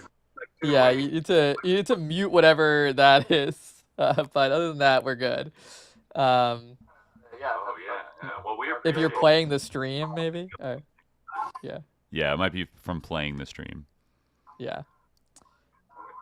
Oh, wait, now I am hearing my reflection. Oh God, no. Mute whatever that is. But other than that, we're good. This is kind of oof. If you're playing the stream, maybe. All right. All right. I think we might be good. But now you're muted. Yeah. So that's also a problem. Uh-oh. Now the video's gone, but we can still be heard. Oh, now both are gone. All right. Well. Okay. Back to discussing Jihad Cola. Yeah, Jihad this Cola. is definitely we'll an wait for Marcus important to return. Product that we just need the industrial base to create this soda product, and then this halal soda product, and then I think that we could take this country and perhaps the world by storm. Yeah, I guess. I mean, the cola market's it's fierce competition in the. Well, but that's exactly the appeal, because like this would be like the anti-Zionist cola. Oh, I guess you're right. Yeah, it would be the boycott cola. Exactly. Yeah, that's a good, that's a good point. So, and it that would definitely be foregrounded in the branding with the name and everything. Like no one would buy this thinking, Exactly. Do the material conditions yet? Well, they don't. That's the problem. Like we need. Do they exist? Do the I material wouldn't even know how to begin. It's kind of like when people have their own brewery in their garage or whatever. That's I've been whole doing hobby that. thing. I've been doing that. Really? My GF and I have been brewing beer for 6 months now. Yeah. Oh. It's pretty good. I mean, it's actually Why are you making Koof juice when you could be making Jihad Cola?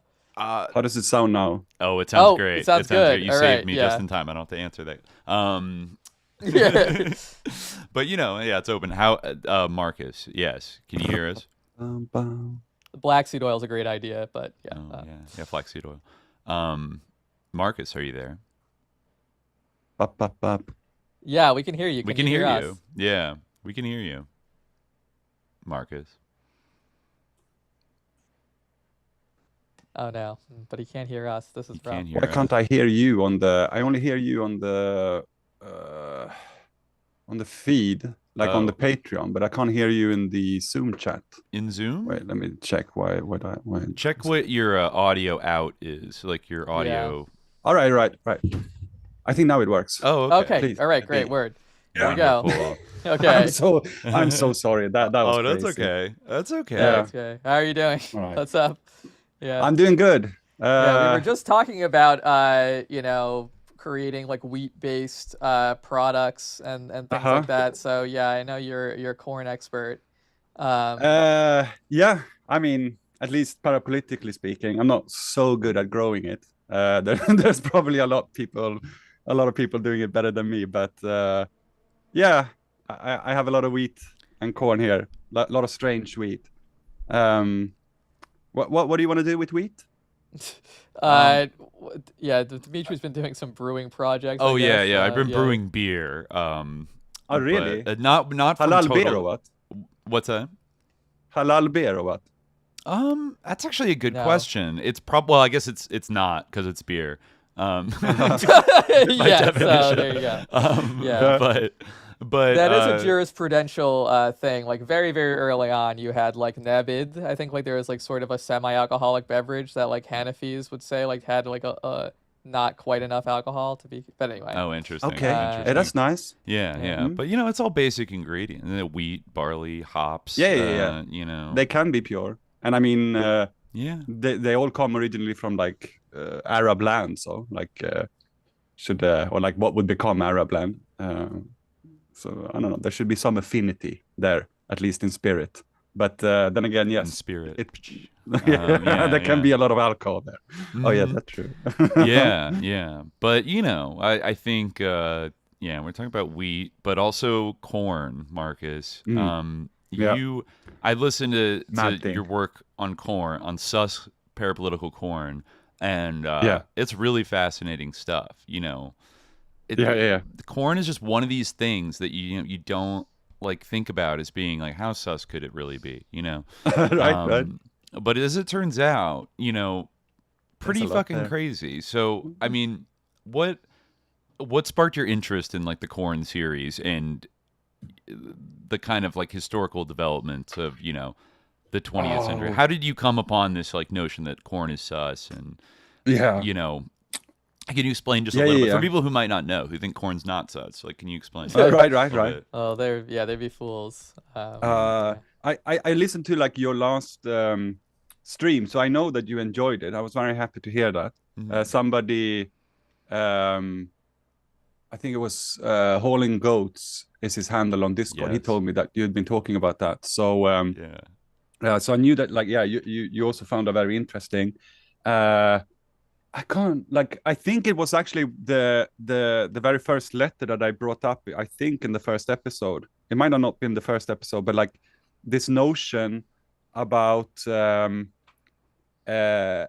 corn being a product of like actual like nuclear bomb testing, like in the atolls, right? Out in the Pacific, like, which is like, that's just crazy. Like, why?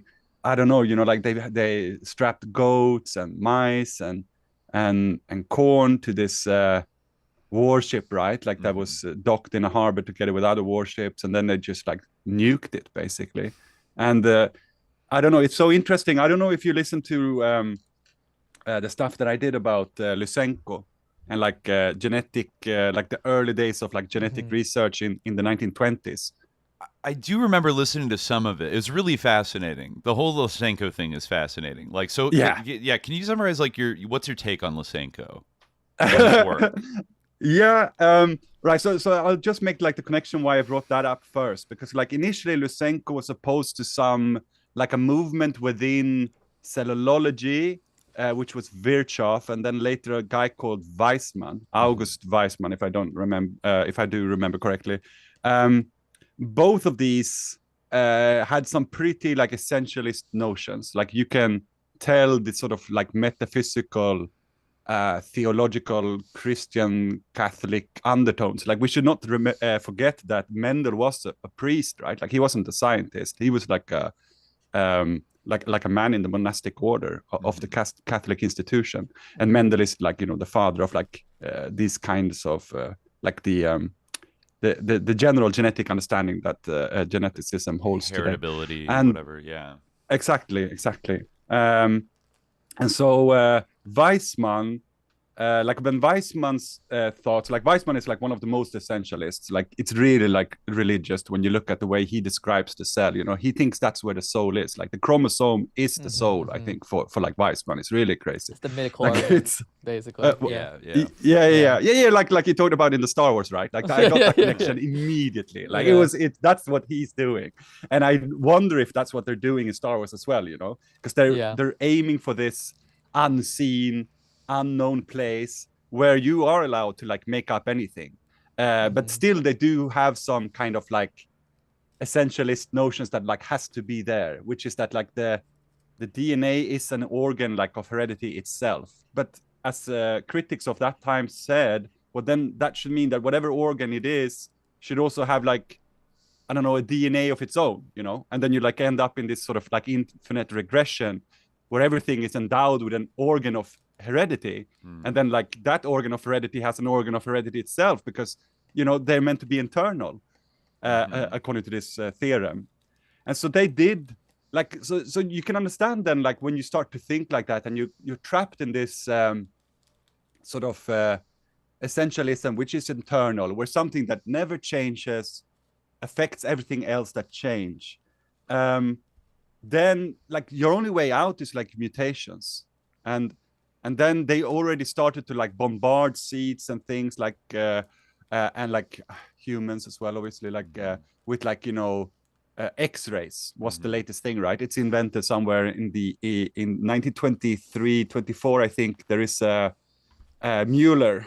Sounds like a German, but he's born in America. And I keep calling him X-ray Mueller. So I've even forgotten like what his first name is. But I kind of wanted to like make it easy for people to like follow along in that story. So so I think that is like where this initial dead end is formulated of like you have to go towards mutation. And it's also sort of perverse, you know, when you think about it, like, is all change a mutation? You know, like we're all like, you know, weirdos. Like anybody who changed, you know, we're like all mutants. I think right. Like anything that like sort of changes from the way you were born, like, you know, if you're a convert, or if like you're transitioning, or if you know, take on like politics that are different from your parents, like you are by definition mutants.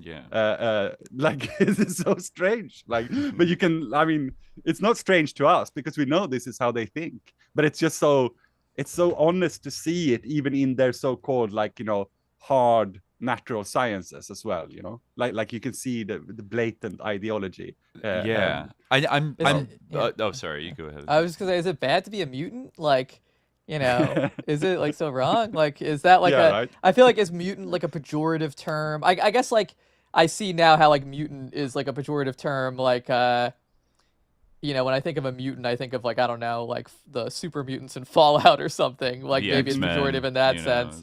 I guess the X-Men are mutants, and they're like, it's not bad to be a mutant in. Well, no, in X-Men, I mean, X-Men, it's like, I feel like the overall show says it's cool, but society doesn't understand. Well, that's the polite term. Well, yeah, that's my point. You know, the overall show says it. You know, and like the X-Men identifies mutants. Like it's not like a pejorative for them. Like I'm saying, like, is it wrong to, you know, to be? No, I don't think so. I mean, but I feel like these people in the early 20th century might have, I don't know, like thought that.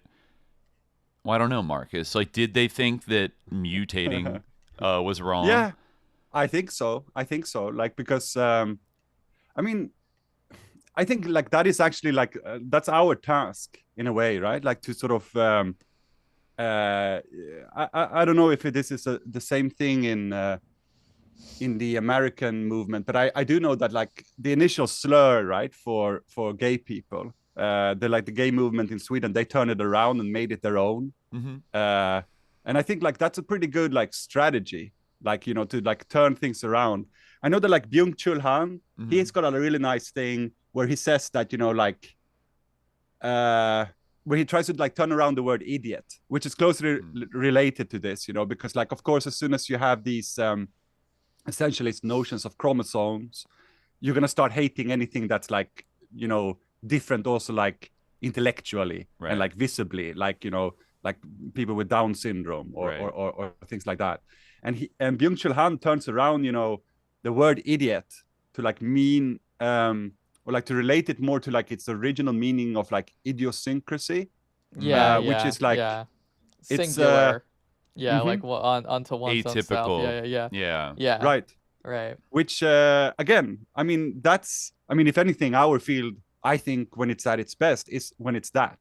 Like when even like the left also, like, you know, think we are sus for calling everything out as sus. Like that's I mean, that is idiosyncratic and it might. Well, yeah, I mean that really is like the classical meaning of idiot. It was like someone who like couldn't, like that, like idiot, like in Greek, if I recall correctly, that's like someone who like couldn't get along with a team, like not a team player, you know, like someone who was like on their own in that way, you know, like and that in that sense, and certainly we have been called idiots. Yes, by many people. In both senses. Well, in one sense, maybe what they really mean is the other, but no, like did early like geneticists, like, because isn't mutation like how they understood evolution to happen, and like, you know, that's the thing, like, right? So, yeah. So there is like there is an inherent, like, again, like an inherent contradiction in this, because they find themselves in this place where yes, genetics initially is referred to as mutationism, and then I think you gotta start asking yourself, like, okay, they recognize it as a process, but and then they're, they want to uphold this sort of like neutral relation to that, but at the same time we know that they are conservative, so like even change as such is something which they are opposed to. And then you start looking at like the ways that they what is the first thing, right? Like the major project related to this outside agriculture is eugenics, right? Which wants to avoid mutations, wants to avoid change, wants to avoid, trying to be, to conserve the purity of the race, right? Like hygiene, to be able to,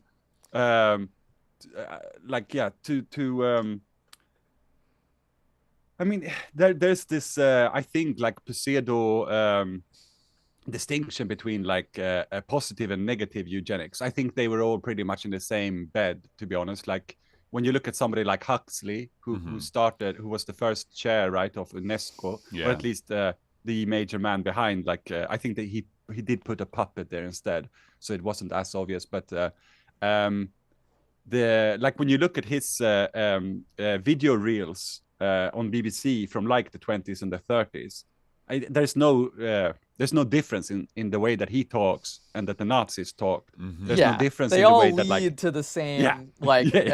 It's all just like a matter, okay, well, if like everything is worth it in order for us to have like racial hygiene, then like eventually you end up like it's and we actually kind of see that exact thing happening now with like CRISPR and people like editing their kids to be like a certain way. It is interesting, like in terms of the issue of like conservatism, because I almost feel like eugenics, like a lot of eugenicists like weren't like really seen as like conservative. They were like the ultimate progressives in a certain way. Like they were like because at the cutting edge of science. Like that. Wilsonian idealists. But on the other hand, it is kind of true that like there is, like as you point out, there is sort of a preservationist like impulse in eugenics. Like we're not trying to have like deviations from kind of this weird like transcendent, almost idealistic standard of like what is like hygienic, which is like totally like not very like scientific, and also like kind of ultimately like can serve to like prevent like the natural course of like, I guess if you sort of the human, I don't know, like genetic growth or what. Like it's interesting because like I feel like people often don't think about like the possibility of human beings like evolving, and this is like kind of, it's important to like think about how like evolution happens, which you probably know more about than I do, but certainly it's not like eventually all the humans transform into like X-Men or whatever. That's kind of like the creationist thing where it's like, well, how come there are still monkeys, and stuff like that if they all turn into humans, but it is odd, to be honest, that there are only monkeys then, but like no monkey humans left. There aren't like any of our immediate ancestors. Right. There does seem to be kind of like missing link or something like that. Somewhere in there. But it seems sad that like that they should be left somewhere at least. I don't know, like the. Well, I think we know what happened to them. That's the thing, right? I guess people weren't sad enough at the time. Yeah, I guess maybe our moral sensibility has evolved because I have a feeling that there were like some mass graves, possibly. Yeah, R.I.P. the Neanderthals. And there were like the Denisovans. There were a couple other seemingly intelligent in the sort of Homo sapiens way. Kind of the brother species that of Mm-hmm. kind of intelligent bipedal apes, and it seems like they kind of merged and or died out maybe 40,000 years ago. I mean, in the scope of humanity's entire history, it's actually like relatively recent that that's the thing, right? That's what I hope that what we're gonna find out eventually is that it was like class society that destroyed them.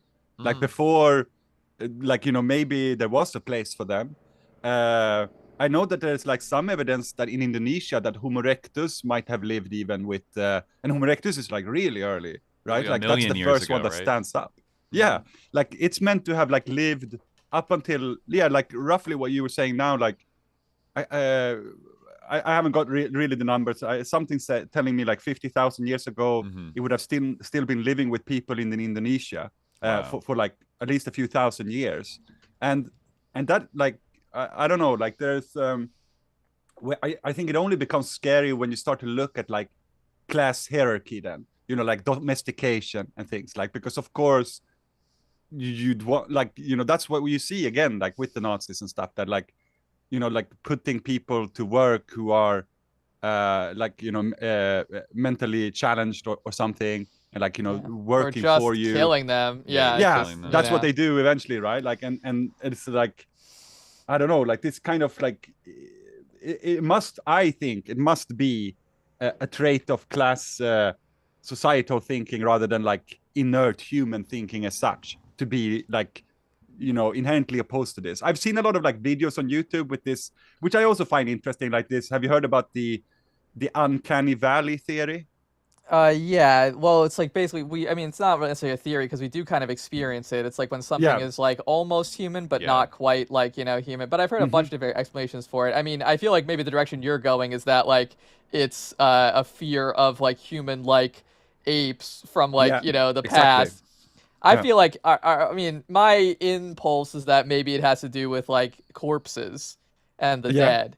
That like a dead body is like kind of like triggers our uncanny valley response, and I can see why there's like a good reason for that, like because you don't want to be like disease, because like if your loved one dies, you don't want to be like hugging their corpse because it like doesn't freak you out, right?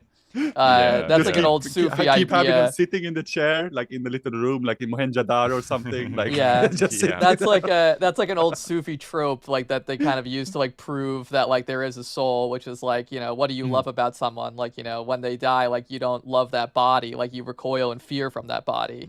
So then what did you love? Like it's not, this world isn't just a bodily world. I mean, it's kind of like a little bit casuistry, but I still like it. That's dark though. That's really dark. Yeah. Wow.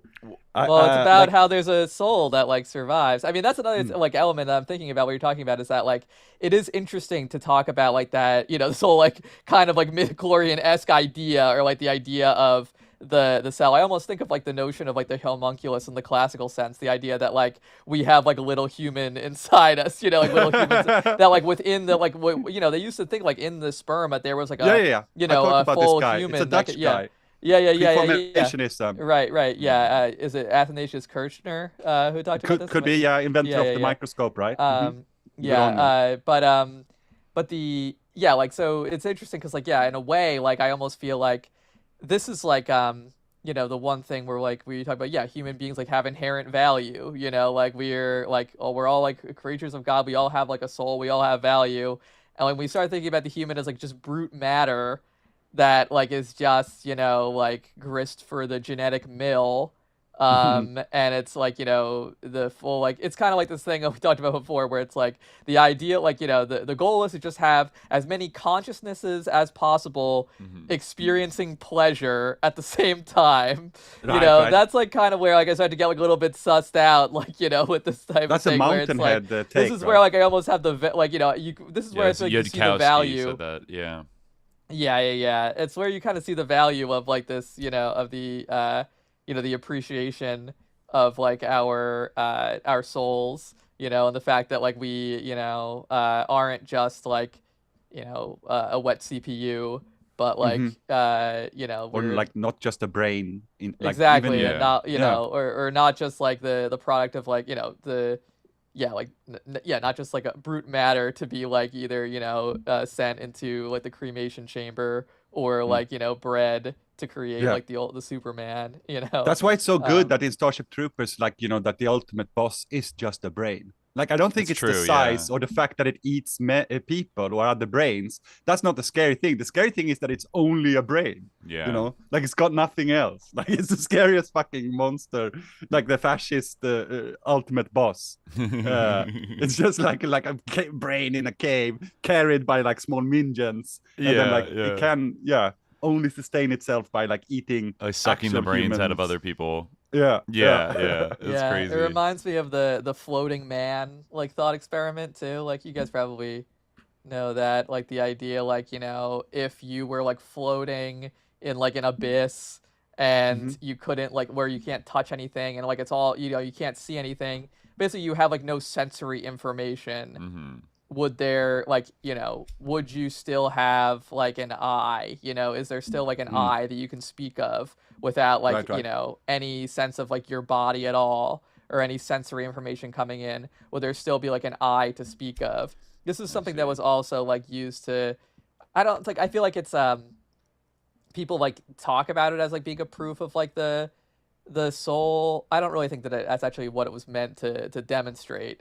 I've heard it in relation to like astral projections and things like that. Like that if astral projections were possible, like in the sense that like maybe some of the most idealist people would have it, then why would you have like evolved or developed like eyes and sensory perception?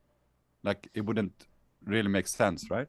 I guess so. I mean, like, well, if you could see, you know, without your without eyes, but I mean, yeah, it's kind an of like interesting question. Bats and like, sonar, right? Like they're blind and they use echolocation to move around, kind of thing.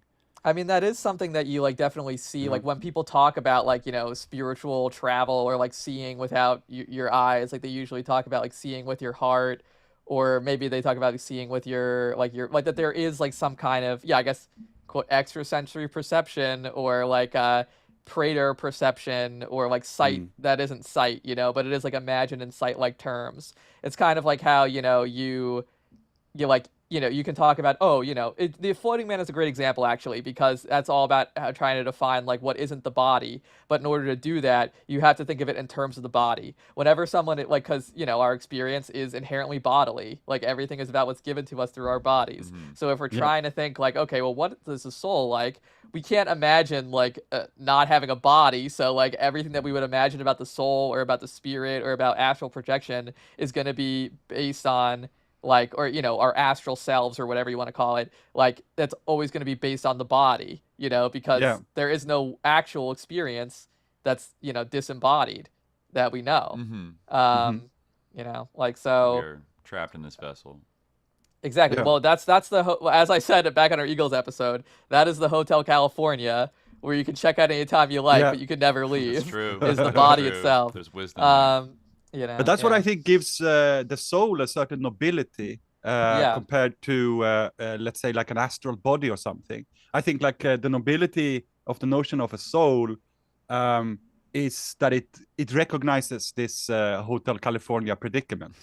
Like, whereas the astral body, I'm worried that it's like something that actually wants to be the primary subject, you know? Like that it's like, wouldn't it be better if you were just fucking ghost-like, or you know, like, it's floating around? Kind of what AI chatbots are that's promising like being a nanite cloud. Yeah, exactly. Where like you, that's a totally different situation. Come on, join me in like, Gryffindor. Not, yeah, like no. Yeah.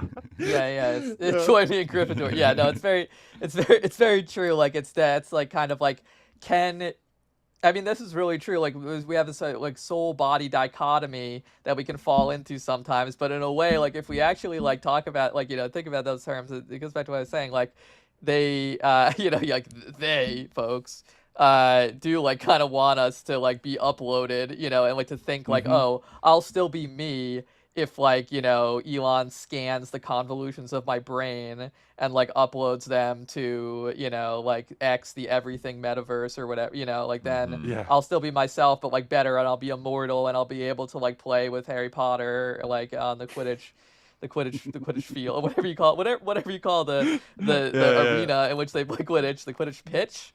But I think that sounds British enough to me. But anyway, like, but no, that's not actually what's going to happen. No. Probably like you're going to be like in a hamster wheel for all eternity, like helping to power some kind of like evil like Atlantis for Peter Thiel.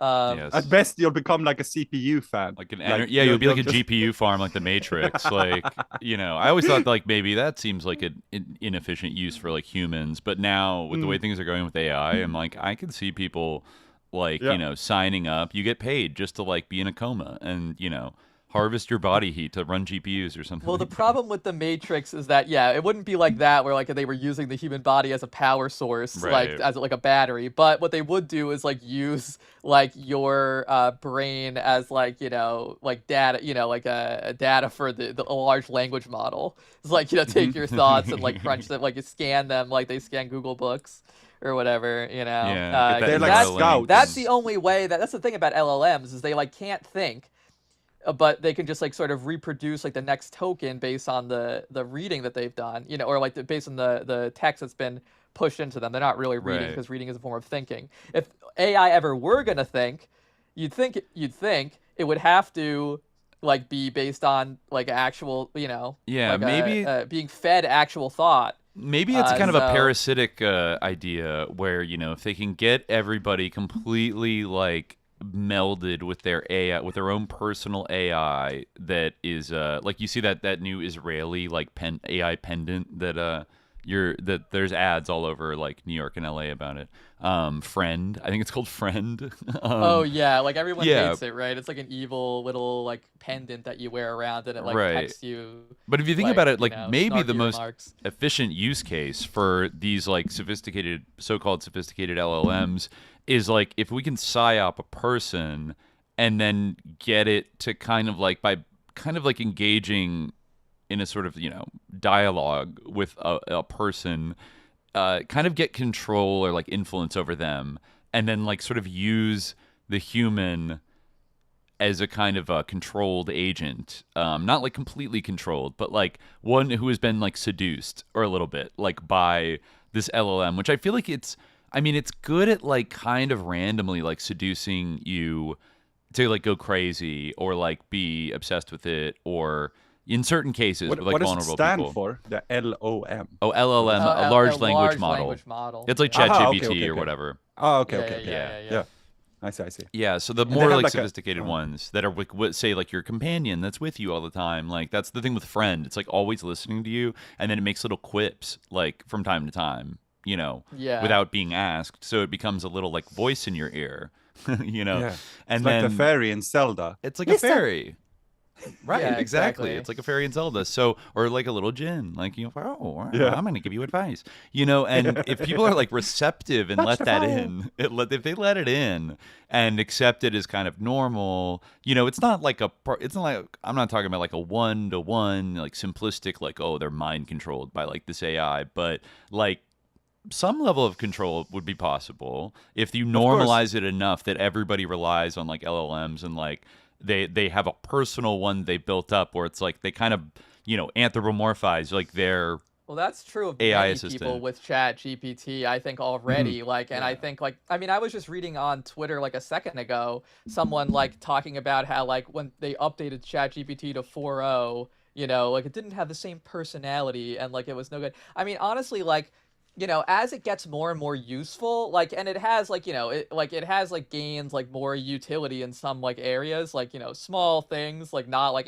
that's the thing, like people are gonna like, the problem with LLMs, like leaving aside like the sort of fantastical scenario where we're actually trying to create true artificial intelligence, because like these are not actually intelligent. That's why they should be called LLMs, because they are, you know, just next token predictors. But like once you actually, you know, like leaving aside the question of their goal to actually create artificial intelligence, or if that's even possible, when we have the like most people accept the LLMs as being intelligent when they're not anyway, so maybe it's a moot point. But the real problem with these things that I see is like how literally, like, if you like go to like a search engine now, like it takes like the first thing you see, it really is like you know, you're confronted with this AI shit, which is probably like not true, and like it takes up almost like half of the window at this point, and I feel like it's only a matter of time before there is nothing else, and it's just like, oh, go ask Chat what, like, you know, and then it's like, Chat said that's wrong. Chat says this, and like it's not like, you know, about looking at different like analyses of information, you know, looking at different like deep perspectives, like primary sources, like actually reading and assessing information on your own, but it becomes about just like what, you know, going to like one source, like, and which everyone you know, everyone uses, and it's like, what did Chat have to say? Did Marcus just get disconnected? No. I'm here. Oh, we're okay. Yeah. I see. added. Okay. No. Yeah. But I agree with you so much. Yeah. Like and so many people seem to like be pivoting to like this actually being some kind of geist, you know, like some kind of like collectiveness, and I think like the pivoting is especially that they assume that other people are also going to take it for granted. So like whether it's wrong or whether it's true doesn't matter. You want to be in the big group, you know. You want to be like, oh, I mean, you don't want to be left behind. The cool friend says, you know. It's not like, I don't think they're not on the level yet to be like, oh, it's always true.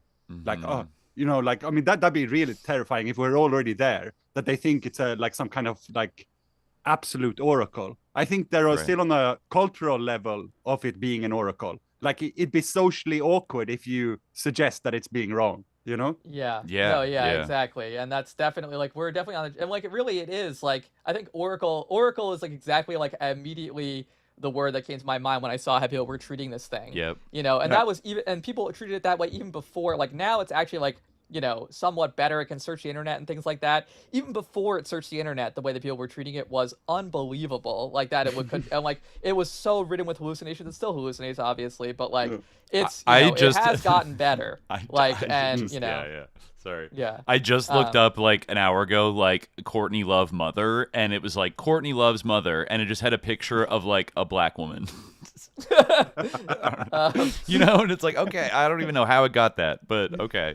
Yeah. I just hate like how I'm trying to I gotta like stop ever using Google. Like it is used for like, I like Google Books and stuff like that, but like, you know, I mean, obviously Google sus, so like I gotta stop using it. But like I hate how like I'll be trying to do use the Google habits that I've built up over like a long life of like researching things online, and then I'll try to like, you know, use quotation marks and things like that, and it'll be like, you know, like this is not a recognized phrase, like, or some like fucking like irrelevant bullshit. It's like, you're probably thinking about, like, no, I'm not thinking about that. Like I just want to see like the hits for these words together. I don't like care like about like what you think I'm thinking. Like shut like it's just awful. But like that's like literally, and I hate like how much of a bitch it is as well. Like all the time when it's making up like stupid fucking books that doesn't even exist, and I'm like, this book like doesn't exist, and it's like, oh, I'm so sorry, you are right. It's like, well, you just lied to me, man. Just I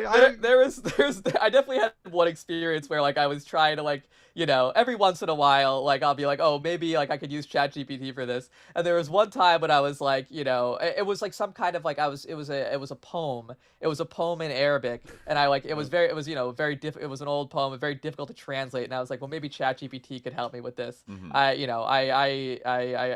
begged the goddess forgiveness for even thinking that this could work. But having this thought. But you know, I mean, it's good to like have a sense of what like this thing is capable of, because students just like will use it for everything, and it's good to know, like, you know, so you can have a sense of where it is, like keep a track of it. But you know, so I went and like it was like, this means this, you know, this is a very standard error, and I'm like, is it? Like, what was that bit? Like, you know, like this is definitely what it means. This is very, very standard. And I'm like, is it? Like, and I got so mad. I was like, I want, like, you must, like, you know, this is, you know, the anthropomorphizing was like, I want you to admit to me that you're worthless and that you were wrong. Like, you know, because it was just so, like, you know, I've since like taken the personality out of ChatGPT for you know, and switched it to robot mode. But it I mean, it's an evil thing. It's definitely evil with the video stuff now. Like we mentioned earlier, it's the video. What's this? They release a new OpenAI released a new thing that is you know, it's still creepy, uncanny valley, kind of sucks, and it's a slot machine, but like it's better than it was. So you know, it's definitely easier to deep fake certain things now with it, with this widely available tool, which is just the thing we need right now. This is really the thing that was in Mountainhead. Nah? Like, I mean, but still, it's on the uncanny level, as you say. This is kind of like the point where I wanted to get to, where I think, like, the reason why it's not intelligent, or like why it's not even like can be described as something like a consciousness is, or definitely not a geist, like that is like everywhere, and like, you know, has something to do with where we are supposed to go. Like, I mean, this is the most like outrageous fucking thing I hate the most. Like this technognostic, conviction that like this is where we have to go. It's like, definitely not. This is like some kind of symptom of something. Like we're sick with something. But that it doesn't have an unconscious, I think. Like I mean, I think I think the only really book, I know you don't like Zizek so much, but like his book about like with Hegel and In a Thinking Brain, I think it was called or something. That book wasn't that good, but the question is good. The question of like, can something really be conscious if it doesn't have an unconscious? Like we were talking about like language already, how it's just trying to imitate.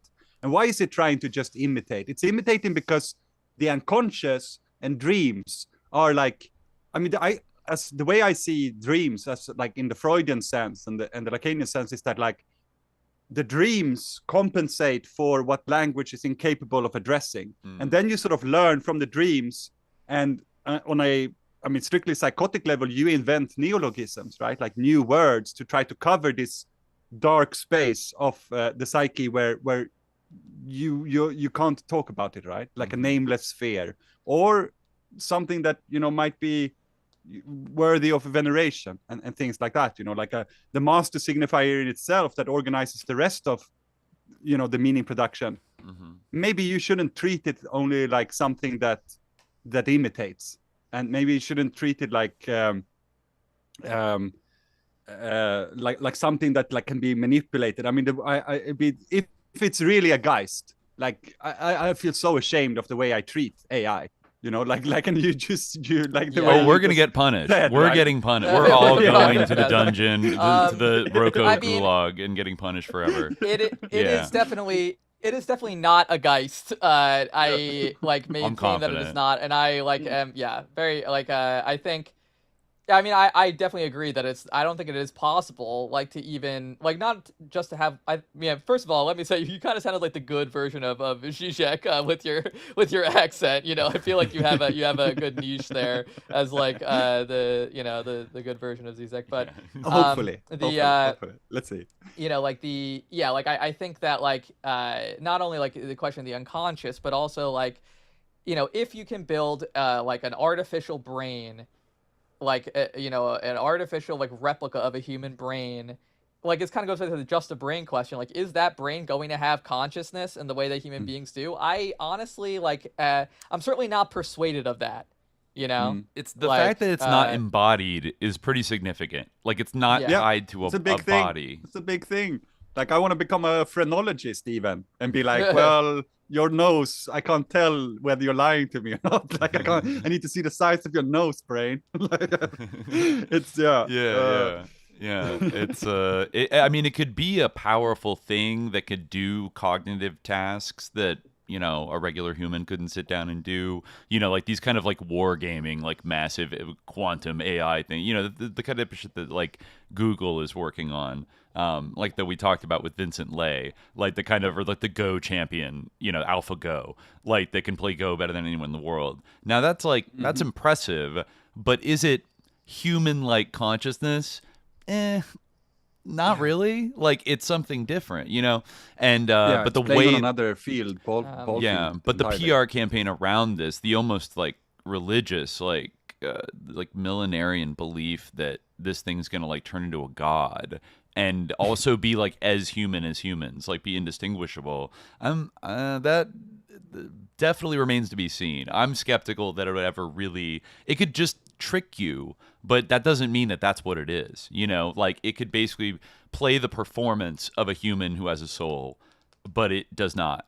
Like it doesn't know what it is. It doesn't have a subconscious, anything like that. And the fact that we're supposed to accept these things is like exactly the same as humans, or worse, like our gods, or now we're seeing it in Albania. Maybe a president robot one day. A president robot. There's already an AI in the parliament.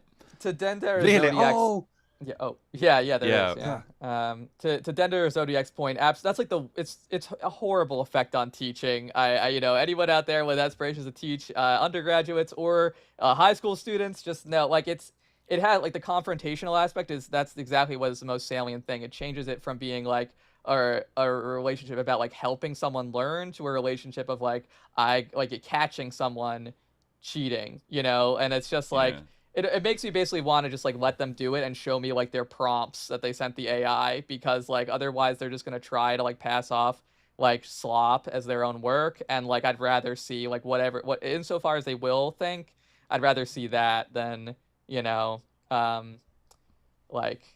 have them try to trick me and have this like weird like be put into this weird cop role when I'm trying to be an educator, Yeah. I have heard anecdotal evidence though from people that like, tutor high schoolers and things like that there's been a relatively significant change in like American schools, like even between last year and this year, where it's all going back to in-class essays and like oral exams and like stuff that you can't cheat with AI. Like that you can't use AI to cheat with. And so there's a Wild West window there for like a couple years where kids could just go crazy, like past their whole college years just using AI. But I feel like by necessity, like we're gonna like this is like an intellectual own goal for like, our national intellectual like stockpile of like talented people that can learn things and do stuff, to just have everybody slopified on it. Like you got to put the foot down somewhere, because it's like obviously a bad idea. The problem is that we even have like academics who are like, like that guy, that Princeton professor who was writing about like the use of it and how like, we won't even need history anymore, like, right. or historical monographs. Like that is so wrong. Oh yeah. And like that is so like foolish. I can't even believe it. And like that's the thing. Like in terms of like high school, I definitely agree, and really in some context in undergrad, definitely. But the thing is like long form writing that you can't like do in like a class period is like a staple of like intellectual work. And like and that like problem still is not like adequately solved by just being like, all right, break out the blue book. I think it is a good thing to do, like even oral exams, old school tests, but some Luddism might have to be like re-injected into society to some degree. We need not only a Subliminal Jihad, but we need a Butlerian jihad against this thing. Like it's awful. It's now there's the Hollywood star who's an AI, that's praising. I saw Fox News last night was praising the new AI actress that was like signed to a studio deal, and basically like making fun of like libs who thought it was like bad. And we're like, somebody made a cool looking actress. Like, what's the big deal? That's a great success story. Of course, and it's like, okay, all right. This is where I feel like we desperately need like a real like conservatism about like things that are actually good. Like we just have like the shitty Democrats and then like extreme progressive fascists. We don't have anyone who's like actually trying to conserve like valuable things like knowledge, reading, learning for yourself, not being a slave to an AI god, like not like like making a sus like teenage girl that like can't resist your demands, and then like using that to replace like actresses who are too disobedient or something. It's awful. Yeah. Anyway, the only time I got like into a discussion about this so far, like on Twitter, where there were like loads of these like supposedly like film school undergraduate students talking about like some scene from Stalker, like by Tarkovsky, where AI had changed it. They're like, look at the amazingness of this. And I'm like, that is sacrilegious. What have you done? Like, you peed on a gravestone right now and you think this is cool, man? This is so disgusting. What are you doing? I can't imagine sort of like being in like film school like today and kind of like dealing with these sort of new tools, and also the evisceration of like Hollywood itself, and just the fact that like that seems to be the only thing forward that's going to be like funded is like typing in prompts to make like slop content, which like I feel like you could just do that. You don't have to go to film school to like, definitely not. It's going to copy content from every previous film that ever existed. And, but at the same time, what's that going to leave us with? Like, it's, I hope that it's like, I hope this will sort of like, maybe it will intensify the, I mean, because even before AI, we all know that there were already large segments of like any population that are like accustomed to enjoy slop. Like, I mean, I think about like the scene in, or there's like this point in what's the series called? Severance, right? Where like these people who have always been in the office, they're never exposed to art. They've never read a book. They don't know what literature is. And then there's like this kind of like the uncle of one of the guy. No, not the uncle. The brother-in-law of one of the guys. Scott, like he's like one of these kind of not a Jordan Peterson character, but like some kind of like self-help author, like just your average like kiosk slop, like or like airport self-help, and it's like it almost becomes like a Bible to them because they've never experienced anything other than, let's say, warning signals on the microwave or something, like so like any prose is like divine to them. I mean, right. That's how the American cultural scene feels like right now. When something that like halfway attempts like being art comes out, people like, even if it's like kind of the most basic shit, and even 10-15 years ago people would have been like, meh. It's like I regret this because, like, I know we had like some trouble with the audio, so I feel like we didn't get to talk to you as long as we hoped. But do we have like anyone in the waiting room? Yeah, we do. We do have okay. We have a next guest. We've kind of been running on like a 15-minute lag, but if you before I leave, there was something we talked about. Oh yes, you were talking about like a Sufi phenomenon where like. The reason for the uncanny valley, like I'm just paraphrasing you now, like one of the reasons for the uncanny valley was that like we need a sort of natural spiritual repulsion towards like dead bodies to not treat them real humans. I mean, I guess I was saying that it might be like an evolutionary I could see it as an evolutionary thing because dead bodies like carry disease and everything, but like the Sufi idea is that interprets that revulsion to point to the reality of the soul. Don't engage with some human thing that doesn't have a soul, right? Or it proves that the soul is real because if you love somebody and they die, then you're not like, I mean, maybe there are some people it's like this, they have left their body because like the body is just a body, and now like your like seeing their body is painful or even disgusting. When like that's the opposite of how you felt before. So that proves that like they are not their body. Right. They are their, There's an extra ingredient of something of the fact of being alive, or you call it a soul. And that's interesting. So I had this idea, like because I didn't prepare anything, obviously, as we can tell now, like for this engagement, and I was hoping that like we could get back together, like you suggested before, Dimitri, and talk about something. And I found this thing, like my cousin helped me found this. I don't know if you know about this. It would like it's sort of right up your alley. It feels like to me as Muslims. Like, do you know about like the I'm actually the not cadaver Muslim, trial? But, yeah. I'm the only Muslim. A common misconception. Eventually, Colin's got his fingers crossed. Yeah. But, well, I don't cross my fingers because that's okay, shirk. That's shirk. But, All right. Well, for the sake of the Prophet, praise upon his name, have you heard about like the cadaver trial in that started what is generally known as the Seculum Obscurum in the Catholic Church? Yes, I have heard about this. They like exhumed some popes, like dead corpse, and like put them on trial. Yeah, put them on trial again. We covered that in an episode. Maybe during the Gilles de Rais episode. Yeah. Okay. We might have mentioned it before. Yeah. Okay. Because I kind of wanted to talk about this, like because when I searched that, like on YouTube and podcasts, everybody seemed to like descend to the one of like the Protestant critiques that came up, which is like the pornocracy, which suggested, and I think that the Catholic Church like quickly accepted this as well, which seems like a really patriarchal lie, that like this was all due to the fact that like mistresses or harlots were like running the scene from behind, and like that every pope, like they had like 40 popes during a century, and that all of them had like some kind of like puppet master dominatrix in the background, and that's why it's known as like darkest period of the Catholic institution. Where to me, I mean, the interesting thing is that this ends, and then immediately the Crusades begin, right?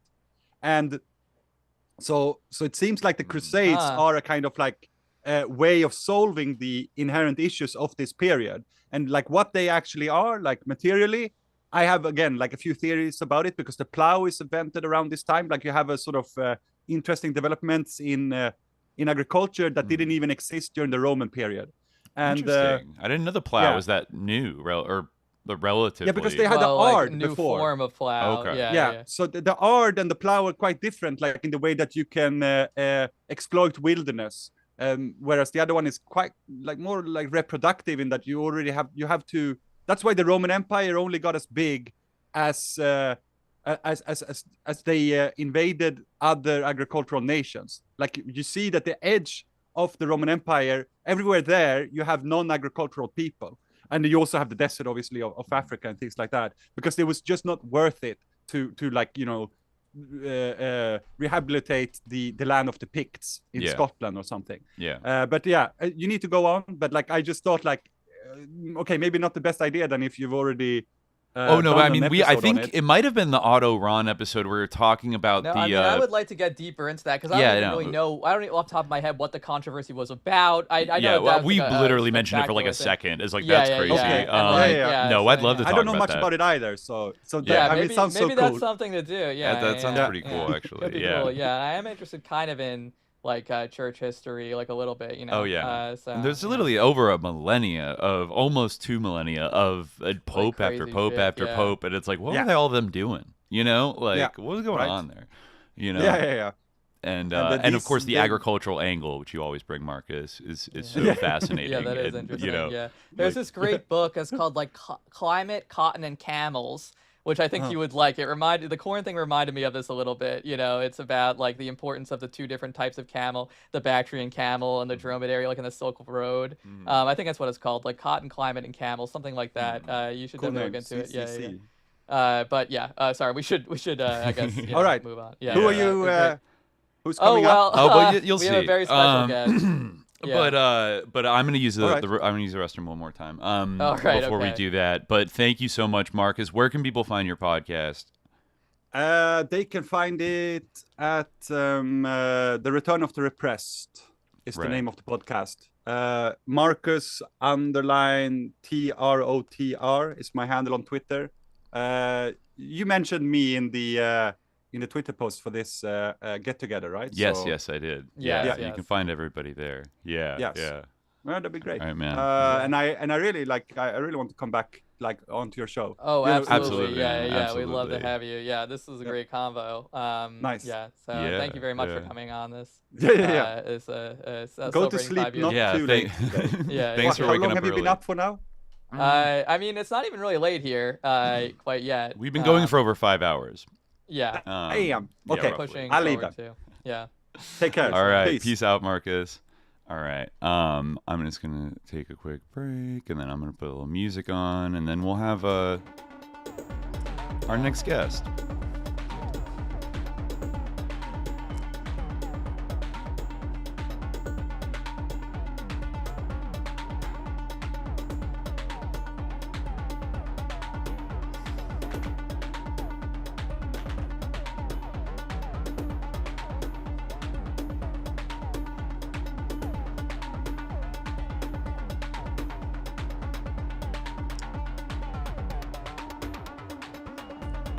Unfortunately, you guys guessed that the next guest would be Amy Goodman, so it's not the surprise that we had hoped, but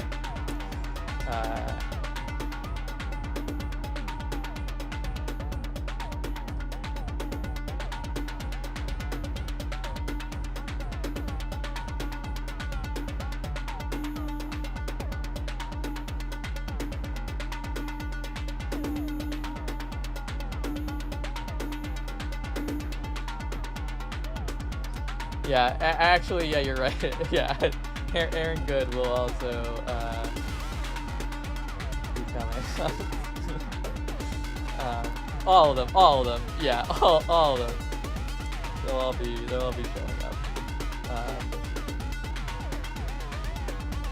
We're all gonna sing like a song to take us out, like together, like in a big chorus.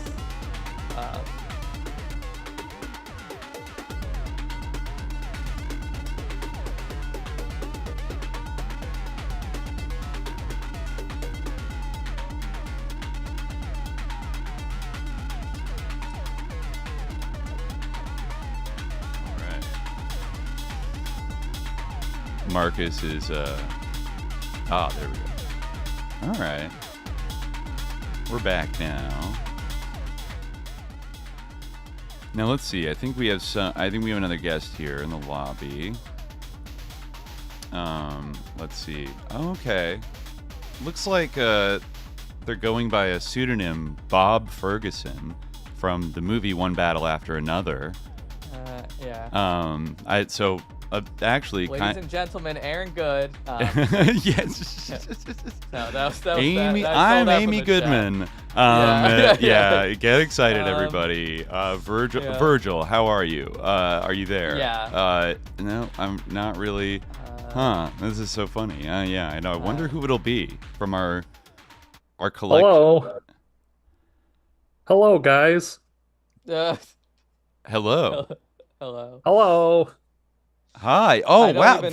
Virgil, Texas. Oh, my God. I forgot the voice changer. Okay, one second. Oh, my God. Hey, guys. How you doing? Wait a minute. It's Jimmy Falun Gong. No way. No way. How are you guys doing?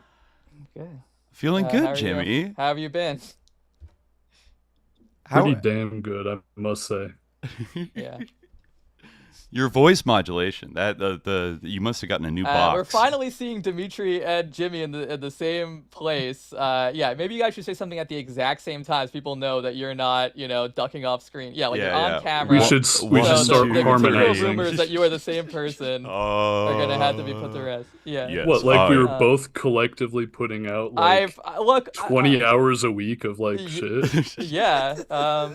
It was obviously the guy from Subliminal Jihad with a voice changer. Yeah. Oh yeah, obviously. This is kind of a fight club, like you're Tyler Durden, but you're actually like a fragment of my consciousness. Well, maybe I would be Tyler Durden. I don't know. And either way, we can trade off. Oh man, yeah. What have you been thinking, Jimmy? Because we haven't really, we haven't had the benefit of your insights in like a pretty long time. Things have only gotten astronomically fucking weird and insane since I've retired. So, some might say I retired at the wrong time, whatever. Well, yeah. I mean, it's for our line of work, it's certainly there's no shortage of things to focus on. Let's put it that way these days. If anything, which is not really a good thing for the state of the world, but for podcasting about the evils of the world, and the deep state lies, machinations, etc. There is a lot to focus on. Yeah. And I mean, I think... Yeah, an embarrassment of riches. An embarrassment of riches. Absolutely. I mean, I think... I think often, what would Jimmy have to say about this when things are happening, whether it's the return of our Orange Man, and the hyper-Pynchonization of... the vindication of Pynchon's paranoia about our culture kind of happening true every day, to high-profile assassinations in the heart of Mormon country. I wonder a lot. Yeah, we were definitely missing you during our Mormon discussion. My biggest regret is that I retired before doing that episode with you guys about the Jerusalem Center in... That's right. The Mormon Jerusalem Center. Yeah, because we still have it in our episode list. It's the only episode that we've kept on the list with parentheses saying "canceled" next to it. That's true. It is left there like a monument. Yeah. But I almost forgot that there was the whole. You specifically wanted to talk about a whole kind of Israel connection through, I guess, the LDS Church, and do you? I mean, there might be no better time than this, Jimmy. If you wanted to, if you remember off the top of the dome, what we were going to talk about. So all the good juicy morsels I might not have at my fingertips, but the TLDR is that the Mormon Church owns like a small campus on like the Mount of Olives. Okay. Like some of the most choice real estate in fucking Jerusalem. Right. And pretty good. There's Mormon specific end times eschatology about what will happen in Israel. And it's a very, very funny cognitive dissonance thing where the Mormon church and the membership, by speaking broadly, supports the state of Israel. Mm-hmm. But the actual, and this is different from the evangelical take, which it's similar but different. Okay. The actual prophecies say that like Israel will be so fucking wicked that it'll be destroyed off the face of the earth. Wow. Like the Jewish people in it specifically who don't. Critical Interesting. Oh well, no, not it's not very not, fucking funny. Go it's on. ironic. Yeah. Let them cook. I don't know. No. Just but I mean, interesting. Okay. Like, yeah. And this like weird disconnect is not reconciled in anyone's minds except for like me. I don't know. Like, anyway, I would have brought like scriptures and stuff if I showed up to like the actual episode to do that. Is this in the Book of Mormon? It's in several different texts. So it's like, but yes, I believe that there are passages in the Book of Mormon and the Doctrine and Covenants and various prophets, quote unquote. So it's very interesting, right? Yeah, especially with the trajectory of everything. Yes. And like I keep seeing talk, maybe it's died down a little bit, but like all that talk about like the red heifer and stuff, like I wasn't really sure what was going on with that. Is that kind of is that in like an Orthodox kind of like Zionist thing, or is that like a Christian Zionist thing, like an evangelical thing? It's both. Yeah. Not specifically our thing. We're kind of like we don't really do the rapture thing. We're like that's made up. Yeah. It's a general evangelical thing, the red heifers. Well, and I think it's a Jewish thing as well, that like the heifer like needs to be red, that's sacrificed in the temple. But obviously the Christians like take a different, approach to that whole like prophecy. But yeah, I mean it is interesting that there is such like that there's that big like difference. So I guess Mormon, I mean it is interesting, like I guess you're like general Mormon, you probably have better sense as I do, but does your general Mormon like believe in like the like the real letter of like the LDS church, or do they like have something closer to like, because I've heard that before, that like Mormons like they are members of the church, but like in terms of their beliefs they're actually like not necessarily always like stick to the letter of like what the doctrine is. But yeah, so is that like is like for your average Mormon? Right. What I'm saying is not particularly esoteric, but would not be like at the front of people's minds when they talk about Israel. For sure. So they don't see like, or so the official Mormon doctrine like doesn't see like Jews as having a special role in like eschatology. Well, or no, like they absolutely do. Oh, they do. And but it's their wickedness. Yeah. That will trigger the end times? Or trigger their own destruction. It is similar to the evangelicals in that like a significant section will convert to Christianity. That's similar. Yeah. And then a significant portion will just be like destroyed. And I think it's kind of implied that it's a country from the north that throughout the Cold War was always interpreted as like the Soviet Union or Russia. Interesting. But could be, I don't know, today, Turkey, I guess, but hypothetically, in terms of probably still Russia. Probably still Russia. Probably yeah. still Russia. Yeah. Yeah. Interesting. Yeah, I mean, that kind of... Fingers crossed. What have been like the main things like you wish you could have like made a Program to Chill episode about like in the past, like how long has it been since you retired? I don't even know. Man, probably a year and a half, approaching 2, something like that. Is it early 2024? Yeah. Yeah, that sounds right. Yeah. Yeah, I mean, the main thing that I would have like, I was heading towards this, but like the French Revolution. Like, yeah, I was gonna fucking relitigate the French Revolution. Yeah. I mean, we're just talking about this a little bit with Fergal at the very top of the show. I kind of want to do like some French Revolution stuff too, because a lot of it does like go back to that, or a lot of like are the ideas that like we're constantly referring to now. Here's the thing. I'm a soldier of 1793. We have to defend 1793.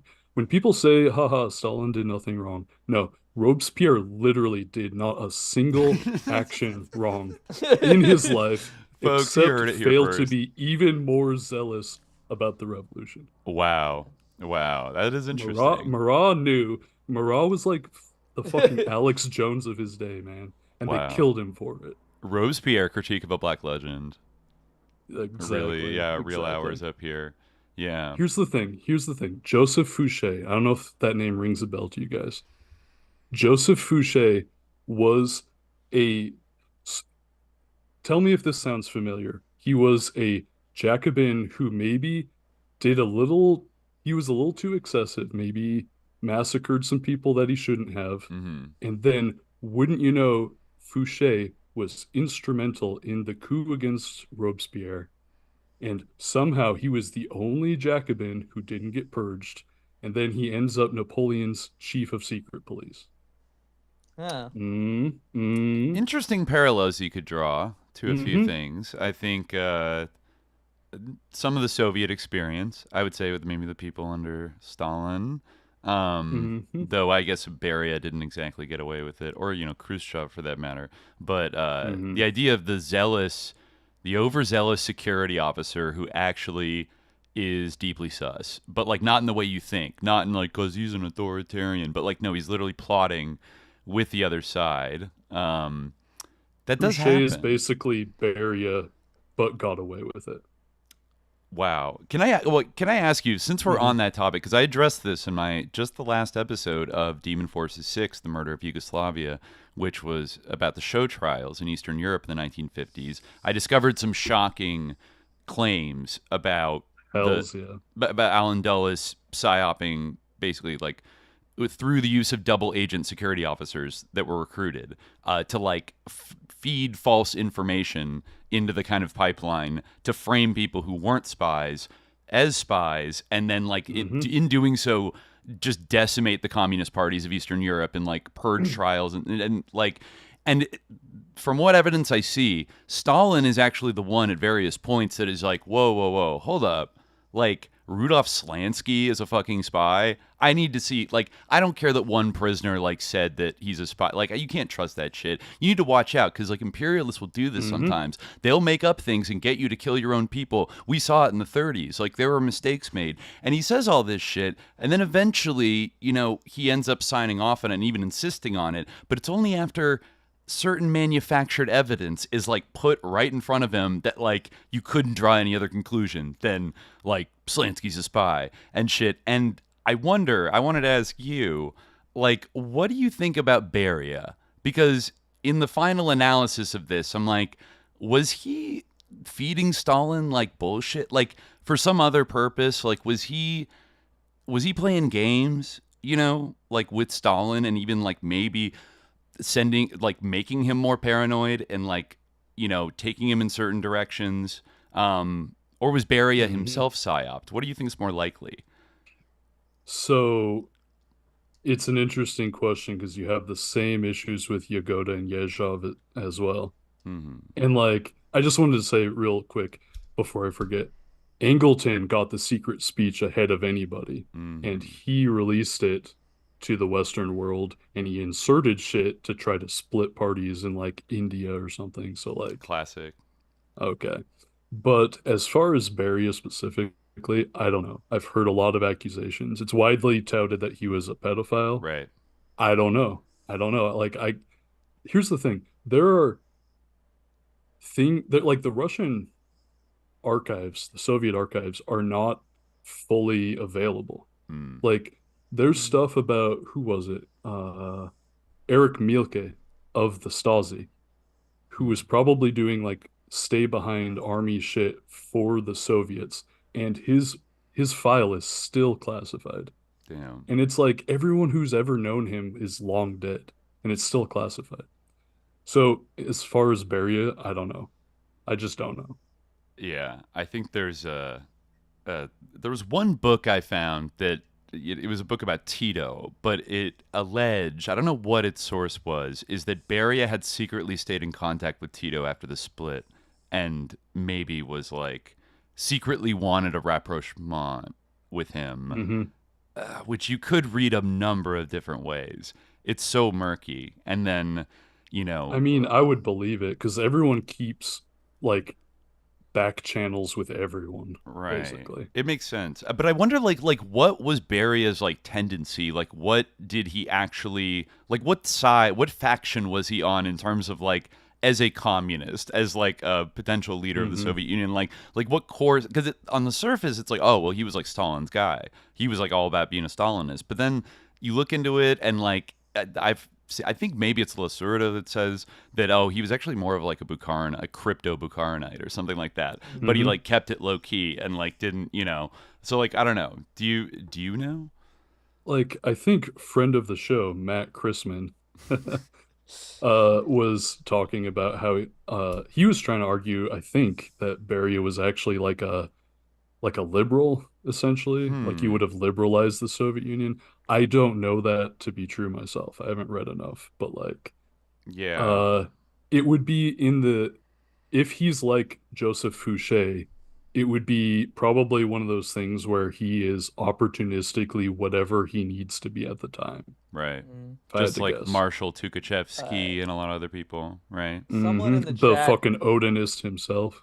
Someone in the chat is curious what your take on Saint-Just is. Louis Saint-Just of the French Revolution. Yeah. Saint-Just was perhaps a little bit too zealous. He had the folly of youth. The folly of youth. Robespierre, under the guiding hand of Robespierre, he would have probably been fine. But yes, Saint-Just was a little too bloodthirsty, but that might be what they actually needed at the time. So I don't know. I don't know. Interesting. Wow, French Revolution. Yeah, no, it is big. It is big, you know. And we are specifically in a moment where they are trying to roll back the fucking Enlightenment. Yeah, basically. That's exactly what we talked about with Fergal in the beginning. Yeah, exactly. Like like somebody was saying, yeah, like our issue is with the French Revolution. The French Revolution.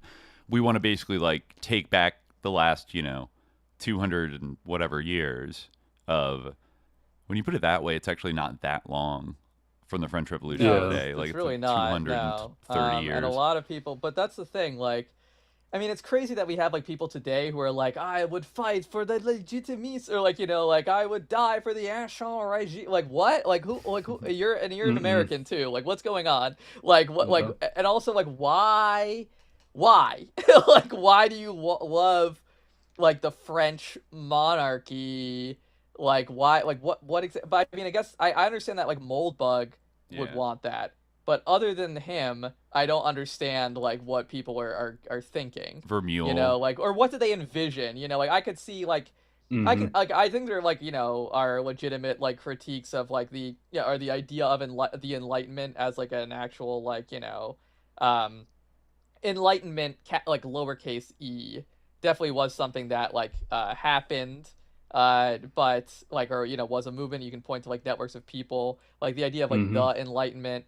I'm a little bit like not like in an like a moral or ethical way, but like just like historiographically. But like but yeah, like what is it that people envision? Like even if you were to have like some critiques of that, like or see some like that has some short-sightedness in some places, like. I feel like the what people you would want to do is like to build on like the good or what, I don't know, like what do people envision when we roll back the French Revolution? Like what they want a monarchy? Like I think so. They want pure hierarchy, and I think they might want monarchy, but they also might just want aristocracy in general. Yeah.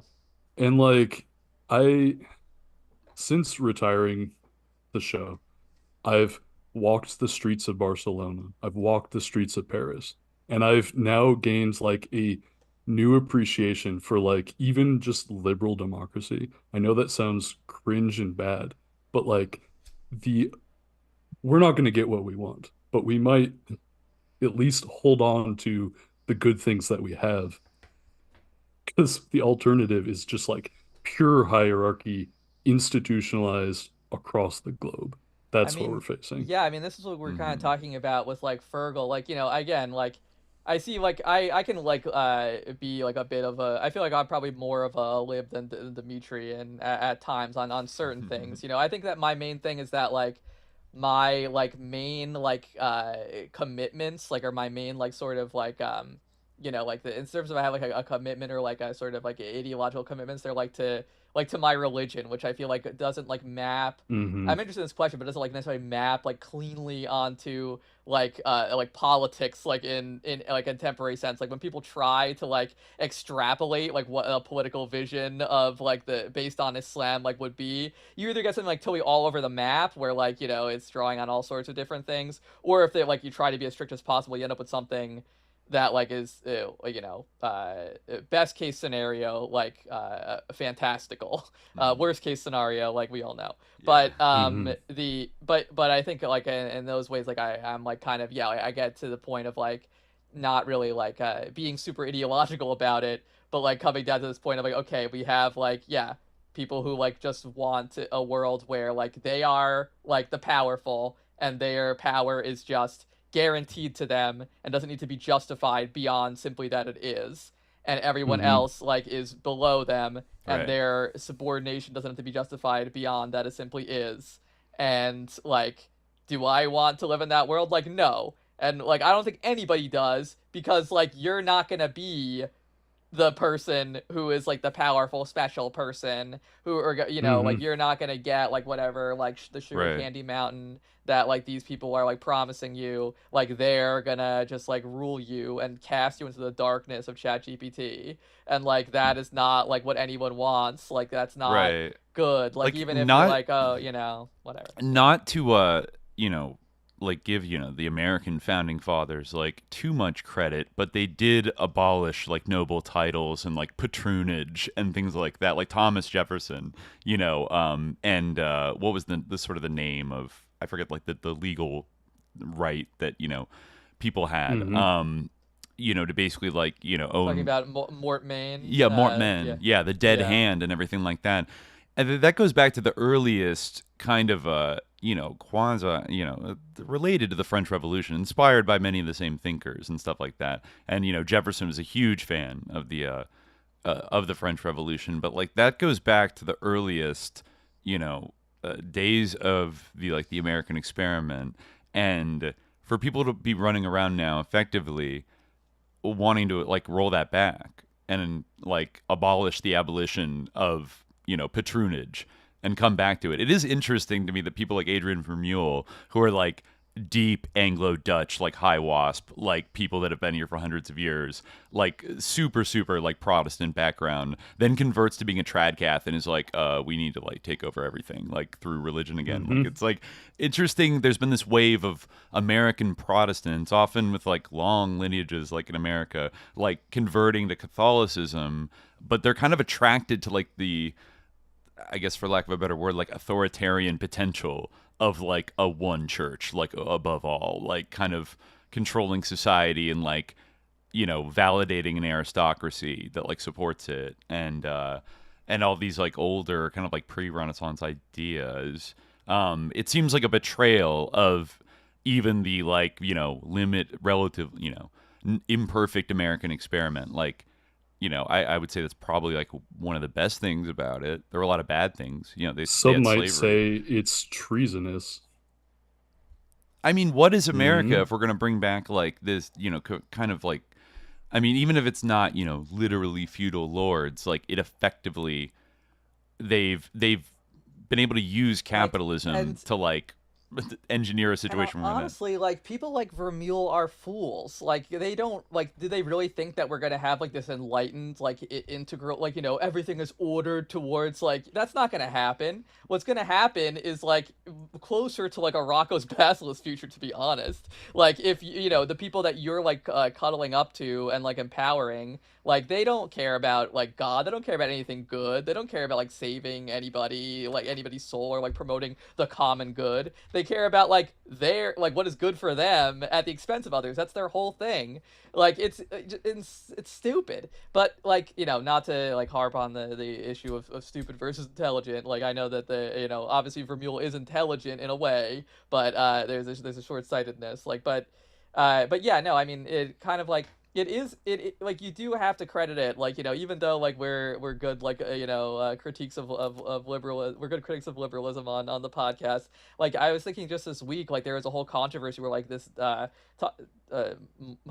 imbecile Matt Walsh was going on about how like when the founding fathers like talked about like, you know, freedom of religion, they meant freedom to be like Christian, you know, they didn't mean like, you know, having these Muslims in here. It's like, no, they actually thought about that and they actually like, you know, made a deliberate point to be like, no, it doesn't matter, like whatever kind of like, you know, infidel, like to use the word they would use, like you are, like you still have like freedom here, you know, like they were able to like game these things out, and like you got to credit them for that. That is impressive, and that is like a repudiation to the way that like a lot of people like that are like have an incredible amount of power over like the politics of this country now think, which is you know, it is crazy like that we've reached the point where like these like people who were like, you know, slave owners and slave traders, like in terms of what their philosophy is, it's like more attuned to like the exigencies of human freedom than like what, you know, our current leaders are. It kind of makes you think like,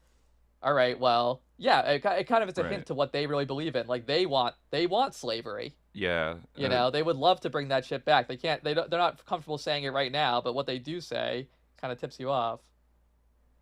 Exactly. That's why, in the spirit of 1793, they would be viewed as traitors and dealt with as such. That's the spirit we need right now. This is the new, maybe Jimmy, you're giving us a new tactic, in a new arrow in our quiver, in the struggle where you have to sort of like militarize people on like the line of treason against the Republic. Taking blue. To be fair, I think that taking blue and on to the next didn't level. Quite work. It didn't quite work. It's because the libs were doing it. The libs can't do anything. Like, I'm talking a lot obviously about France, but like during the Spanish Civil War, there was also a very similar dynamic happening. So that's what I would say. People do forget that the Republic was essentially kind of like the left side of like the Spanish Civil War, and it was still fighting for like what was admittedly not like a full dictatorship of the proletariat. Though you had, you know, anarchists and communists and syndicalists all fighting, and along with like kind of libs and like you know, social democrats and people like that. But it still would have been, all those people understood that, you know, it's like the Popular Front era, right? Where, you know, that's going to be a relative win to like stop a fascist military dictatorship from, you know, just abolishing like whatever is there of the rule of law and everything else. And yes, I don't know. It's funny to think about watching those military speeches the other day about, you know, treason against the Republic. Right? Like all these generals looking at this like fucking clown show like happening on stage. You get the impression that the treason they were talking about was them not being hot enough. And it's just like, okay, we're still not a serious country. I'm sorry. Baby shit. Yeah. Yeah. Yeah. It really is. Yeah. Essentially, if I could have, or if I would have kept the show going, I would have relitigated the Spanish Civil War, the French Revolution, Cuba, all of these things, the Sandinistas. Oh, and the Sandinistas as well. Yeah. I remember you posted a fascinating thread about Cuba because you went there, and I think a year before I did, and then I think we talked a little bit when I was about to go, and I feel like I went with the information you gave in mind and thought, interesting. I walked past the Freemasonic, the Grand Templo of Cuba, which was still, you know, the Masons are there. Like I was not allowed to go in because I had shorts on and sandals. Most successful revolution, and they reconciled with Freemasonry. Just throwing that out there. Interesting. Just a graduate of a Jesuit high school, and you know, and then pick your battles, folks. Yeah, and then a guy from the country of Peron, you know, which I think that Peronista kind of like angle is potentially, it is interesting, and then, you know, it leads to things that we've stumbled upon that are just curious, like the Axel Venner-Gren boat connection to, the grandma, for the initial invasion, but the boat seemed to be sabotaged. I think we saw that with the Samud flotilla going to Gaza this last week, is there were people like they caught people like sabotaging the boats and shit like that, But at the same time, like Axel Venner-Gren, did he want Batista to be overthrown for some other reason? And was there like a weird convergence of interest? I mean, Frank Sturgis armed Castro before they got into power. Let's just say it. The CIA did. Yeah. The CIA like supported him. Like he came to America and like visited after they won and was like, "Hey guys," and like, people treated him like he was cool. But then something went, like communication broke down, deals were not made, and then shit got very hostile very fast, and etc. And was it all simply because Castro was open to like talking to the Soviets? I mean, he kind of like went to them after his break with the U.S. Like it's like he sort of in a way had no choice. I mean, I think he wanted to like be a communist, but at the same time, like whether it was the mob or the CIA or both or U.S. corporations, of course, we got Alan Dulles is in power, Sullivan and Cromwell, we know about their interest in United Fruit in Guatemala and et cetera, et cetera. Like when do we fuck over the mob? Like strategically, at what juncture do we work with them and stop working with them? Like masterfully played, obviously. And then take over all the casinos, shut down the brothels, kick them out. Yeah. I think there's like more. There's definitely like more to it. What about the Sandinistas?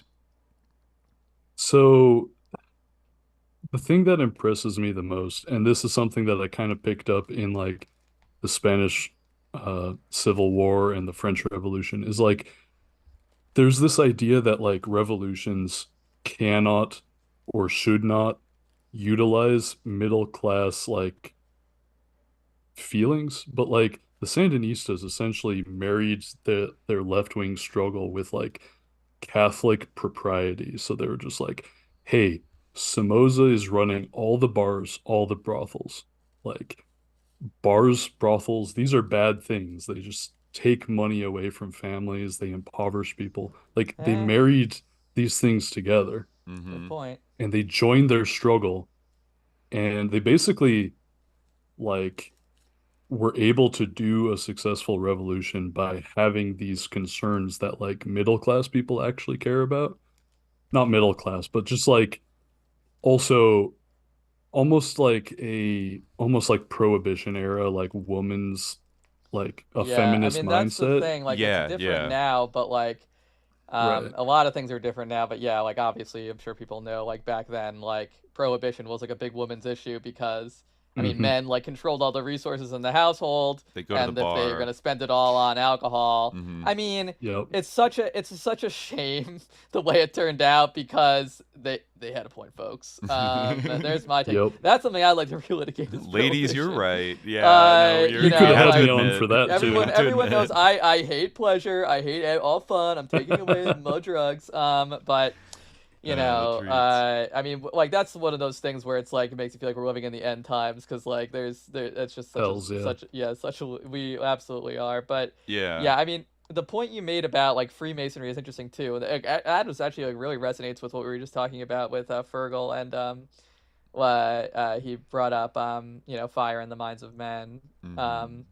This sort of I mean we talked about this before, like the esoteric or like these sort of like or the secret societies, like it's not like that's like kind of the conspiracism or like the parapolitics of fools in a way where it's like there's this one group and they're all the same and like they're all they're the committee of 300 or whatever. Like but no, actually it's not like that at all. Like this is like a very long-lived phenomenon that has like many different dimensions to it. It is like I mean we talked about this in the Land Belongs too, like the like Freemasonry was seen as like as like something with like revolutionary potential or like at least potential for social uplift like in the Arab world. It was eventually like kind of rejected like for various reasons, but it is interesting to like that's like a whole interesting history. It has like many like twists and turns, and I imagine it's definitely the Young Turks, man. Yeah, they're very sus, and they they betrayed like the promise like of Right. like the constitutional revolution, like that, or the restoration of it, the Young Turk Revolution, like they were a huge disappointment. Like it just sucks. Like I understand how people saw like promise in the Young Turks, and even though like I'm an adult convert, like I still who has like this tendency to have those sort of romantic politics, and to I don't really, as anyone who listens to that series will see, like I understand like seeing the Sultan Khalif as this moribund figure, and I think that like the vision of Ottomanism, like that, the idea like of Ottoman citizenry, conceived in a broader way, not based on religion, but based on something very actually similar to like this idea, this kind of liberal idea that we see like in the United States, like that was something that actually had a lot of power, and to see that be betrayed and to descend into like this horrible ethnic violence and like reprisals, it's tragic. It's truly tragic. Yeah. Amen. Someone in the chat asked if you can speak to like the Russiagate truth that you hinted at in your farewell post. Yeah, well, it's like, okay, Lord knows I'm not going to be able to do it justice without doing like a You're already living out, so go series. for it, yeah. Okay, but here's the thing. Ask yourself, why is this administration full of actual criminals? Like, I don't know. I'm just saying. I mean, you got Howard Lutnick, you have Stephen actual Miller, criminals like Hegseth, like RFK Jr.'s done things, like, and then the connections to the people, like just going through our Mormon episode last week with Michael Flynn and its story about connections to like the Kingston Group, Desert Tech, this guy Khamenei, who seems to be connected to everybody, arming like the Kurds in Syria and their like Israeli spyware company. Like all this shit is like, and Trump's associate, the people he surrounds himself with are like, some of them are connected to Russia, but I think like the big error of like Russiagate, back in its golden age, was like only looking at it through like an FSB Putin like spy like KGB lens, instead of looking at it through a Russian organized crime, which is like not unconnected to the state, but like is a little bit of a different beast with like much deeper ties in American politics and the underworld, and right? the deeper roots of Russians before even the organized crime. Yeah. Like we're talking Cold War, before Cold War type networks.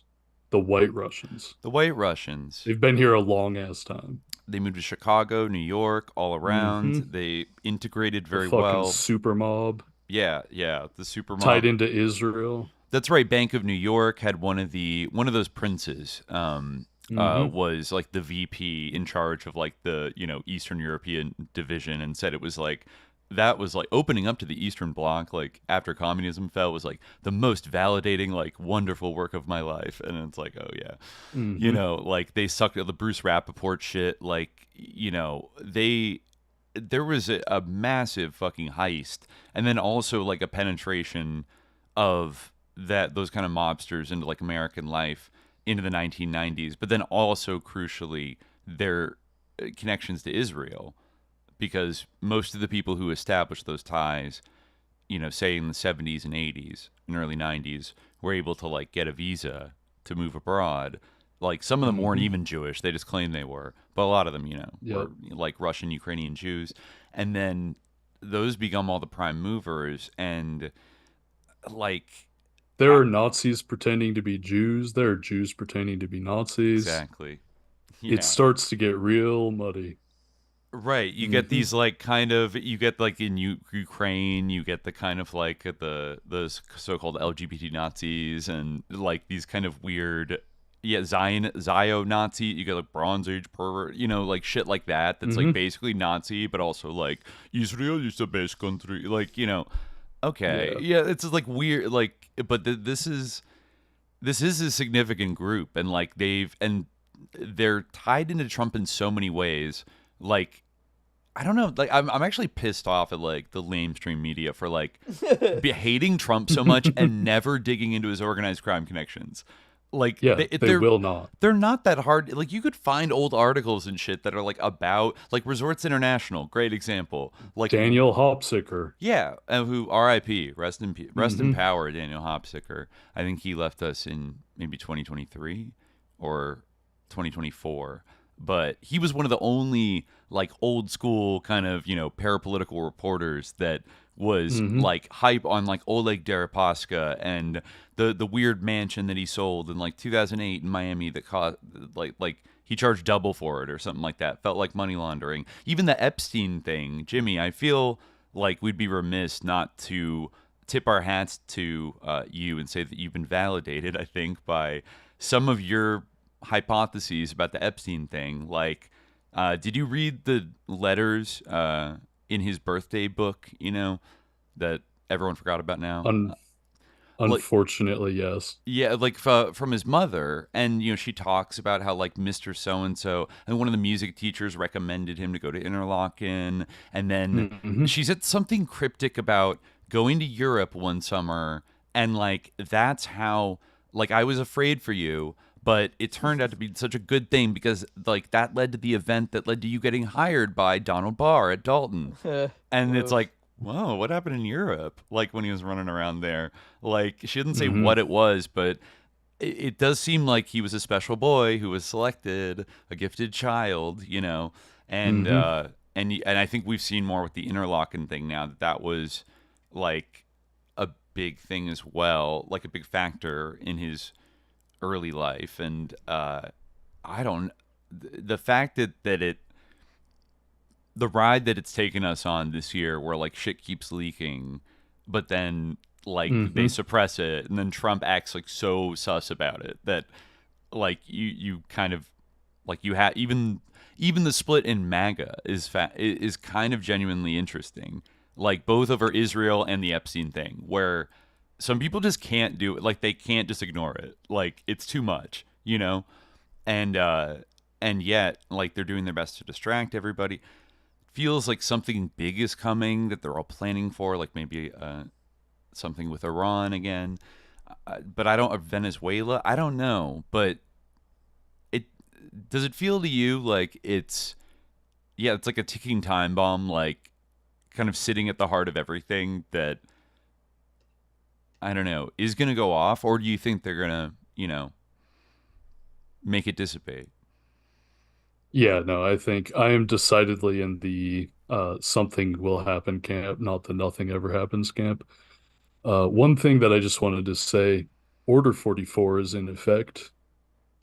Order 44 is a historical allusion to, I believe it was Missouri, ordered the extermination order for Mormons.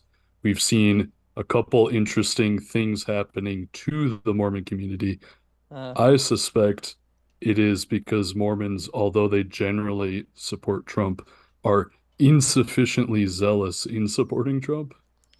You know, interesting. I kind of noticed that a little bit. Well, it is interesting, like, especially what you said, right? Like, about, like, the sort of interesting, like, eschatological difference, like, and I mean, it is, like, we were talking about this a little bit, and, like, again, like, I'm not really, like, super knowledgeable about, like, Mormon theology or, like, politics, or, you know, really, it's not, like, something I know too much about, but it is interesting, because, like, our part of, like, the sort of conservative coalition in American politics, but, like, I mean, remember Evan McMullin, you know, CIA like, Mormon. That was, like, a whole thing, you know, Mitt like, Romney, who Trump humiliated.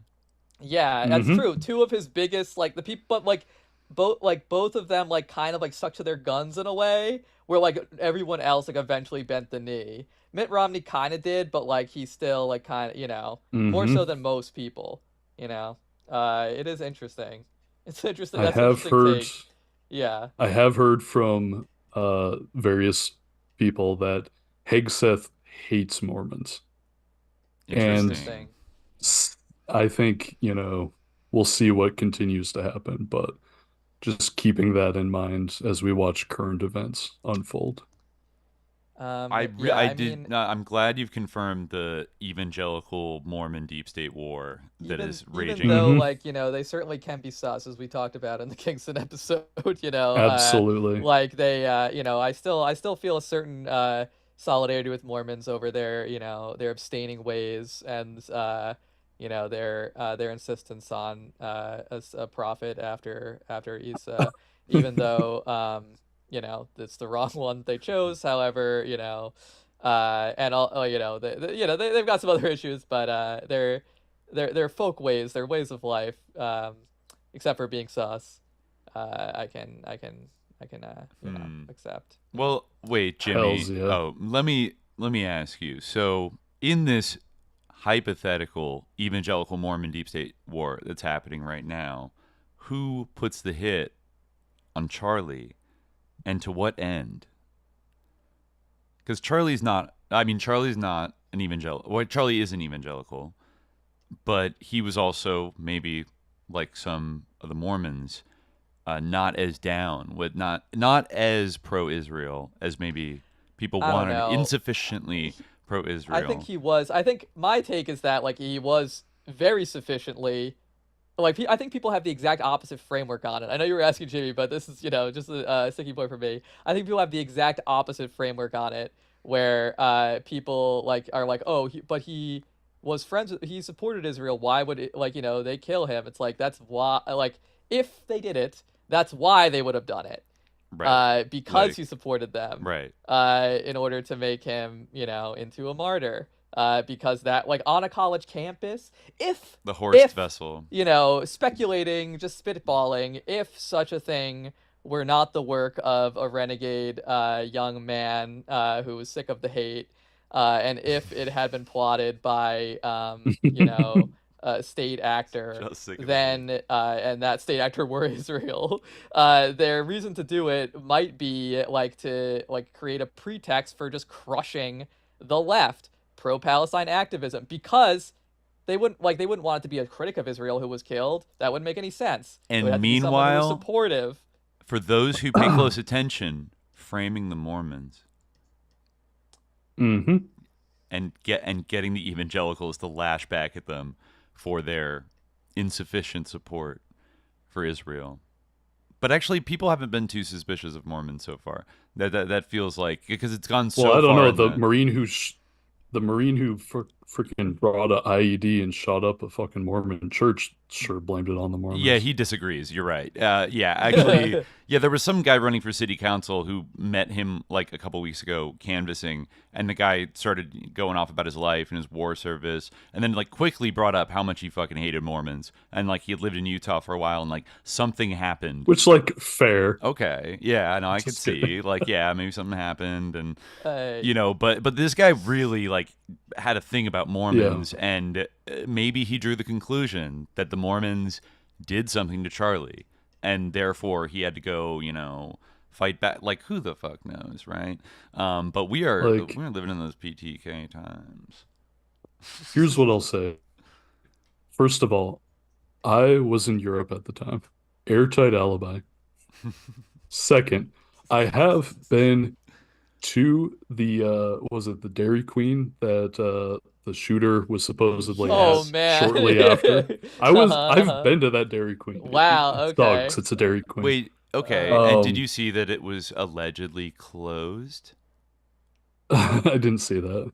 According to George Webb, grain of salt, but I did attend UVU briefly. Oh. Huh. Yeah, Wow, I've been to the area Wow. that the thing happened there. The gladiatorial amphitheater. Yeah, but of course, as you said, you have an airtight alibi. You have nothing to do with it, and neither did we on this podcast condemn all violence. Definitely condemned. Whoever did it. Jihad. Whoever did it, we Peaceful condemn struggle it. through chat. Yeah. It was very, very funny to me to see that they were trying to say that this guy got radicalized from one semester attending Southern Utah University. Or whatever. Yeah. I Engineering. have friends who have gone there He who have became a never left-wing even radical. heard the word communism. Like, absolutely retarded. No, Like, I think, I bet there probably is like, maybe 3 communists on campus at any given time on that particular campus. And now at UVU, it's probably like 5 max. And none of them. And they were all in a Discord together. Yeah, they're known for their like massive national security program that like partners with the, I don't know, DoD or NSA or something like that, right? I've UVU. been to multiple colleges in Utah. Nobody fucking teaches anything remotely left wing. I'm sorry. Yeah, that's good to know. Despite the what was it, like SLC, like queer radical. Remember they were like passing around this poster saying that these people they're like backed by Soros. They're kind of saying that they're the Eddington like Antifa super soldiers, and they must have like trained this kid to like, like they almost made it sound like there's like 4 punks in Salt Lake City. Right. Like there's like nothing going on. It was the goths. I've seen some aspersions being cast towards the goth community in like SLC, maybe by like, I forget if it was Megyn Kelly or Candace we all Owens. saw that movie SLC Punk. Yeah, SLC Punks, which and you remember in the movie there were like literally 4 punks. And that's pretty much accurate. Yeah. So at the same time. Yeah, I don't know. Someone in the chat socially everything's like 30 years back. So we're still talking about goths. Yeah, Come on, man. It's true. Like the goths didn't even exist. Like I was like a goth, but like there wasn't really like a goth community, like not as it should have been. All these kids were listening to My Chemical Romance and not Susie or Bauhaus. Yeah, I disavow Susie now knowing what I know now. I was young. Okay. But someone in the chat, Jimmy, asks if you ever ran across a George Zinn in your time at UVU. What, in Utah?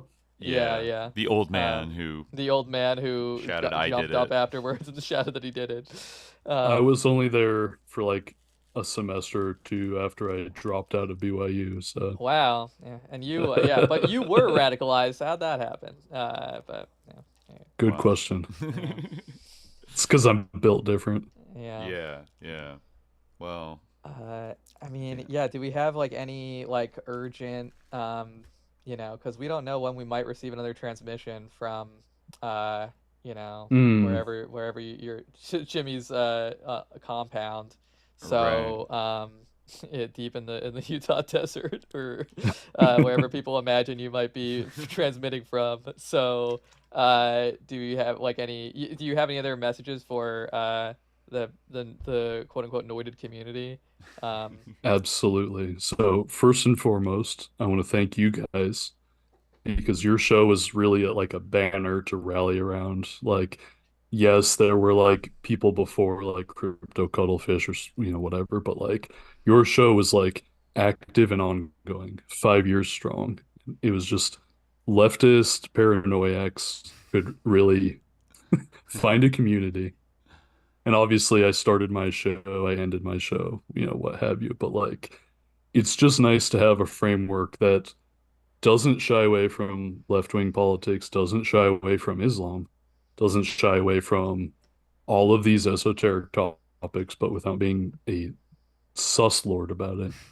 So I just want to thank you guys, first of all. Well, thank you, Jimmy. You. I mean, and we really appreciate you like coming out for this, like we were like as soon as the idea occurred to us, we were like, we gotta try, and we appreciate you popping in, and like you were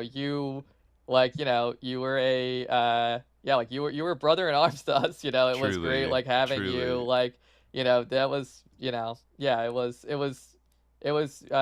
lost a lot like when you retired, but I hope that you're doing awesome things, and as you said, like on your first appearance on our podcast, I hope you're living every day like you're living in the Soviet Union, and continuing to uphold the principle that LARPing is good. That's good. That's a deep cut. That was a deep cut. But yeah, man, you were such a binding force and a strong comrade in the info war in these first couple of years. And yeah, even though we technically started first, when even we look back at the 5-year mark, I think you started in 2021, and that whole period, so much happened in that first, like even just like year of like SJ and then P2C coming into existence, and in this completely organic way.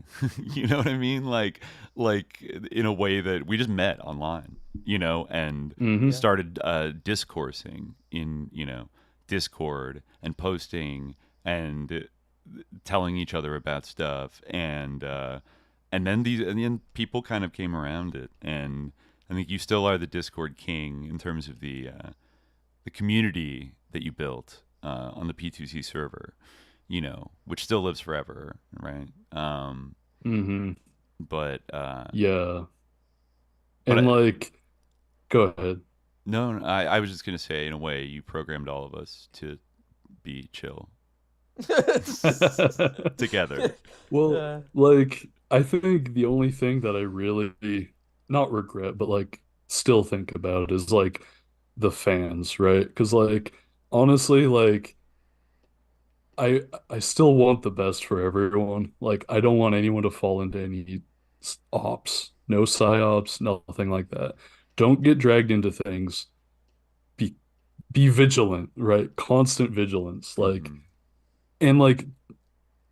it's one of those things where I think there's this tendency on the left to just instill a almost a they're trying to make you a baby. They're trying to make it so that you're bad at everything. And you need to be good at things. You need to be good at a lot of things, a wide variety of things. Certain things to take care of yourself, certain things to just have careers. Lenin didn't suck at what he was doing. He had real skills. Every person needs to have skills. Fidel Castro was an actual lawyer. You need to actually have a career. You need to be able to contribute to things. You can't just be you have to try harder. I see what you're saying. It's not it's not a baby per se. It's or maybe at least how I think of it is I'm a freaking freak in a gutter, and that's fine. I'm just scum. I'm garbage. Whatever, for whatever reason, that self-image is kind of promoted on the left. It's kind of the P.T. Anderson movie that just came out. Literally doing that. Yeah, it's kind, I mean, the kind of celebrating it in a weird way. The epitome of it is being a dirtbag. It's literally dirtbagism, where it's I am a dirtbag. No, you shouldn't want to be a dirtbag. You shouldn't want people to see you as a dirtbag. There's nothing aspirational about being a dirtbag. The Sandinistas didn't do that. You're not garbage. The Vietnamese didn't do that. The Cubans didn't do that. The Soviets didn't do that. Yeah, and there's nothing aspirational about being fucked up. There's my wife talks about how many, not all, but many of the people I met through the show, not you guys necessarily, she would joke about them being raccoon people, because it would be they eat from the trash. They just think they are trash. They aspire to very little. And it's cool when you achieve things. It's cool when you have professional success. It's not cool to be a trash person.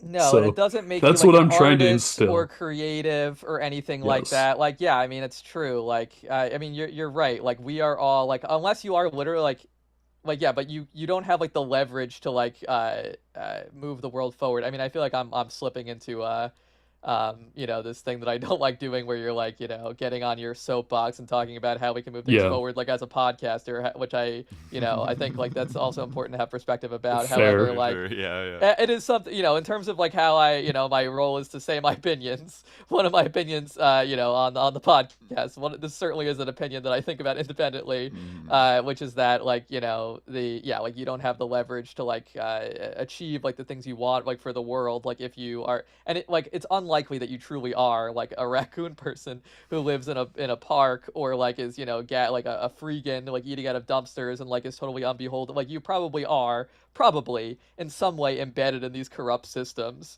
You know, you probably are like complicit in some way, you know, and like bearing that in mind, like how can that be leveraged, you know, like how can you you know, like actually, like, you know, leverage what influence you have. And like I think, I don't know, there is like this thing, and it kind of is, it has to do with the kind of this is a very complicated thing. You can think about it historically. This is bohemianism, this kind of like idea, like this almost like Byronic idea of like artistic genius, where it's like, you know, in order to be like a great poet or something, like, you know, or you know, to be a rebel, like you have to be like shit and scum and garbage, and that's, you know, not true. And like I'm not like what I did laugh at your remark about raccoon people, but I'm not laughing at the, you know, I think we like hold our fans in the highest esteem, and like anyone who's listening to this, like if, you know, like all I'm saying is just, yeah, like and I think this goes to the whole thing of like you know, like the parasociality of it too, where people are looking for, you know, like, oh, like guide us forward, oh great, like leader on the vlog, you know, like tell us how we can do something, and they're like, I don't know, buy my new comic or like whatever. Like you, like, you know, you don't need like some parasocial relationship to hold your hand and guide you into the future. Like you can, you know, you can do it, you know, like, you know, you don't need Bob Dylan. Like you can write lyrics as good as Bob Dylan. I believe that you can. Yeah. Like, you well, know, I think like a lot of it comes down to like they want us to be consumers and only consumers, and they're building the technological tools to sort of give us the option to just be sort of like slop enjoyers and sort of not have any aspirations beyond that, and or any abilities in production, because so much production has been offshored, and our economy is like I talk about it with people a lot. It's like America just feels like this like like this ethereal financialized economy that, you know, like what would you even go on strike and like shut down that would stop, you know, a war from happening or something like that, like that the supply chains have been distributed globally, and like the, you know, critical action happens like elsewhere, and Americans are like you know, sort of encouraged until I guess the money runs out to just like consume and, you know, like fill their brains with increasingly automated like slop culture and treats, like for lack of a better term. And I think like, yeah, like resisting that is important, and building whatever competencies and like skills, like learning a foreign language. Like I need to get my ass needs to get on that. You know, I'm a little better at Spanish now, Jimmy. I got a little better, but far from perfecto. You know, like still got to go. But you know, I think, you know, like so many Americans like don't speak another language, or like, you know, I don't know, like things are simultaneously getting like they're coming. It feels like they're coming to crack down. Like Rex 84 is on the table, but at the same time, like there isn't a French 75 like really running around. Like the things they're they're designating terrorist organizations like don't really exist in like the way they allege they do.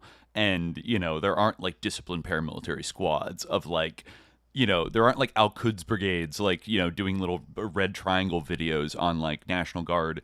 You know what I'm saying? Like even in 2020, like there was some outbursts of, you know, burning down a police station and things like that. But Americans are kind of like, we've kind of been bred to be docile. I don't know. That the America Against America book is like, I think has a lot of interesting insights from a Chinese communist perspective, you know, in 1990 of like what America's strengths are and what its weaknesses are. And you know, this country's not totally hopeless, but it's also a victim of its youth, I think. And it's being run by the worst type of, I hate to even say neo-Confederate, because it's not like confined to the ex-Confederate states, but in a way, in its seditiousness, it is kind of neo-Confederate. You know, like they want to take us back to something else and like cancel, you know, the liberal order as it stands. I don't know. Listeners, listen to me. Listen to my voice. This is Jimmy talking. You know me. You love me. If there's one thing I can tell you, it's listen to Mormon prophecy. Learn Spanish. Everybody jokes about learning Chinese. No. Mormon prophecy, Book of Mormon says, learn Spanish. That will be the future. Jimmy Mormon confirmed. Jimmy Mormon confirmed. Yeah, his message to I don't the even. fans is to I don't listen even go to Mormon church prophecy. anymore. Well, you just want to know what they're prophesizing, right? Like this is real Exactly. thing. I feel enlightened off of that. That's going to change my calculation. I kind of thought they were just like totally in with the evangelicals on that issue. You would think. You would think. But... So let me ask you guys: is there another guest waiting? Like, am I? I'm not stepping on. There's the final guest. Recluse is waiting, but okay. I mean, how are you feeling, Jimmy? Like, if you want to keep going, we can. I mean, we could, you know, if you want to invite in Recluse, talk forever or whatever you want to do. I mean, do you want to? He'll mind. Yeah, I think Recluse he's also into the Mormon issue. Yeah, so he was going to talk about the Mormon stuff. I think this would be a great collab. I mean, Jimmy, actually, I think. Well, you and I have both seen Recluse like IRL. Like we've like met Recluse, right? Yeah. Yeah. So, you know, in a way, it's kind of a crazy reunion. So, yeah, let's get Recluse in here and let's do a proper powwow.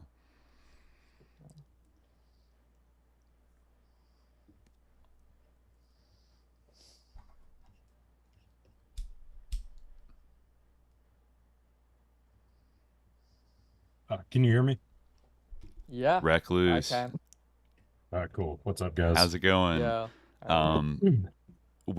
You were on live here with Mr. Jimmy Falun Gong, returning from exile for one night only. What's up, Jimmy? How you doing, bro? Good. How you doing, man? Not too bad.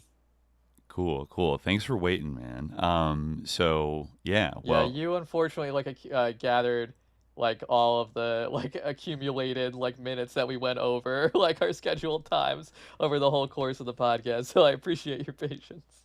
Oh, no worries. Yeah, man, thanks for doing it. So you're the our finale guest of the evening, Recluse. So thanks for coming by. And yeah, I guess we were just talking here with Jimmy about a lot of things, but we were discussing various Mormon matters, and I've been listening to your updates on the farm about, you know, what was happening with I don't know, around the Charlie Kirk thing, and what is it, Utah County, and you've done a lot of dives into this over the last couple of years, right? In some of these cases. Yeah, definitely. So it was very interesting to see this stuff cropping back up again, no doubt. Yeah. And you mentioned that have you dug up something new about, I don't know, something related to like the Kirk thing or the Utah County Police? Well, yeah, definitely something is relates to the Kirk thing. One thing though that it had slipped my mind that I wanted to get onto though here right quick about Utah County. So it turns out the history of SRA accounts there goes back to at least the 70s, predating David Lee Hamlin, which is interesting.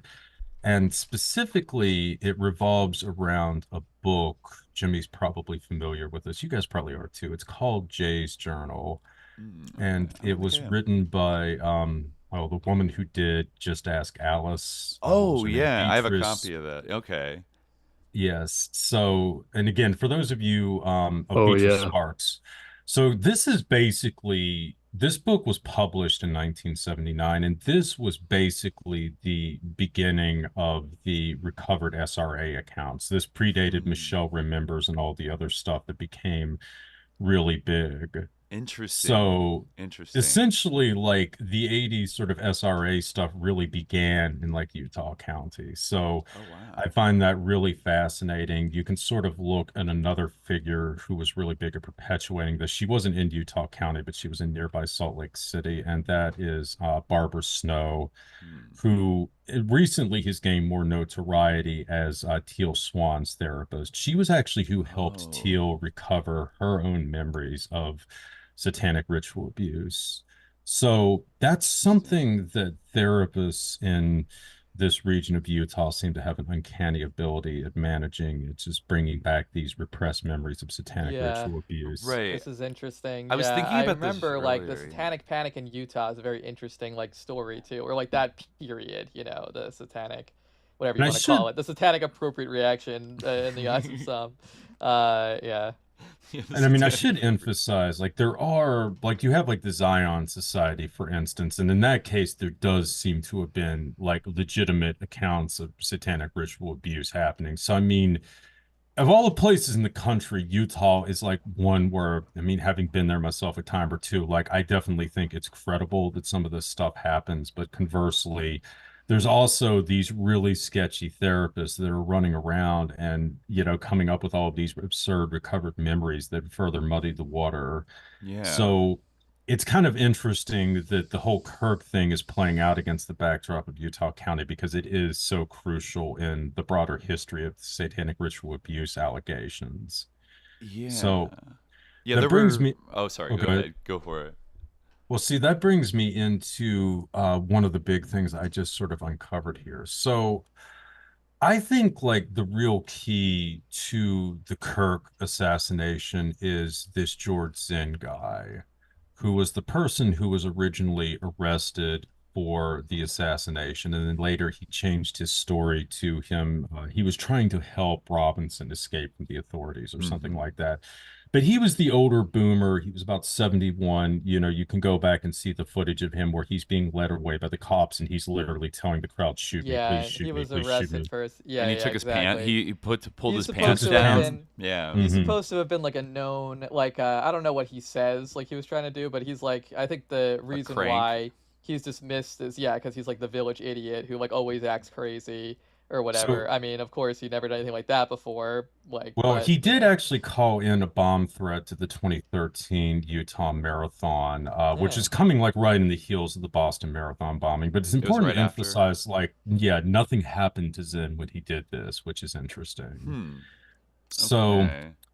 for those of you unfamiliar, so after Zinn goes through his whole theatrics of the Kirk assassination, he is taken to a hospital. I think he feigned like a heart attack or something. I can't recall off the top of my head.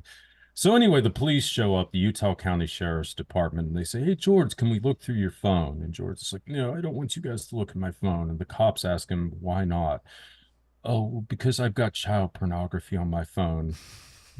"Why do you have child pornography in your phone?" "I get sexual gratification out of masturbating to child pornography in my phone and sharing it with other people in the area." So, who in the fuck does something like this? Okay, so unless George Zinn really, really wants to experience what it's like to have a sheave rammed so far up his ass that it comes out his throat, you never admit to the cops that you have child pornography.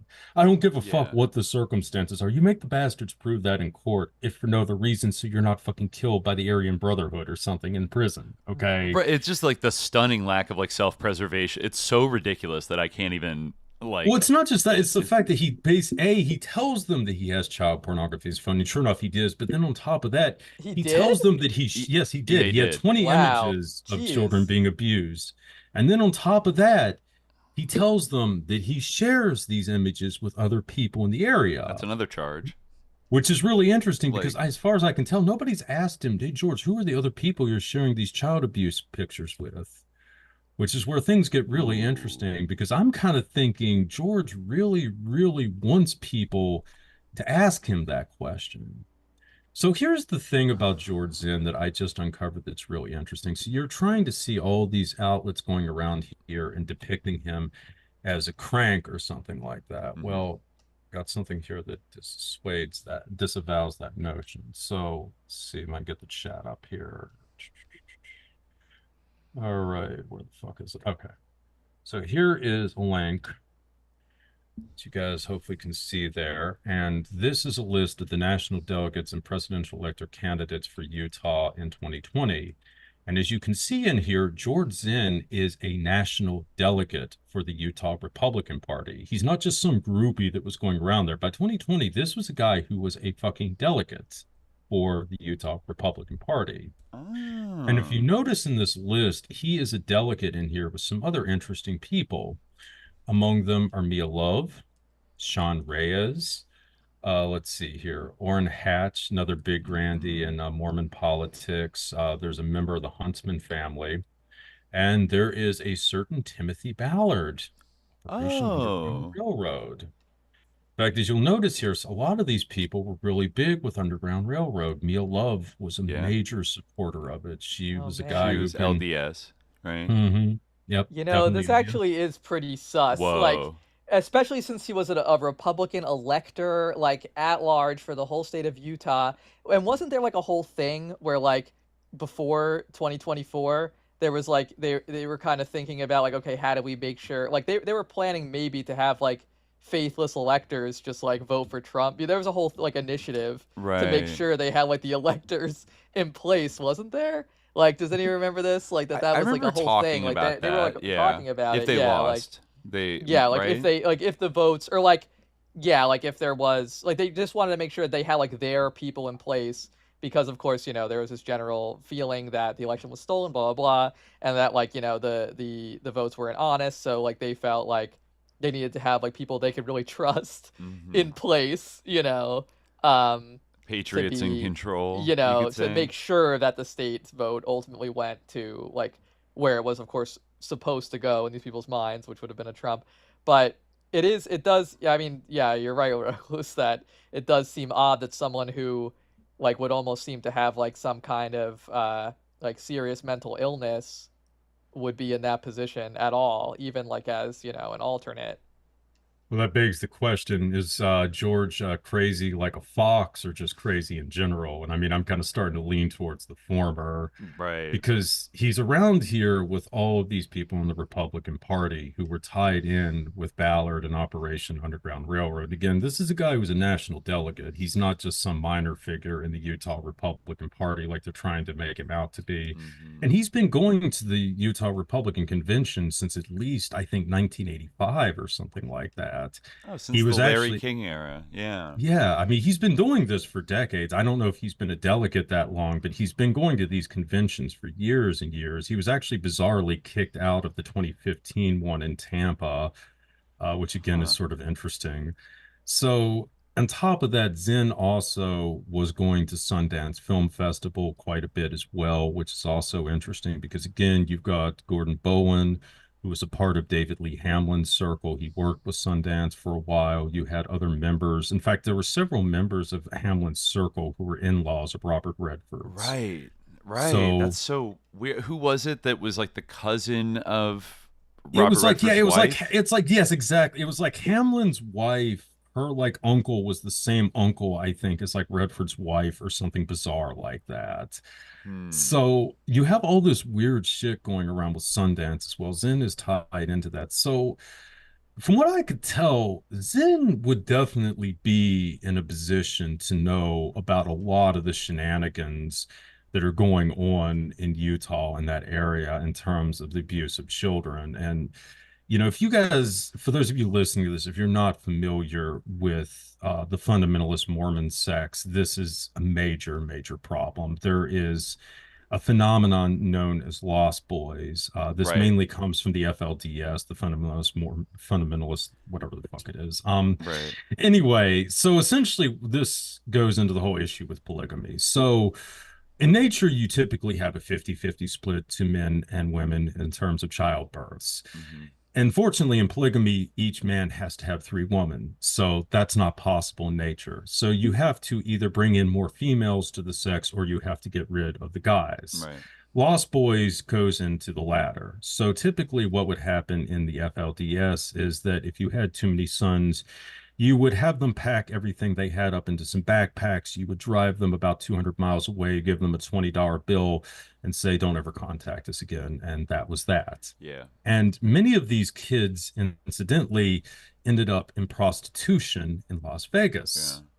So that alone is something that is highly suspicious, especially when you consider the connections that the LDS has to Vegas, and specifically the Eccles family. The Eccles family were the real grandees who brought in shit tons of money to Las Vegas. They were using Perry Thomas as a kind of front for that. But the Eccles were the first millionaire family in Utah. They are insanely wealthy. To this day, they still are. It was, I think, Mortimer Eccles, who was a major architect of the current Federal Reserve System. And guess what? The patriarch of the Eccles family was a polygamist. Not surprising given the times. Yeah. That's so. You just kind of look at this. You've got this pipeline, incidentally, of these kids brought up in polygamous sex that are going to Las Vegas, right? Where a lot of times they end up in prostitution, in which a town in which the LDS essentially built up from almost nothing. I mean, everybody thinks that this was like Teamster money, syndicate money, but it was this Perry Thomas guy who really was the one who arranged the financing for all of this, got the Teamsters and everything on board with this. Was he one of the people around Howard Hughes? Mm-hmm. Okay. Yeah, he was actually a purchasing agent. The for Mormon Howard Mafia, Hughes.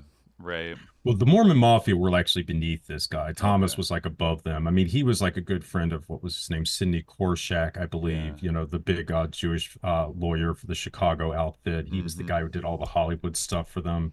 So this is the milieu that Perry Thomas was working in. He's a front for the Eccles family, who are.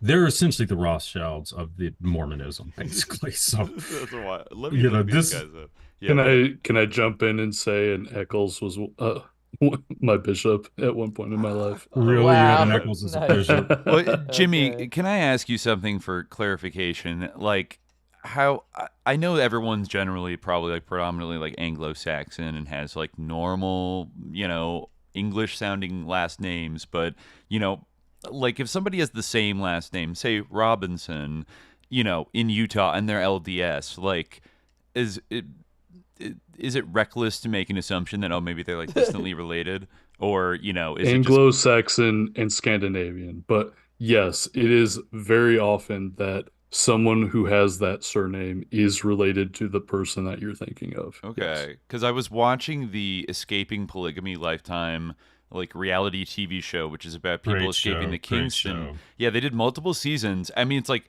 you get a sense of the scale of like the Kingston group in that they did like 4 seasons of, I don't know, 8 or 9 episodes each that are always like getting another girl out of like the Kingston group, and another one's being forced to marry her uncle, and they have to go and like pick them up and everything. But I caught, or maybe somebody caught and sent it to me, like one of those episodes they interviewed basically a lost boy from the Kingston family, and I forget what his first name was, but his last name was Robinson, and I forget, he's probably from like the Provo, kind of Salt Lake City or West Valley City kind of area where most of the Kingstons are, but he kind of got kicked out. Like that was like his story that he was telling, and his last name was Robinson. I mean, it's a bit of a stretch of like, was Tyler Robinson's family connected to like, like for example the Kingstons or something like that, or were they just kind of a more like normal like mainline LDS kind of family? I don't know. I have no idea. Robinson, it's probably more common, so it's like unless evidence comes out. But like, here's what I will say, like I only have just a little bit of anecdotal color here, but like when I was 15 or 16, I worked at a pizza place in Utah where there were several polygamists who worked there, and the young women who worked there were all nice and kind and just weird. They were weird.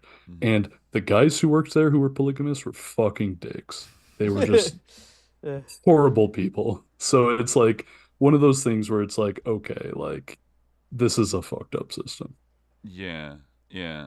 I mean, it kind of blew me away when I was reading all the stuff about like the Kingston group and like what their practices are. I mean, which is like, it's on a Lifetime show. It's not like it's like, an obscure secret, like whatever. This has been put on blast. Some of these guys went to jail for that weird like Kurdish like green energy scam, like scheme that they were doing. They got real time for it, but at the same time, it's like people like, say, Tim Ballard, like, and other people in like the LDS community that are all about like combating human trafficking. It's like there are people that basically openly practice like incestuous pedophilia and traffic like underage girls and force them into marriages like in your state. Like, I mean, that's the dude. It's worse than that. Yeah, Go ahead. Well, so I mean, okay, well, just to add on, to like to give you guys some insights into Kingston. So Connie Rugg, RUGG, was the daughter of the family patriarch John Ortel Kingston. She stated, quote, "My father experimented inbreeding with his cattle, and then he turned to his children." Ortel married series of his nieces and half sisters and so forth. So this has been going on for a while. David Kingston, who's one of the patriarchs now, was convicted of marrying and maintaining an incestuous relationship with his 16-year-old niece, Mary Ann Kingston, during the 90s. So, but so here's where this gets really absurd with the whole thing with Operation Underground Railroad. So Sean Reyes, as I'm sure many of the people listening to this are aware, very close to Timothy Ballard. He was a major backer of Operation Underground Railroad since, I think, at least 2015, when he went on some bizarre sting operation in Colombia with Ballard. So 2016, Mr. Reyes is running for re-election for Attorney General in Utah, the top, prosecutor in the entire state, no less. And he was given a $50,000 donation from the Latter-day Church of Christ, LDCC, which is the Kingstons. Now, he tried to, and get $50,000 is a lot for a fucking attorney general's race at the state level.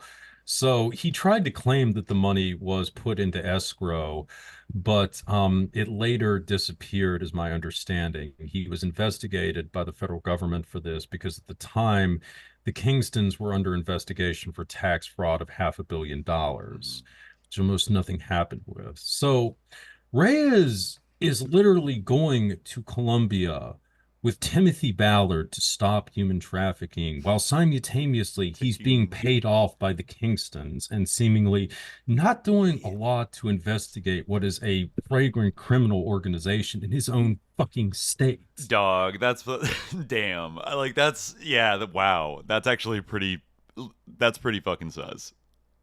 That's like a pretty direct line. I mean, seriously, has anybody asked any of these motherfuckers, like, why do you guys have to go to Haiti or Ukraine or whatever to investigate human trafficking when you have all of this shit right here in your own state? Yeah, good. Yeah, good. They always want to make it some sinister foreigner, like, but I mean, that's that's the thing about like polygamy, like as a this is the other big like similarity between Islam and Mormonism, like superficially speaking. But if you look at like Muslims today and you look at Muslims historically, like that whole like thing where like, oh, you can have 4 wives, that was a restriction that was like criticizing like these like Arab like lords who would have like these like giant like all these wives like that they would have and like obviously the prophet had more than 4 wives because he had to kind of operate within that system. It gives you kind of an idea of what it was like, where like there would be like political alliances where like these people like oligarchs would have like tons and tons of wives, like, but the average person to have like all these wives, like it's just like as Recluse was saying, like it doesn't work, like it just like doesn't like socially like ethic like in any way, like in order to like once you have this idea that like for whatever reason it's some kind of like special commandment where you have to like just accumulate more and more wives, it does become this like twisted thing where you're like like breeding your children, right? It's or Elizabeth Smart. Here's the thing, let me just jump in because I'm gonna have to leave in a second, but like everyone should read Sally Denton's book on the polygamists in Mexico. It's incredible. The LeBarons. And it specifically talks about how the polygamists are doing fucking land grabs against Mexicans. They're working with the NSA. They have listening posts in Mexico. They're trafficking people. They have airports. Nexium's involved. They're working with fucking Elon Musk and Lord knows what's going on in the Southwest. Like, bro. Well, Like, Barons It's were some providing fucking- girls to NXIVM. that Colorado It's some City dark airport, shit, man. Zorro Ranch, like the LeBarons. Remember they all got shot up by the, Yeah. the Yeah, there was that. cartel? That's the Yeah. other thing is there was that whole incident Yeah. in 2019 where like what was it, like 10 or something women and children were killed by the cartels, but they were all LeBarons. And again, you can kind of speculate on that when you also consider the LeBarons were providing girls to NXIVM. So And Salinas, And the son of the again- president, the NAFTA president of Mexico, was like the Mexican director of NXIVM. So Yes. And again, just for color, I met a LeBaron once. Fucking bad vibes, dude. bad person. Okay. one mighty and strong, maybe. That's what they call it. I Bad guess. people. Yeah. Bad Wow. people. Bad vibes. Damn. All But yeah, right. Well, that's- I'm gonna bounce. Okay, guys. All right, Jimmy. Oh, yeah, yeah. have a good one, Jimmy. Have fun, Nice talking to you, Recluse. Yeah, I Yeah, hope- Love you hope guys, we'll hear all from you three of again. you. Love you, Yeah, man. man. Thanks for Peace. dropping Love you in. Yeah. too, Jimmy. All right. Peace out. But yeah, it's, again, the Mormons are a huge, like he was saying, part of U.S. foreign policy in Mexico too, because again, you have all these people with dual U.S. Mexican citizenship who Yeah. fall into a lot of these fundamentalist sects. So it's a very underreported issue down there. But I mean, when you sort of step back and look at this, and I feel like this is why what Zen is doing is so significant. Just with the LeBarons alone and the connections to NXIVM, you've got all the ongoing stuff with the Kingstons and then Operation Underground Railroad. So in 2024, there was a new lawsuit launched against Operation Underground Railroad that wasn't just accusing Mr. Ballard of sexual impropriety himself, but accusing the organization of trafficking people.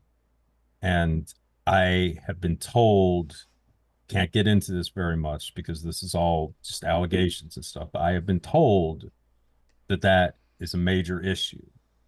And frankly, based on the stuff that I've been told, if there is ever a serious investigation into these claims, especially as it relates to Operation Underground Railroad's involvement in Ukraine, it is going to expose shit that will absolutely shock the American public in ways I don't even know how to describe.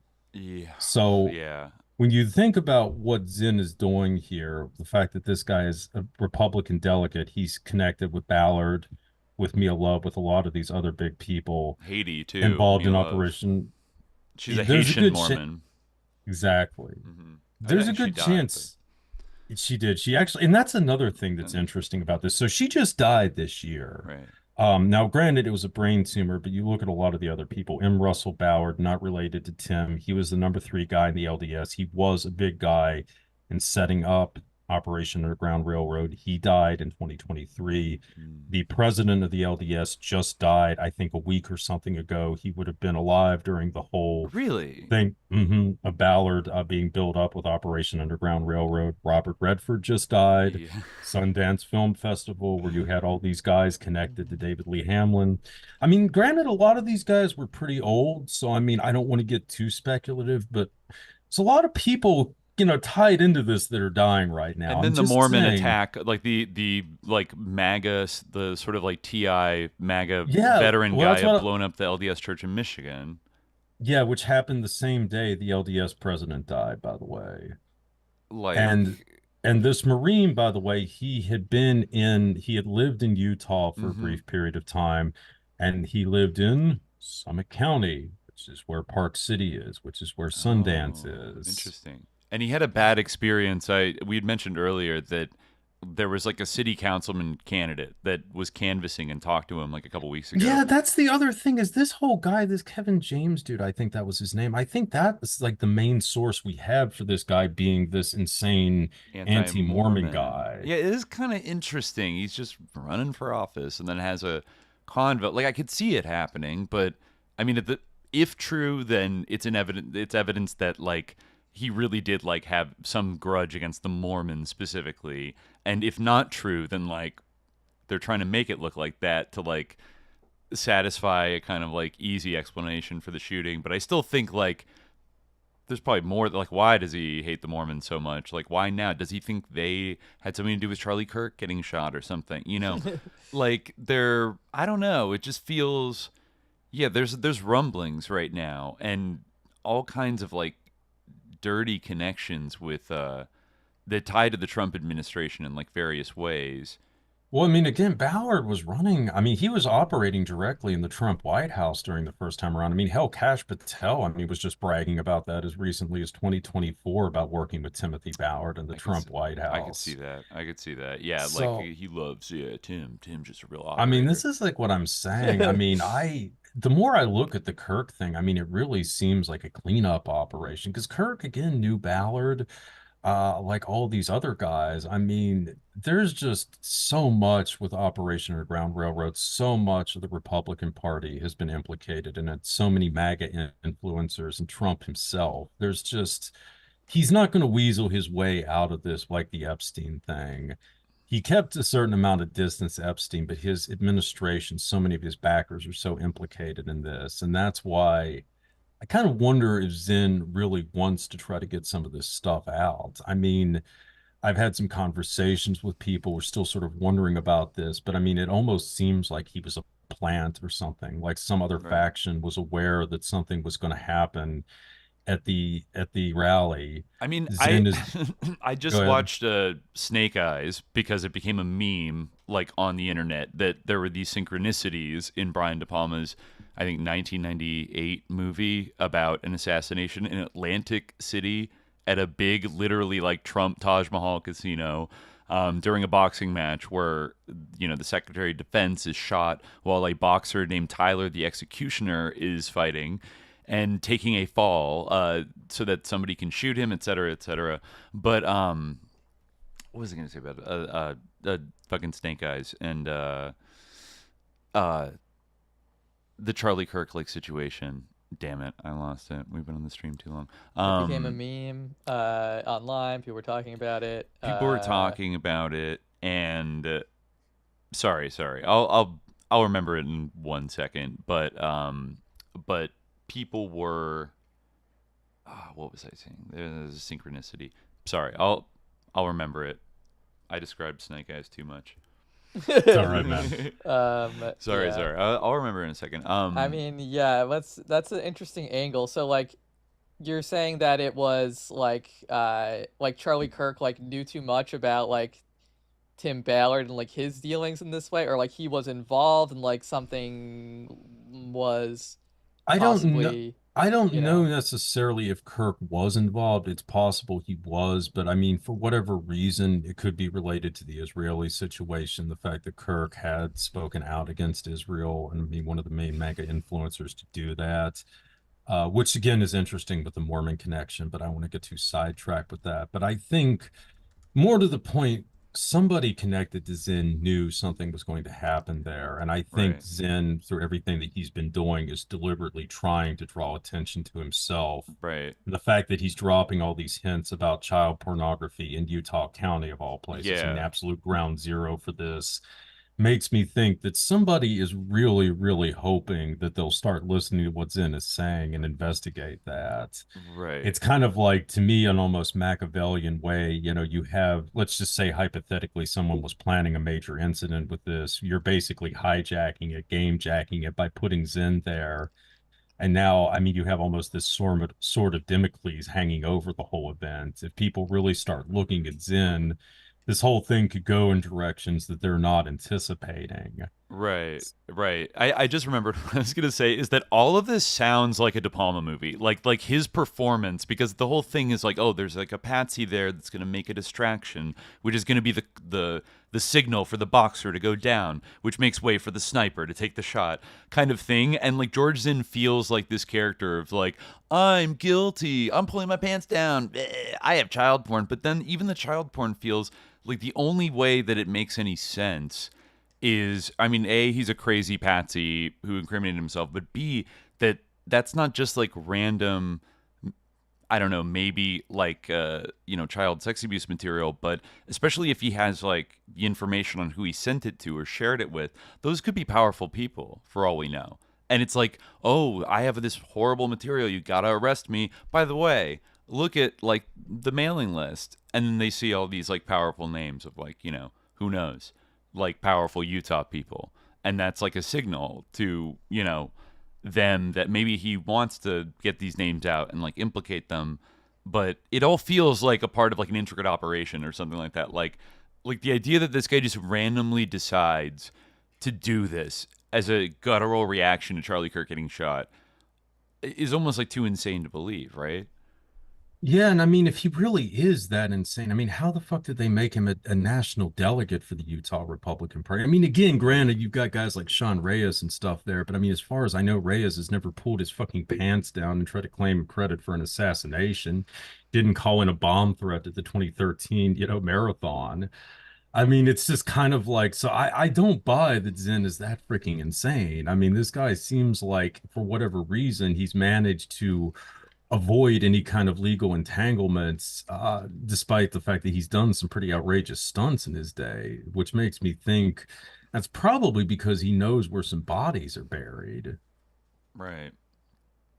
And to go through this, like, he must have either like the drive to have something result, to get something out of it, like maybe punish people, or he's got to be working with people. I mean, is he still in jail?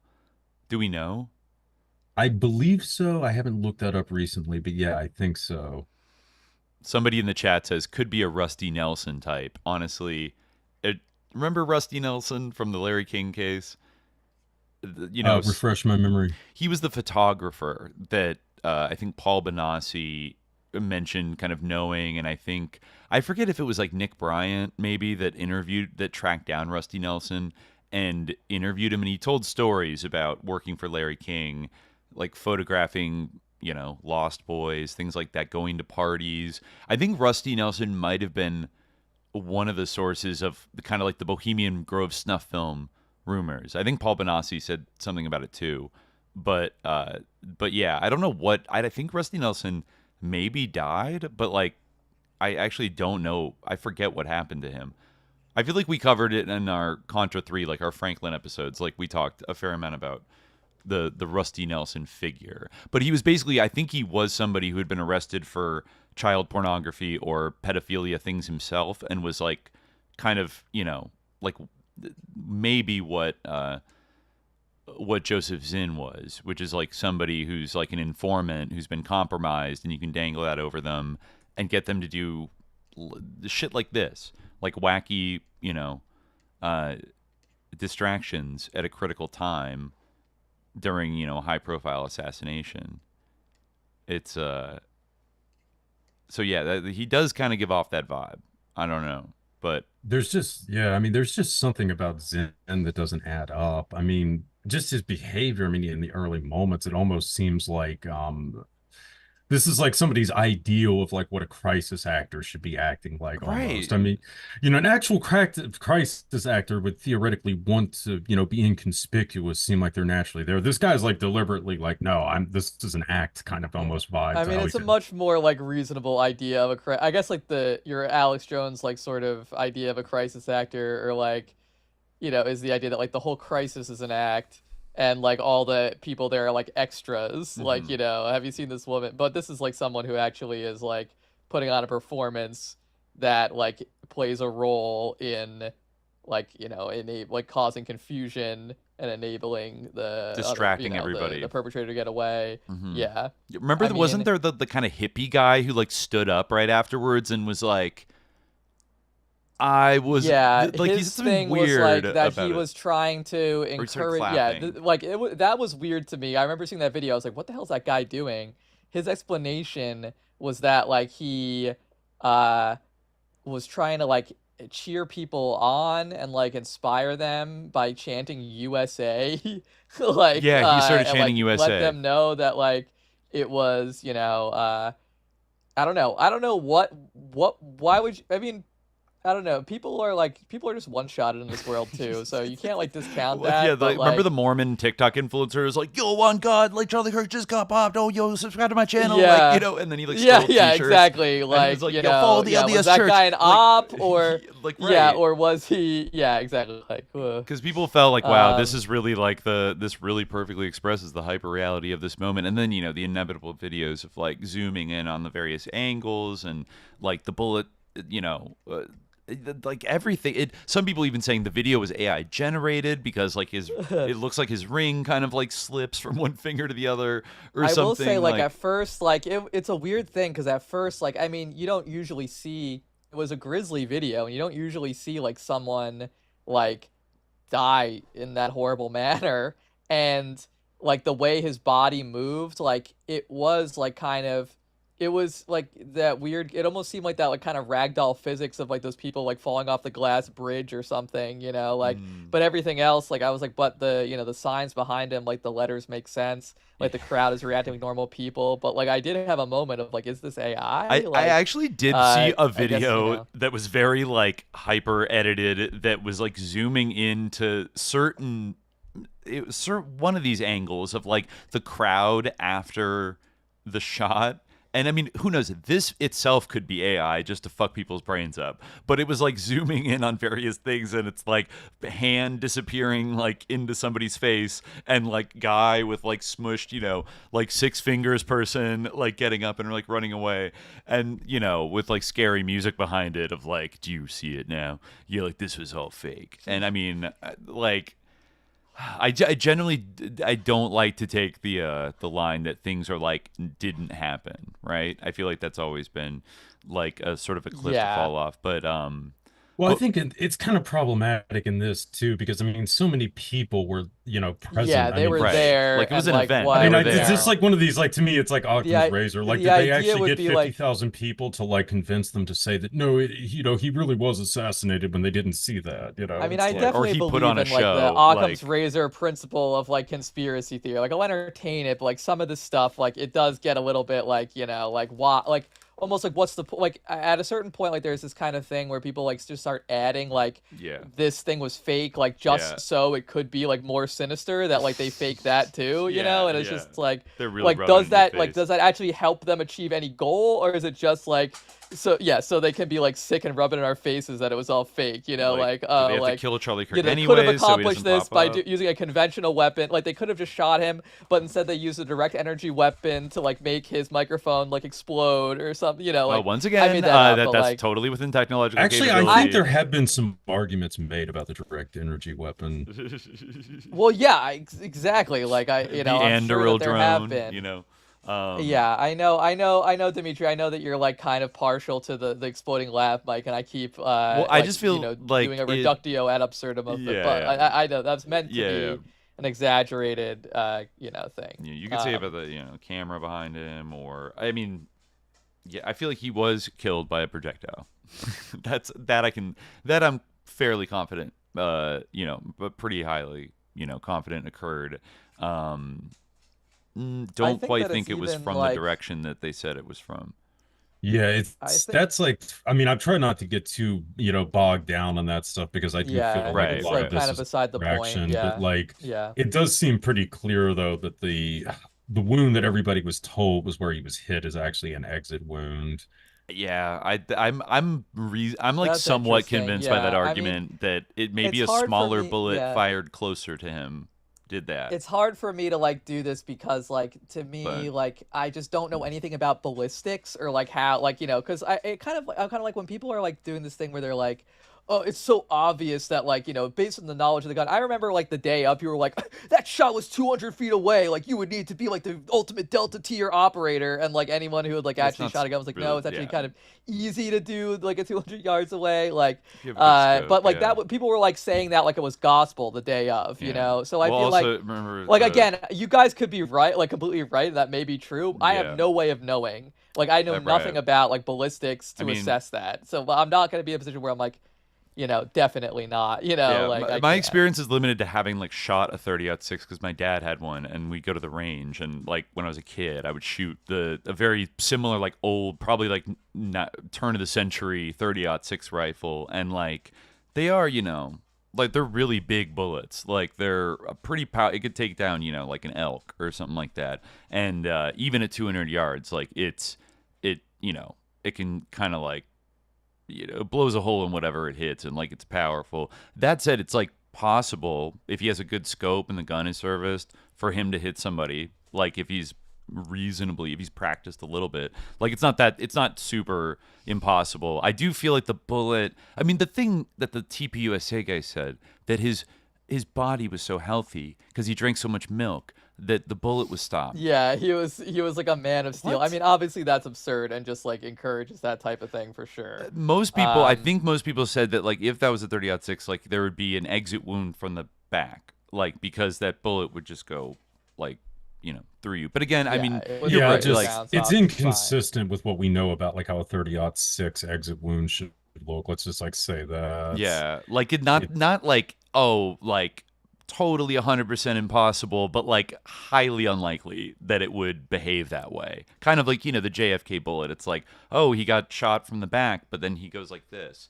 you know, kind of thing. And but you know, something, since we're on the bleeding edge here, something I wanted to ask you, Recluse, that maybe, I don't know if you've looked into it yet, but the background of Erica Kirk, and you know, you were talking about like Ukraine, Operation Underground Railroad, trafficking. Have you looked into like the Romanian Angels thing that Erica Kirk was doing in Romania in like partnership with the U.S. military in the early 2010s? I saw that mentioned a little bit, but no, I haven't really had a chance to dive too deeply into it. Like, what did you see? Basically, that, I mean, she had this charity after she won Miss Arizona, right, in 2012, the Trump competition. I think maybe she went and kind of got into like NGO work and like orphanage work, and particularly started working in Romania, and I think had a charity called, like, something that worked with orphanages called Romanian Angels, and was to some degree partnering with the U.S. military, which of course has like a large NATO base in Romania at the time. And that there were also, I also saw, like, attendant to that, there were like child brothel allegations, like, you know, surrounding this U.S. military base in Romania. And like, I think that's like a dynamic throughout Europe, that a lot of like, you know, young Romanian women and girls like end up going to the northern countries where they have the like mega brothel places. You know what I mean? Like that's like, and Andrew Tate, you know, based in Romania, famously a trafficker kind of guy. So like that's the extent. I haven't looked into, you know, this is coming from like influencers who think Erica Kirk is sus, basically, and like up to something, because just some, you know, like her family I think they had a company called AZ Tech, which is like a military contractor company in Arizona. And, you know, I don't know, like first met Charlie on a flight to Israel, and, you know, won the Trump competition, and then starts working for a U.S. military kind of NGO. A lot of people are feeling like this is maybe something similar to the shenanigans. Like there might be something dark connected to it, but I don't know. Maybe the chat can tell me if they know. But have you haven't heard anything specific? I haven't looked into it too specifically. I mean, I'm sort of wary about some of this stuff, which I'll get into here in a second. But one thing that I will say is that David O'Levitt, who was accused of being a part of the Hamlin Circle, had a lot of dealings in Ukraine. He actually had set up, I think it was like the Levitt International Institute, which is sort of his own NGO that's been active in Eastern Europe, and specifically one of the areas that he would have been active in was Romania, along with Moldova and Ukraine, of course. So that is kind of an interesting thing to this. But that being said, the whole thing with people trying to bring up the Ukrainian angle, I mean, I definitely think that there's a connection to this, but it seems like you're seeing a lot of people like George Webb, to some extent Jason Goodman, really trying to push the notion that Ukraine was directly involved in the assassination, which I personally think is very problematic. And I should point out, too, George Webb has been advocating this going back to the Butler incident. Last year, essentially, that Ukraine had also tried to orchestrate the assassination of Trump. So it seems like this is something that a lot of the MAGA influencers are trying to do right now, is like put this thread out that Ukraine is conspiring to assassinate Trump and his backers or something like that, which, I mean, personally, I think is absolute bullshit.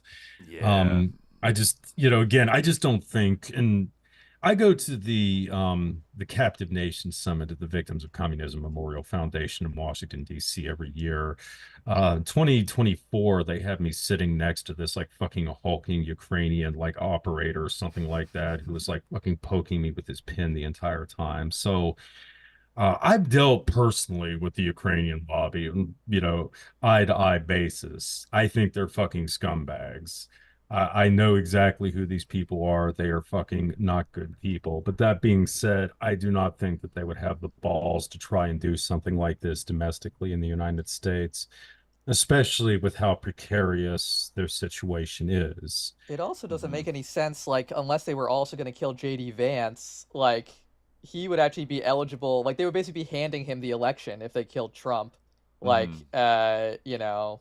And, you know, JD Vance is like, well, you know, not I mean, I going guess Butler happened before the election, so that's the idea behind that. Well, it's kind of interesting. It happened like right as JD Vance was getting the nomination. That was the main like sus thing to me with Butler. Like that was like, if I was gonna have like an angle about that, it would almost be that like, you know, his final act was to anoint JD. Like that would be like if it was meant to succeed, you know. Yeah. But yeah, that was. It's not that I don't think that there are some people who would like to get Trump out of the way, but that's primarily because they really want JD Vance in office. I think a lot of people would like JD Vance to pull George H.W. Bush and essentially run the presidency for a good 12 years or so in some capacity. It's surprising like that people like truly love him, but yeah, I mean, I don't. Yeah, I mean, this is like, yeah, it's a mysterious incident. It's definitely one of those where it's like, yeah, like you know, yeah, as I was saying to Dimitri before, I'm not like someone who's like every single thing that happens like is that like, you know, there's some hidden dimension to it and like it was planned to like appear one way but it's actually a different way. Like some things like are just like some like person, you know, goes nuts and like but in this case it's like, you know, the alarm bells start going off, you know, around the chart. I mean, the other thing too, like I think that's worth pointing out is sort of like the parallels between what's happening in Utah and what's happening in Minnesota. Because you had the assassination of the state legislator by Vance Bolter there back in June. Yes. Who was a Christian dominionist. He was tied in with the New Apostolic Reformation movement in Kansas City, all this other good stuff. Tried to frame himself as a crazy no kings protester, even though his entire targets were Democrats and so forth.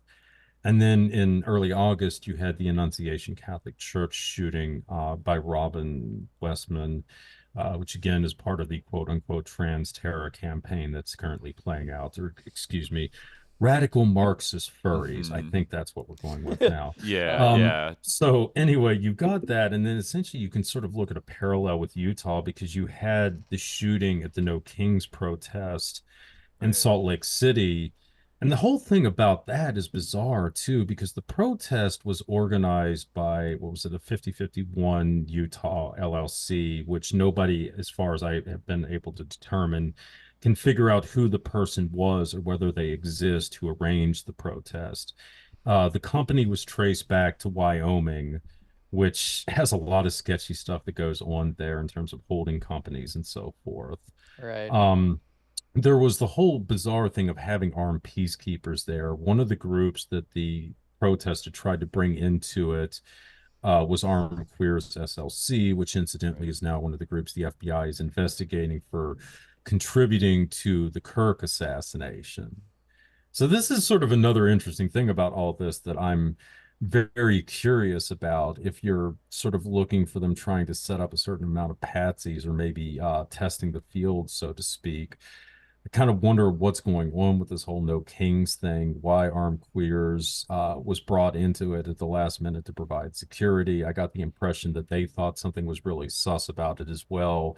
And now they're trying to link them to Tyler Robinson and the Kirk assassination. I mean, again, this another just Eddington like vibe of, you know, classic audio technique. Take the BLM protesters and charge them with terrorism and say they did it, and kind of I'm looking at the partners of well, I guess the national partners, and it is quite, you know, it's like 350 different NGOs are kind of affiliated with this No Kings thing, and yeah. So what happened? Who shot who at the No Kings protest in Salt Lake City? See, that's the other thing. Okay, so one of the unnamed peacekeepers saw this Arturo Gambono guy, I believe, and thought that he was pulling a weapon. So he took a shot at him and he hit another protester and killed that person.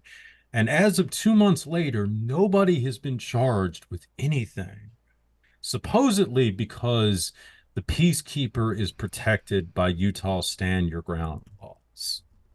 Somehow that applies to shooting an armed person at a fucking protest. It kind of has echoes of the Chaz, I think, back in 2020, where there were armed like security guys. I think there was like a YPG veteran or something that shot up a van, that two teenagers were driving, and just like lit it up, and I think killed one or both of them.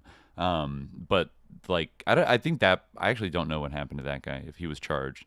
But so this is an SLC queers security person that shot this person. No. This person wasn't associated with Armed Queers SLC. Oh, okay. It was no connection with that. No connection. This was another person who they had other groups of peacekeepers. Okay. Queers SLC was just one of them.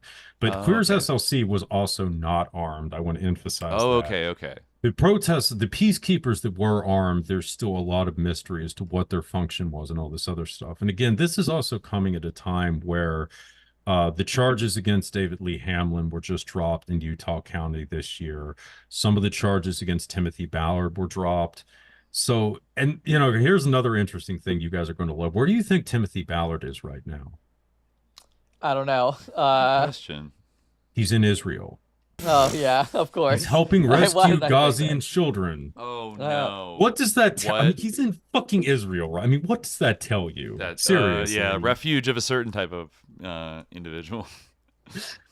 I mean, yeah. No extradition something treaty. Really, really big is happening in Utah with all of this stuff playing out. And I mean, personally, I think people in the Trump administration are scared to death about what is going to happen if people start looking at Operation Underground Railroad and some of this stuff with Hamlin big time. Getting the payoff from the Kingston group is wild for Tim Ballard's partner. Yeah, I know. If you start going down that rabbit hole, then that leads you to Michael Flynn. That leads you to Turkish business people.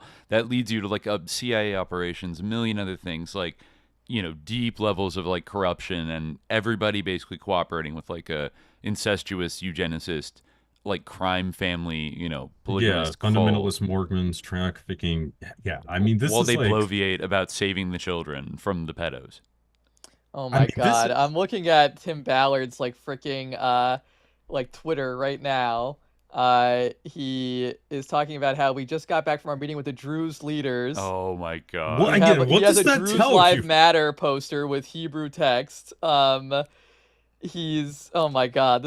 These archaeological sites behind us. What? This is insane. Ballard is a hardcore Zionist. I mean, he wrote a book, The Convent, I think, in 2019, going into that. But he's talking about how Mary Magdalene represented the divine feminine, but that was replaced with feminism, which is not good. And she wasn't a prostitute. She was, I guess, divine in some way. Well, he's correct that she wasn't a prostitute. That was a smear that was added by the medieval church, but not much. Yes, that's exactly what he says. Yeah. I just found an article on the YouTube channel ILTV Israel News from August 14th. Timothy Ballard on Israel's life-saving role in the Middle East.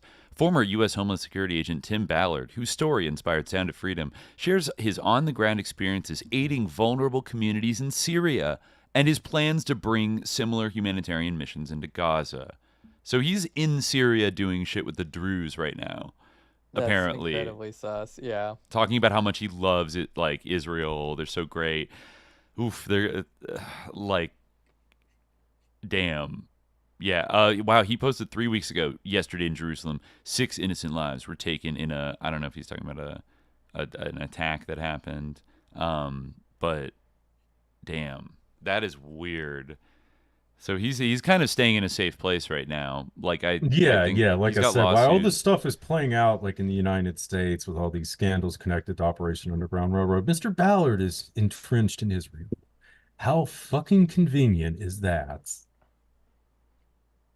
Tim So- Ballard Jihadists who live under a cult of death. It hasn't changed for 1,400 years. Fuck this guy. He sucks. the projection on this motherfucker. Yeah. It's wild. Wow. Like on Battlefront of Truth, Israel's defenders challenge critics to survey The Druze situation. and the Christians here, unlike the Gazans, have a faith that caused the truth. Wait a minute. Why does he? I understand why he would be like favorable to Christians, but what about why does he believe like in the faith of the Druze? That's even It's a great further question. from Christianity than Islam is.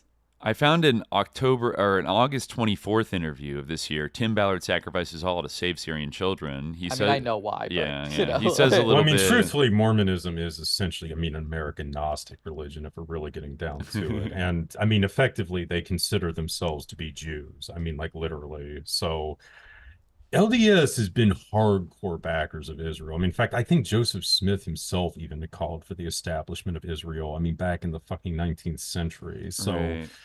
Like, this is really, really entrenched in the LDS. Like, if you were brought up in the LDS faith, you've been hearing about how great Israel was pretty much your entire life. They do seem to be pretty Unless in. they are annihilated for their wickedness, although some of them will convert to Christianity. Jimmy told us that if you look through the Book of Mormon or some associated like prophecies, it is a belief within the LDS that like eventually Israel is going to like do something so wicked that it is destroyed, basically, and that some Mormons might have a slightly different kind of orientation towards Israel than like the evangelical Zionists do. Though I have to say, for now, they are definitely very like down. It seems. I mean, like I one can't Mormon see much. I can think Again, of. if you just look at Glenn the situation in Vegas, man, I mean, because again, it's the Jewish wing of the syndicate that was active in Vegas, and again, you got guys like Perry Thomas and the Eccles family that are working with all these guys. Right. There's been a business relationship there for some time. Yeah. This is what Ballard said about going to Syria. Asked what led him to enter Syria under such dangerous conditions, Ballard explained that his work focuses on the world's most vulnerable. Quote, "We watch for when children are being beat up, and we don't care. Ethnicity, religion, creed, nationality, we don't care. It doesn't matter. Too often these days, children are getting beat up and slaughtered, and no one's reporting it." He described how the operation developed unexpectedly. Weeks earlier, his team had been working in Latin America when fighting escalated involving Iran. "I just sent 2 of my guys. I said, just go," he recalled. Those contacts, he said, connected him with, quote, IDF folks, humanitarian-minded folks who were already in the region. A short time later, violence in Syria erupted. "Christian and Jewish cities just get terrorized," Ballard said. "Babies being thrown off of roofs, sex slave markets, 200 kids immediately disappear, beheadings and rapes. It's horrifying." Ballard drew on his previous experience, I didn't know this, running operations in northern Iraq between 2017 and 2019 when the Islamic State was targeting Yazidi and Christian communities. The pattern, he said, was tragically familiar. "So we jumped on a plane, got the call on Sunday, jumped on a plane and just came out. That's what we do. We come out and we know once we get there, God will give us the rest." And that's exactly what happened. What the I'm fuck? watching a video about how Hamas is desecrating God's children, spelled with an A, 2 A's. It's pretty interesting. Ballard described coordinating with the IDF and visiting the Druze community before going to Syria. He said, "The very first thing we did was to understand the Druze people, understand what their philosophy is, what their foundation is, why this is happening, why they're being targeted. We just visited every Druze village and city in Israel, and they're beautiful." Okay. This guy sucks. Yeah. He's, yeah. Oh, like another thing too about Operation Underground Railroad. So it relocated its headquarters from Utah. Where do you think its headquarters are now? Israel? Minneapolis, Minnesota. It was Israel last time, but yeah. You're right. Yeah, Right. Yeah. Wait. I mean, I'm sure they probably got You set I'm us sure they up. probably have a major office in Israel or something like that. What do you think the motivation of Minneapolis was? I don't know, but it's just really interesting in terms of the fact that you've also got like the Vance Boulder shit going on there, the Westman shooting at the church and all the other stuff. I mean, again, it's sort of you like guys in the chat are gonna get us arrested with the got, red like, triangles. Like you've got like gonna the get two, like round. I mean, like parallel incidences in Utah, and I mean Minnesota, and I mean Operation Underground Railroad's got a big presence in both. I'm just saying it's kind of interesting. Yeah. That's, oh my God. The over the top government guy voice that Dimitri does. Actually don't even know which voice that is. But it's extremely Do you guys remember suspicious. do you guys remember the show we did, I think a couple of years ago, in the Betty Ford Aquino papers? Yeah, yeah. Yes, I wasn't on that one, I think, but Yeah, you and I did that, yeah. Recluse. Yeah, yeah. So yeah, I don't know if you guys Mormon. recall this, but yeah, Mormon Mr. connection. Aquino, yes, Michael Aquino as a child was also brought out to Provo by his mother to visit with her Mormon friends out there. It was a newspaper publisher, right? Yeah, In what newspaper. context did he say that? Like, what did he share that? Oh, it just said it was a newspaper article. Oh There yeah, were I think newspaper I remember articles, seeing this. like Yeah, Society yeah. Pages articles about Betty Ford and her family going out there, and then Recluse. So correct me if I'm wrong, but right, like his first wife, was it Janet? Was the daughter of that guy, the newspaper guy? I believe so. It was like something weird like that. They were like family friends, and they got married, but only maybe for like a year or two, and then they got divorced. This is in like the maybe mid to late 60s. So like around the time he's like going to Vietnam, getting the Phoenix program, and becoming a Satanist, I think that's the mother of his only child. I think Dorian, I want to say. I think I think right. Janet Aquino, yeah, was like and of course then he met Lilith right after that, and then it was just him and Lilith after that. But like it's certainly, I think, because like years ago I found obituaries maybe for Betty Ford Aquino in like Salt Lake City and Provo, Utah newspapers, and I was like, that's random. Like, why are they? Like, why is his family's obituaries being printed in Utah? And it turns out they had these like family connections there, and would go spend like the summertime and go vacation there all the time. And yeah, I forget, that guy was a Mormon, right? Was his name Lowe? Yeah. Like, yeah, Robert I think it was Lowe? like maybe LOWELL or something like that. Yeah, I'd have to look again in like our notes. Yeah, I meant to look at the documents myself too before I got on, but I didn't have a chance. But it's just, there's been a lot of like weird stuff going on there for a while. I mean, even getting back to like the Jay's Journals allegations. I mean, all this other stuff, man. I mean, I think that is just a major area of the deep private, the deep state, whatever the fuck you want to call it. Because I mean, you've got the Dugway Arsenal, I mean, about an hour and a half from SLC. You've got the Utah Data Center, which is the main storage facility for the NSA. You've got the 19th Special Forces Group. Well, that stuff's at Camp Williams, that's not too far from Provo, like about a half-hour drive or something. And then, like I pointed out before, I mean, the 19th Special Forces Group, that's one of the two units in the National Guard, along with the 20th. The 20th, based on the classified FBI documents at Bergergott, seems to have been part of the continuity of government operations. So it's a good chance the 19th would have been as well. And the 20th, some of you listening to this might be familiar with them, but they were the Special Forces unit that William Pepper had also implicated in MLK's assassination as well. So the 19th Special Forces Group is their sister unit. They're based in Camp Williams outside of Salt Lake City. Camp Williams was in half an hour from where Kirk was assassinated. So you also have this really elite Special Forces unit, a unit that had at least one member, a part of the Allred family. In fact, he was actually helped them train their own paramilitary. The Allreds are another big fundamentalist Mormon sect. If you've ever seen, what is the reality show, Sister Wives or whatever the fuck it's called? That's basically glorifying the Allreds. But they established their own militia. I think it was like the Priesthood Protection Team or some shit like that. And they got this guy, I think Scott Mengels, who was an active member of the 19th Special Forces Group at the time, to train them. So this is like a Special Forces dude training. I mean, they're militia. Yeah. And this is something, too, I can kind of point out with these fundamentalist Mormon sects. They're very heavily armed, and they have some serious training, from what I have been told, beyond just the Allreds. Yeah, I guess I do do the fundamentalist Mormons, do you know if they go into the military as much as sort of mainline Mormons do, or like the intelligence services and DHS? I've never seen anything of that, but I would not be surprised. Because there's a very big culture of, I mean, as I'm sure you guys are aware, I mean, just within the LDS in general, it's a big prepper culture. So I could definitely see acquiring military training would be very desirable in a lot of those circles. Definitely.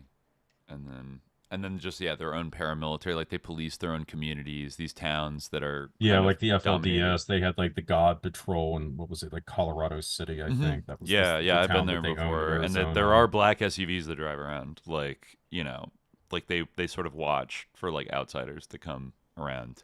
And then from what I've heard, the Kingstons are supposed to have the best detail, though we've never really seen that. But I think it was in the 70s. So like this is when Ervil LeBaron was on his killing spree. He killed the head of the Allred family after they refused to pay him like a tribute, essentially. Yeah. So after he did that, he went to the Kingstons and was essentially like, "You see what I did to the Allreds? If you don't pay me, the same thing is going to happen to you." And the Kingstons were just like, "You go right on ahead and try, Ervil. Well, you'll see what happens then, motherfucker." So, oh my God. Yeah, these are the kinds of groups that you get into, and this is who Donald Trump Jr. was like shooting machine guns with in the desert in 2020. Like literally with the Kingston group and Desert. Is Desert Tech still operating? Like it's still I believe it is. Okay. Yes, that was the arms company the Kingstons owned for years. So yeah, right. I mean, yeah, they own their own fucking arms company, for God's sake. Yeah. And then you go to their like front company website, and it's like a restaurant supply company. It's like literally like it. Once again, it's out of like some kind of like, you know, like Breaking Bad, or I don't know, just like some sort of lurid like crime thriller narrative. Like these people in their like thinly disguised front companies, and all their sister wives who are also their cousins, and like driving around. Like the pictures of, I think it's maybe Paul Kingston, I forget, and like Korkmaz, the Turkish businessman, like posing in front of their Ferraris, just like high-fiving each other, and like wearing like designer glasses, and you know, I don't know, it's insane that you could just kind of operate and like largely kind of move, you know, scam the government on like every little thing you can, you know, and commit massive tax fraud, run guns for the CIA. That might have something to do with it. Why they're allowed to do what they do. I don't know, highly organized, secretive, willing to engage in violence to spread the American way. Like, I guess they fit the bill as, you know, a protected kind of group of operators. But well, we would work with the syndicate, and I mean, these guys basically make the syndicate look like pansies. So I mean, kind of stands to reason. And yeah, people don't think about them too much as like a kind of force that operates like outside of Utah or connects to anything else. Yeah, and I mean, it's, you know, again, that's like a major issue. I mean, even in a lot of like the parapolitical field and so forth. I mean, it's just like, you know, you can talk about the process church, the final judgment, all you want. I mean, that's a fucking garden industry right now. There's a lot of podcasters that make good money off of that. But you're not going to see a lot of people do that with the LeBarons, and there's a reason for that. That's because you can speculate all you want about what the process may or may not have done. The LeBarons have killed a lot of people, and that's been proven in courts on multiple occasions. Nobody would question that. So, right. These are crime families. If we're allegedly, you know, actually, now that I think about it, yes, you know, allegedly, we're just you know, we're just hypothesizing, not necessarily crime family. You know, never mind. Forget I said that. Any LeBarons listening? Yeah, you know, like we're allowed to, you know, speculate on publicly. Well, there's no question that Ervil LeBaron and some of the others have been convicted of quite a few murders. I will say that. Right. Heber LeBaron, some of these other characters. So the 5 o'clock murders. I mean, that's the thing about a lot of these fundamentalist Mormon sects. Like, you can find a lot of, I mean, crime transcripts, court transcripts, I mean, detailing this stuff. I mean, fuck. You want to hear some sick pedophilic stuff, just read about how Warren Jeffs, I mean, raped his fucking 12-year-old bride in front of the rest of his fucking wives. I mean, you know, again, this is the kind of shit that goes on in some of these sects. And I mean, they don't even really try to hide this. It's funny that it's not funny. It's disgusting, but like it's like in a way like Pizzagate is real and it's like happening in these like communities and people kind of like know that it is, but then it just sort of keeps happening and like nothing is it's done. like kind of funny. One of the guys who really pushed Pizzagate, another one of the QAnon people, was actually living in Provo, as far as I understand. Thomas recently. Schoenberger. Mm-hmm. Yeah, we got into that in our last episode. We discovered that he has a weird connection to like this Iranian businessman that Michael Flynn was working with. Yes, and his this guy cousin lives in married, Minnesota too. Right. He's based in Minnesota. It's NJK Holdings, I think, is the name of the company. Yes, you're right, exactly. Yeah, Kazimeni. Which is another reason why the whole thing with like the Utah and the Minnesota stuff to me is so interesting, because I mean that's where a lot of Flynn's associates are connected into. They've got all the stuff with Utah. I mean, like I said, I when I look at what is going on this summer, it really feels like some kind of cleanup operation or something, man. Yeah, and are they cleaning up in preparation of something? They must, or I don't know, to stop something from coming loose. Like I wonder with the Epstein stuff, it's like they opened up the spigot again, but then there's always a counter distraction. I mean, do you think like war with Iran, Venezuela, like another country, is like going to be on the table, or are they just inching like on 10 different fronts at once, like trying to... I mean, I think the big thing they really want is like an attack on the grid. I mean, I was at an Atlantic Council meeting over the summer on resistance, and I mean, this was like the whole thing that they were talking about. I mean, an attack on the grid is inevitable.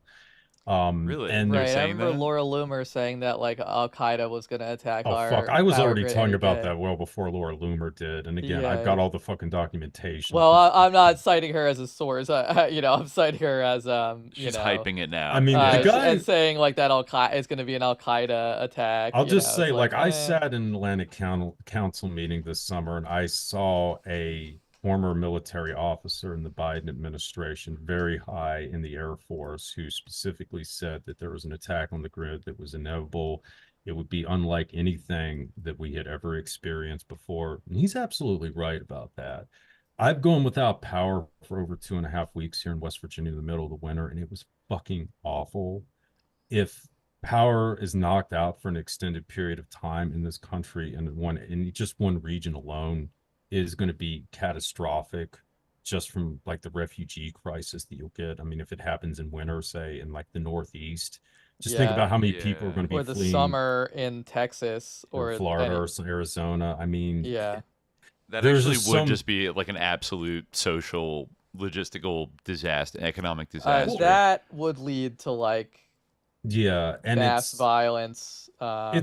I mean, like Dimitri and I just did this show in the Sweet East on the farm earlier, and we were sort of talking about the end of that, where they have like this terror attack that they're showing on like a football stadium. We were sort of talking about like, would this actually motivate the American public? And we didn't think that it would, because at this point, I mean, we've already watched, our fellow countrymen die on TV enough. It just doesn't move us anymore. So they've got to up the ante, and the only way that they're going to do that is to do something that is going to affect every man, woman, and child in this country, and that is what an attack on the grid would do. Because even if you're in a part of the country where, the grid is fine, it's not taken out, you're still going to feel it. You could have massive censorship of the internet for an extended period of time to avoid cyber attacks. You're going to have to deal with the refugees from other parts of the country, the crime from that, possible supply lines and stuff being disrupted, all this other kind of stuff. I mean, you could go long periods of time without access to certain kinds of food or medicine.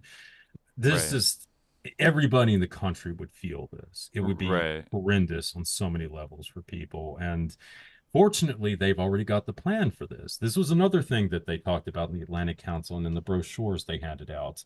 The lockdowns would be a perfect model for how we could initiate martial law after the grid was attacked. I was just thinking that of like, was there anything that happened last like decade that could be maybe like a test run for how to shut down all of society, and like what would happen if you did, and like the COVID lockdowns. Yeah. Right? No, the Atlantic Castle, man, they like to hiss and sneer and fart in Trump's general direction. But my God, Dimitri, they fucking love those lockdowns and how that motherfucker managed that. They really do. And I tell you, they would be more than happy for Big Daddy Trump to be in charge if the grid is going down and they got to do those lockdowns again. And you can blame it all on him. And he probably would bungle the fuck out of it and increase he the already chaos. has, essentially. I mean, see, this is like why it's great. So Trump gets into office, and one of the first things he does is gut FEMA.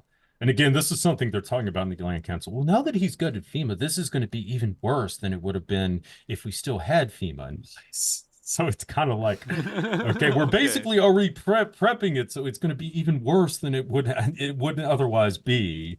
And then on top of that, you've also got ICE like building up all the fucking prison facilities because they're going to blame this on a foreign power and probably try to rationalize anybody remotely connected to them as being an adversary of the United States connected to the foreign powers. So Rex 84. ICE is, they've already got those detention facilities just for this occasion. Alligator Alcatraz, just the,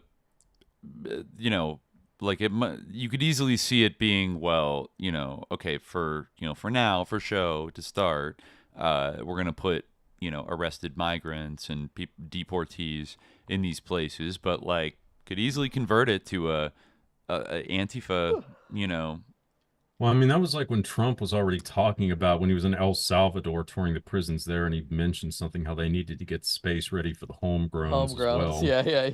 Mm-hmm. So, I mean, this is what I see. I see the government so riddled with corruption because of this massive network of sex trafficking pedophiles. Got a glimpse of that with the Epstein thing, and that's only a glimpse compared to what Operation Underground Railroad would reveal. This shit is popping off everywhere. Everybody connected with this knows that if this comes out, it's going to be a disaster. So when I go to these fucking meetings in DC at the Atlantic Council, the Center for Strategic International Studies, all these places, these motherfuckers are terrified. And they're terrified specifically of leaks coming out to the public because they can't spin these narratives anymore. There's no way that they can justify this. Mm-hmm. And the only card they have got left to play is to pray for a fucking infrastructure attack or something that will enable them to initiate martial law, because their credibility is that shot at this point. Nobody believes a damn thing that they are saying anymore. And again, I can't emphasize this enough. I've sat in these meetings. I've looked in their eyes. They are fucking scared. And that is where the situation gets desperate, because desperate people can do desperate things. Yeah, but what do you think about that? All those like cell phones that were found during the UN thing last week that could have like taken down the entire like New York City area, like cell phone networks. Oh, with the Sims or something like that? Yeah. Like if the Secret Service. Yeah, see, that's like what I'm saying. And then they're trying to like indicate that that was part of a foreign power, that like they're not. Yeah, I mean, mentioning it's just, like I said, they are just desperate for something to fucking happen here that gives them an excuse to do the major crackdowns, man. It's like, I hope it's not at that level of depravity, but at the same time, like, I have wondered, like, what's the overarching like reason why like Trump just will like not release the fucking Epstein things. And I think it would be like, even beyond him being implicated, like, yeah, sure, but the idea that it would be so revealing and like devastating to the entire ruling class, entire establishment. It would just take it all down. Like that there is a point beyond which like it could trigger a kind of just like, fuck all these people. Like they would lose all credibility, and they'd be forced with their backs to the wall in like a very volatile situation, and they don't want to give up that power. They're willing to do quite a bit, you know. Like, I think, I mean, if what you're saying about CSIS and, you know, the Atlantic Council, which are kind of these like neoliberal Atlanticist kind of orgs, you know, that like historically have been a little like not cool with Trump, you know, if they seem to be willing to let him, you know, let it all kind of go to hell under his watch, and that they'll like probably be for their greater benefit overall, Like it'll be a net good for them if that happens. That's disturbing, because then that means there's nobody really in the elites that are actually like trying to defend against some kind of like a collapse, crackdown, like lockdown situation, whatever. Like everyone's like gunning for it for their own reasons, and like everyone's yearning for it. Like like all the movies that predicted the Twin Towers getting blown up. I mean, I feel like that's been clear for a while, though. Like we kind of saw with this like last election, just like a massive, like I remember like talking about this like when Trump was first elected, and you're like, well, all the elites like that support Kamala, and like not to say that there weren't like that like people like like we were talking about that, like people like Oprah or people like Taylor Swift or whatever like supported her, but like look at like what happened with like Mark Zuckerberg. Like they all those fools like went to like a big like dinner and like went through a humiliation ritual. Bill where they had Gates. to say like yeah, exactly. Mr. So President, we love you. You're yeah, it's genius. already like that's how it's been for like some time. Yeah, I mean it is upsetting to contemplate, because yeah, I mean you're right. Like if they did decide to do such a thing, there'd be nothing that could stop it. Besides kind of spontaneous like revolt and like civil disobedient resistance, like somewhat akin to like when people in LA just started like blockading like areas, when ICE first started coming to LA, and they had to send the military in because people were figuring out very quickly how to block those look vehicles. At like the landscape of like like a lot of American cities right now. They're honestly like occupied. It's not similar. It's like not dissimilar to what you would see like in Erdogan's Turkey comes to mind. Like if you've walked around Istanbul, like that's like how it's like there's just military like on the street, like fully militarized like troops like just hanging out in case like anything should, and that's like how it is in a lot of like U.S. cities right now. Yeah, it's sus. It's it's funny because we're kind of living Alex Jones like Jade Helm nightmare like right now, and like he's telling what is us he it's doing? based, cheering for it. Yeah, it's insane. Like it's dressing really up like insane. Hitler and saying it's based. Yeah, like literally, it is kind of like Jade Helm, like like I mean, look at like the streets of like any they've been here all summer in LA. Like I mean, they're Yeah. only downtown, but like there's been a detachment, and then you have these roving bands going around and jacking. Well, it's interesting in DC because I mean obviously we had the troops deployed here in 2021 following January 6th as well, but I mean basically the military was mostly just centered around like the area in the White House and so forth, and I don't even think that they had guns. The military now in DC is all over the sort of National Mall area and kind of the surrounding regions, and they're definitely armed. That was another thing that was really interesting. But I mean, they've got them all over in the metro stations, like everywhere. So it's much more noticeable. I mean, really, after January 6th under Biden, and again, I thought Biden was a piece of shit too. But nonetheless, I mean, there was nothing like the militarized presence that you're currently seeing in DC. And from what I gathered, I mean, I think it's more widespread than LA, because I think what you're saying, from what I was told in LA, it's mostly just sort of in downtown. DC, they've got troops pretty much all over the touristy areas, which again is kind of interesting too, is it's like they're not even really sending the troops into like, East DC, Southeast DC, which is like really the high crime area. They're just basically sending them into the areas where there's like a lot of tourists and stuff like that, where there's not even really a lot of crime to curtail in the first place. So it's like a lot of it is like pageantry and kind of like a show of force, and it's pretty ridiculous when you realize that the American people like fucking voted for this because like what I guess inflation.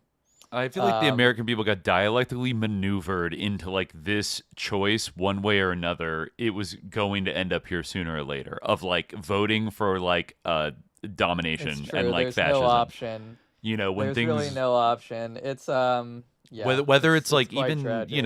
Like I think one side plants the seeds for the other side to like go further, but I think the right has the upper hand. Democrats are almost more despicable in a way because like they just do nothing and they're worthless. Like I remember, like I was just talking to my mom on the phone recently. She was like, "Oh, there's a government shutdown," and I was like, "Oh, well, I'm sure the Democrats will just give the Republicans everything that they want in a couple days." So like, Well, it's even worse than that because Yeah. basically they're just providing Trump with cover now to fire like a shit ton of civil servants who are overwhelmingly Democrats. Yeah. So it's just like, yeah, we're going to get our own party members fired and fucking put on unemployment. Like, yeah, that's really a winning strategy. And then They're like politically just capitulate purging. completely, and then just capitulate. You know what I heard? You know what yeah. I heard yesterday, that at the Cal State University system in California, that the union is like notifying people that the feds are coming around and they're collecting databases of all like Cal State employees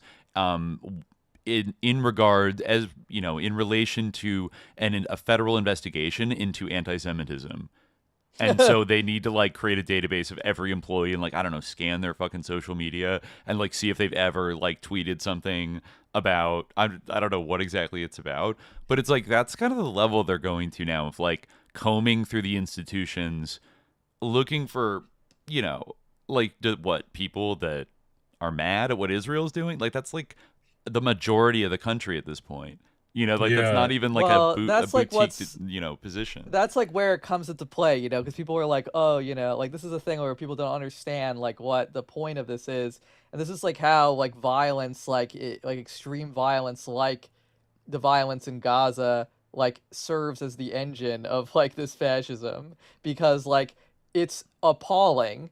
And if you are anyone but like the most like obedient and docile and like bloodthirsty like foot soldier ever, then you're going to be outraged by it, and then you're going to say something, and then they're like, well, boop, like, You've added yourself. So, exactly. Yeah. So, basically, it's like a test of, like, how much, like, like, how much, like, atrocity you'll put up with, how much outrage you'll tolerate, and how obedient you are, and how much you love violence, and how good of a fascist subject you are. Yeah. And if you're not good enough, then it sucks. For all the complaining they did about, DEI and, big companies and stuff, like now, especially with this economy, like as we they're know, really, it was completely insincere. It was completely insincere. It pisses me off so much to think about, like, that's something that really like just pisses me off to contemplate, is like how much influence like all that like whining and shit like from people like Joe Rogan probably actually had, and how many people like actually bought that like crap, like the like DEI, like the merit, and like people aren't being like on their merit, like these people are evil. Like they are evil. Now they're like they coming and want doing the you to exact be a same slave. thing. They want you to be a slave. And or like worse, like at least as a slave, like you're not a nanite cloud.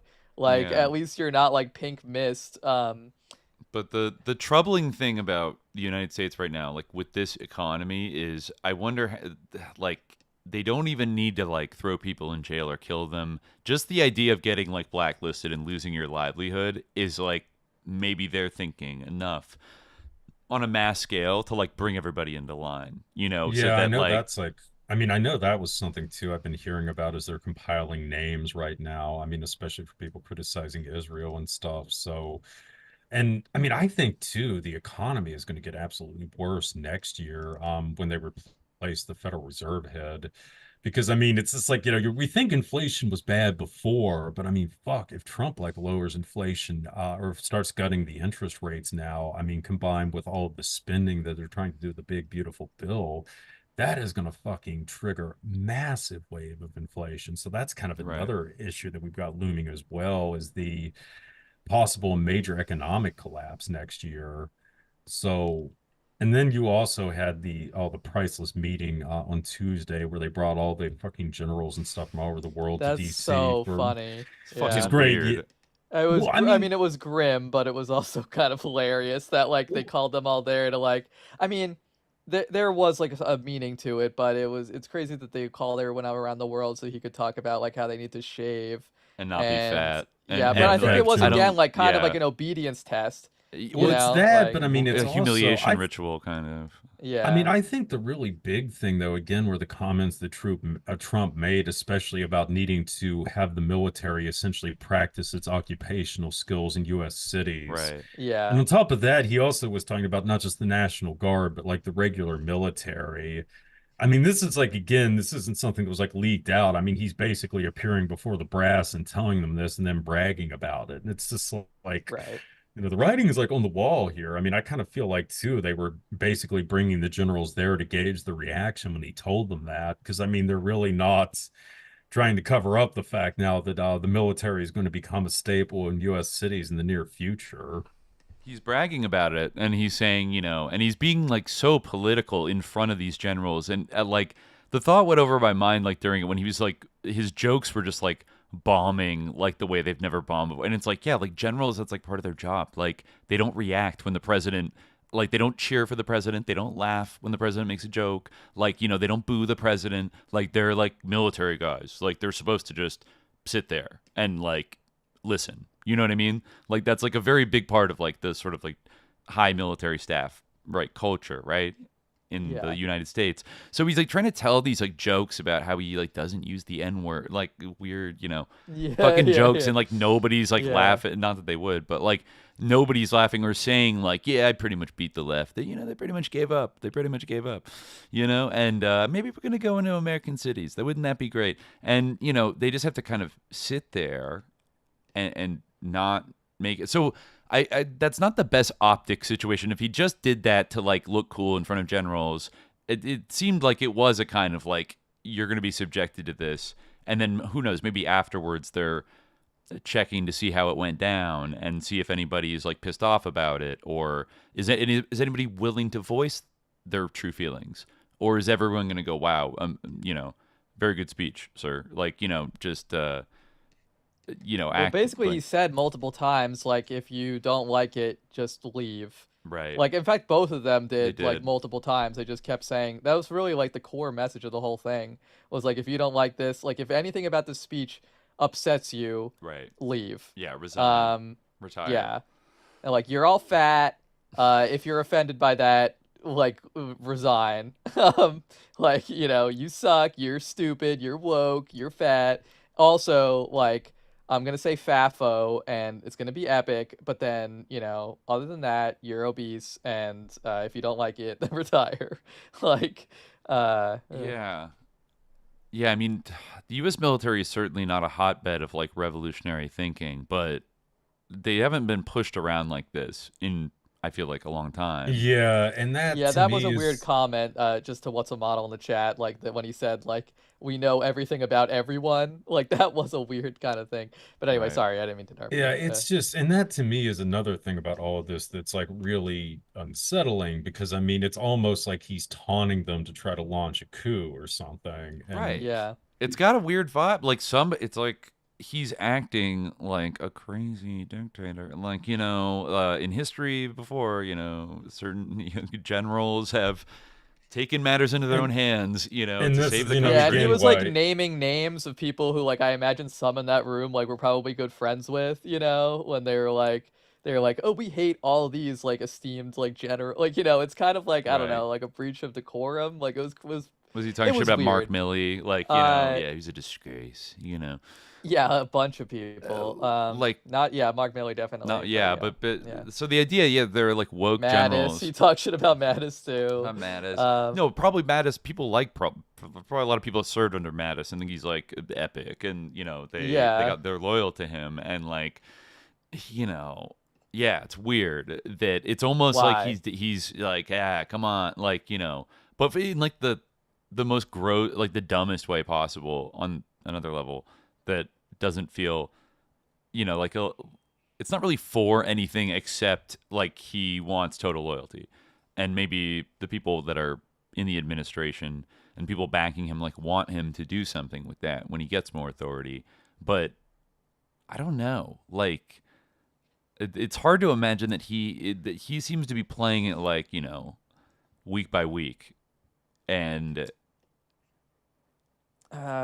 I mean, speaking of playing it one step at a time, I'm kind of fading here. Right. We've been Okay. going Yeah. for some We time. made it. Yeah. We made an 8 hour stream. I think that's Yeah, actually. I Yeah. would keep going if I had the energy, but Right. like I feel like No, I'm I going to be less definitely. and less cogent, and I'm you with know, me in I here, want to but give the yeah, the yeah. Valiant Grotto heads like you know, the content they deserve.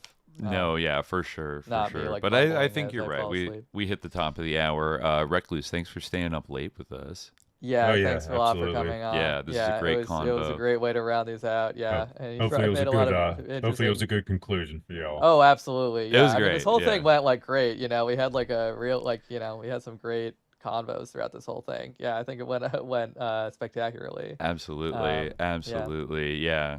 Yeah. Let's give a shout out to Fergal, Kingless Generation, Tanner F. Boyle, and Reid, Clonny from ParaPower Mapping, Marcus from Return of the Repressed, the legend Jimmy Falun Gong, and Recluse, our man from the farm. Yeah, man. Thanks for doing a long, good segment about the state of the world here at the end. Yeah, well, hopefully it wasn't too depressing, but unfortunately, yeah, we've gotten to some points where, I mean, I think we're all going to have to make some hard decisions going forward in terms of what kind of society that we want. Mm-hmm. Yeah, I mean, like it is depressing to contemplate, but also like it's I think a lot of it has to do with the reality that we're facing. Yeah, as you and said. I mean, and I need to keep emphasizing to people too. It's like the situation is not hopeless. That is the big thing we need to keep in mind, because the credibility of the ruling elite is absolutely collapsing, and it is not going to take a lot to totally topple it. And that's why I think, especially is going forward, it's really important that people like us are staying on point. They're trying to continue to provide people with reliable information about what is currently happening, because frankly, I think we can win this war. And this is a war that we're fighting against our ruling elites.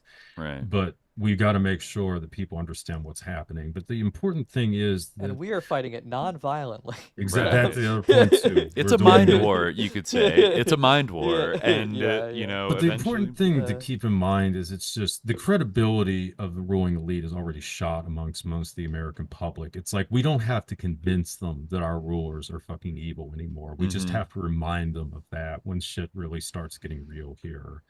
But absolutely. It is something that we can win. We don't need violence. That's the big thing that we need to avoid at all costs, because that only entrenches and empowers the current ruling dystopia. So that is something to be rejected. What they want. That's what they want. I think they do want to bait us. They want to bait them. people into it. They already have a whole paradigm set up. They got FEMA camps ready to go for people that are going to do a little adventurism here, adventurism there. But you kind of have to come at them on the level of the mind war and like find ways of convincing people. And I don't know, connecting it to the maybe weakened but still extant like American tradition of hating, you know, aristocrats, kings, and silk toppers and tyrants. Like, you know, and just be prepared. I mean, this is like, you know, I guess this is kind of the essence of SJ in a way. Like, you know, there's a certain level of like, you know, there's a critical paranoia that is like healthy. Again, you don't want to fall into despair, as I think Recluse very rightly said.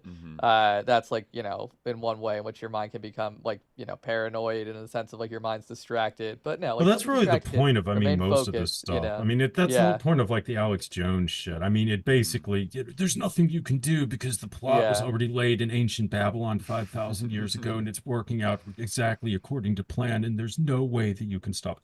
It's fucking bullshit. Again, I've looked at these people in the eye. I've been to their fucking meetings. They're not that fucking smart. Trust me. They're not. You're not playing against fucking supervillains or some shit like this. I mean, frankly, these people probably couldn't even do our jobs. You know, they wouldn't have the fucking talent or creativity to do it. So I'm not that concerned about their fucking mental capabilities. Let's just leave it at that. The fact that they're American boomers, it gives me a little bit of hope. Because, like, I think it's becoming more clear now what a fucking lucky kind of like generation that was in terms of like their wealth and like where they ended up in the world. And I feel like the ruling class cohort of that kind of have like the same I don't know, like childlike naivete about like what it truly takes to be like, a ruler of the world. I mean, But it's they the want to Xers be. we need to be worried about. They're going to be a new... dark, smaller Yeah. force, but there aren't as many of them, True, so. true. But Yeah. they are apparently the biggest. Gen X men is the biggest Trump demographic. Like pro-Trump demographic I don't now, have any like trouble believing bigger. that. There are more boomer men that like hate Trump. You think about they're like liberal. It's like they hate Trump than the Gen X men for whatever reason are right in that sweet spot. And that's most of the Silicon Valley sus lords are also like particularly of that cohort that came of age like in the 80s at the end of communism, and were always hyper libertarian. And yeah, then, I was going to say, well, there's always been more of a libertarian streak, I think, with Gen X too. Right.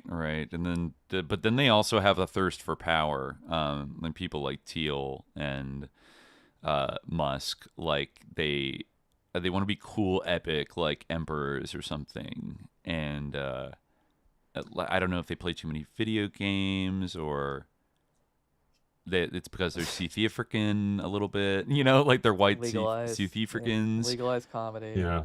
Comedy wasn't legal.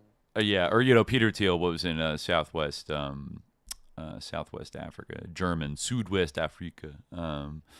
But yeah, all these guys, like, they have utter contempt for like literally like everything going back to the French Revolution.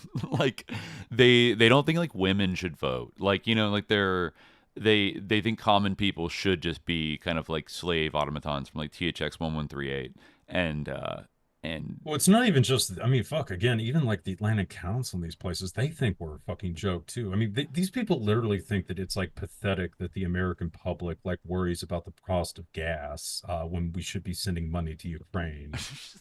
I mean, seriously, this is like something I actually heard in like the Captive Nations meeting, I think in like 2023 or something like that. I mean, they laugh at us for this kind of shit.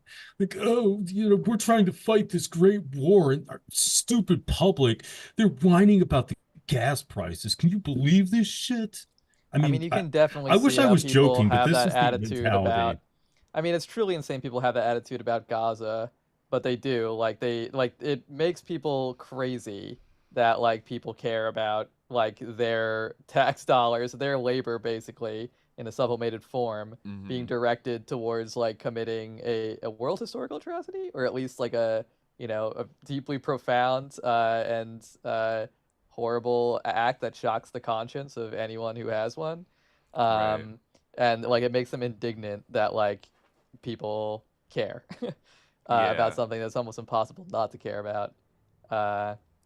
But and yeah, they do seem to have total contempt for people that, it's like one thing, they're taking your tax dollars and funding a horrible genocide like right in front of your everyone's faces. Oh, and then on top of that, everything's more expensive and all of your living standards are falling, and like you are like you have the audacity to complain about it. Yeah, but like exactly, it's like yeah, it's like shut the fuck up. Like they really just can't handle like people complaining. They have these serfs are just like, what are their, that seems to have infected most of the ruling class. And I, maybe not literally, it's like because they're boomers, but like a kind of the boomer mentality that is, the late 20th century boomer mentality. To like a certain complacency, and it is kind of, I really should go to sleep because I'm really fading, but the, like there is like a thing with the boomers because like they had so much comfort and they had like so many like, for lack of a better word, as I said before, like treats and so many amenities for themselves where they like, were like they had like good job, like the good salary, like wake up, like do the commute, like go to work, like come home, make $500,000 doing nothing, and like in exchange, all you had to do was believe like the like shit that they were saying on the like one news channel, and like that wasn't such a bad trade, but like now it's like everything sucks. Like legacy media has collapsed, and like they're still saying like don't believe your lying eyes, how dare you, and that is it is a generational dissonance. Yes, yeah. As Miles in the chat says, normies literally cannot understand how anyone could care about things that happen outside of the U.S. They literally cannot wrap their heads around it. But there are fewer and fewer normies every day, and that's true. Yes. Without that stuff you just mentioned, you can't have a society dominated by normies. Because if nobody can like make a living, or buy like a small house, or afford to do what like pay for healthcare or a million other things.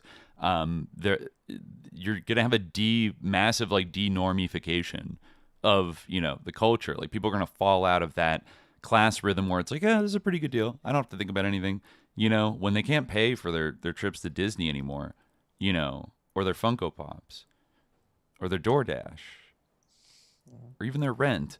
At a certain point you stop being like, you can't afford to be a normie. It's spiritually and realistically. So the most normie thing about us is that we put in the 8-hour workday on the You're stream. right, we did a full 8-hour workday. I'm proud of that. But yeah, I guess we'll we'll sign off now. Recluse, thank you again. Yeah, thanks for having me, guys. All right. Yeah, of course. Peace out, man. Have All a good right. one, y'all. Have a good night. And to you grotto heads watching right now, thanks to all of you for supporting us, making this happen the last 5 years. And and beyond. And It's beyond. all on the shoulders of the grotto heads. The next 5-year plan is going to be acolytes. Intensified, matching the deteriorating conditions, but we will be there. We'll be there. We will be here. So yeah, I guess we'll be back. We'll be back on Monday because that's what we're doing now, right? Yeah, we'll Inshallah. be back on Monday. We have to pick what we're doing. Inshallah. I mean, maybe it's time for the Rene Guénal episode. We could do that. We could do that. Well, it is supposed to be spooky month, right? Oh, it's so maybe spooky we do month, something yeah. spooky. I don't know. Yeah, I'll think about it. I think we had a couple of ideas. So right. We'll figure it out. There's some good shit on the dock, but we'll be back Monday. But until then, Chupacabra, Chupa UFOs, Chupacabra. We just did Bigfoot too, so maybe we wait for another cryptid. Yeah. I don't know. We'll think about it. We'll think about Chupacabra's it. a lot in America. That could be interesting. Yeah, so we'll figure it Yeah. out. But until then, dear listeners, as always, stay vigilant. Peace.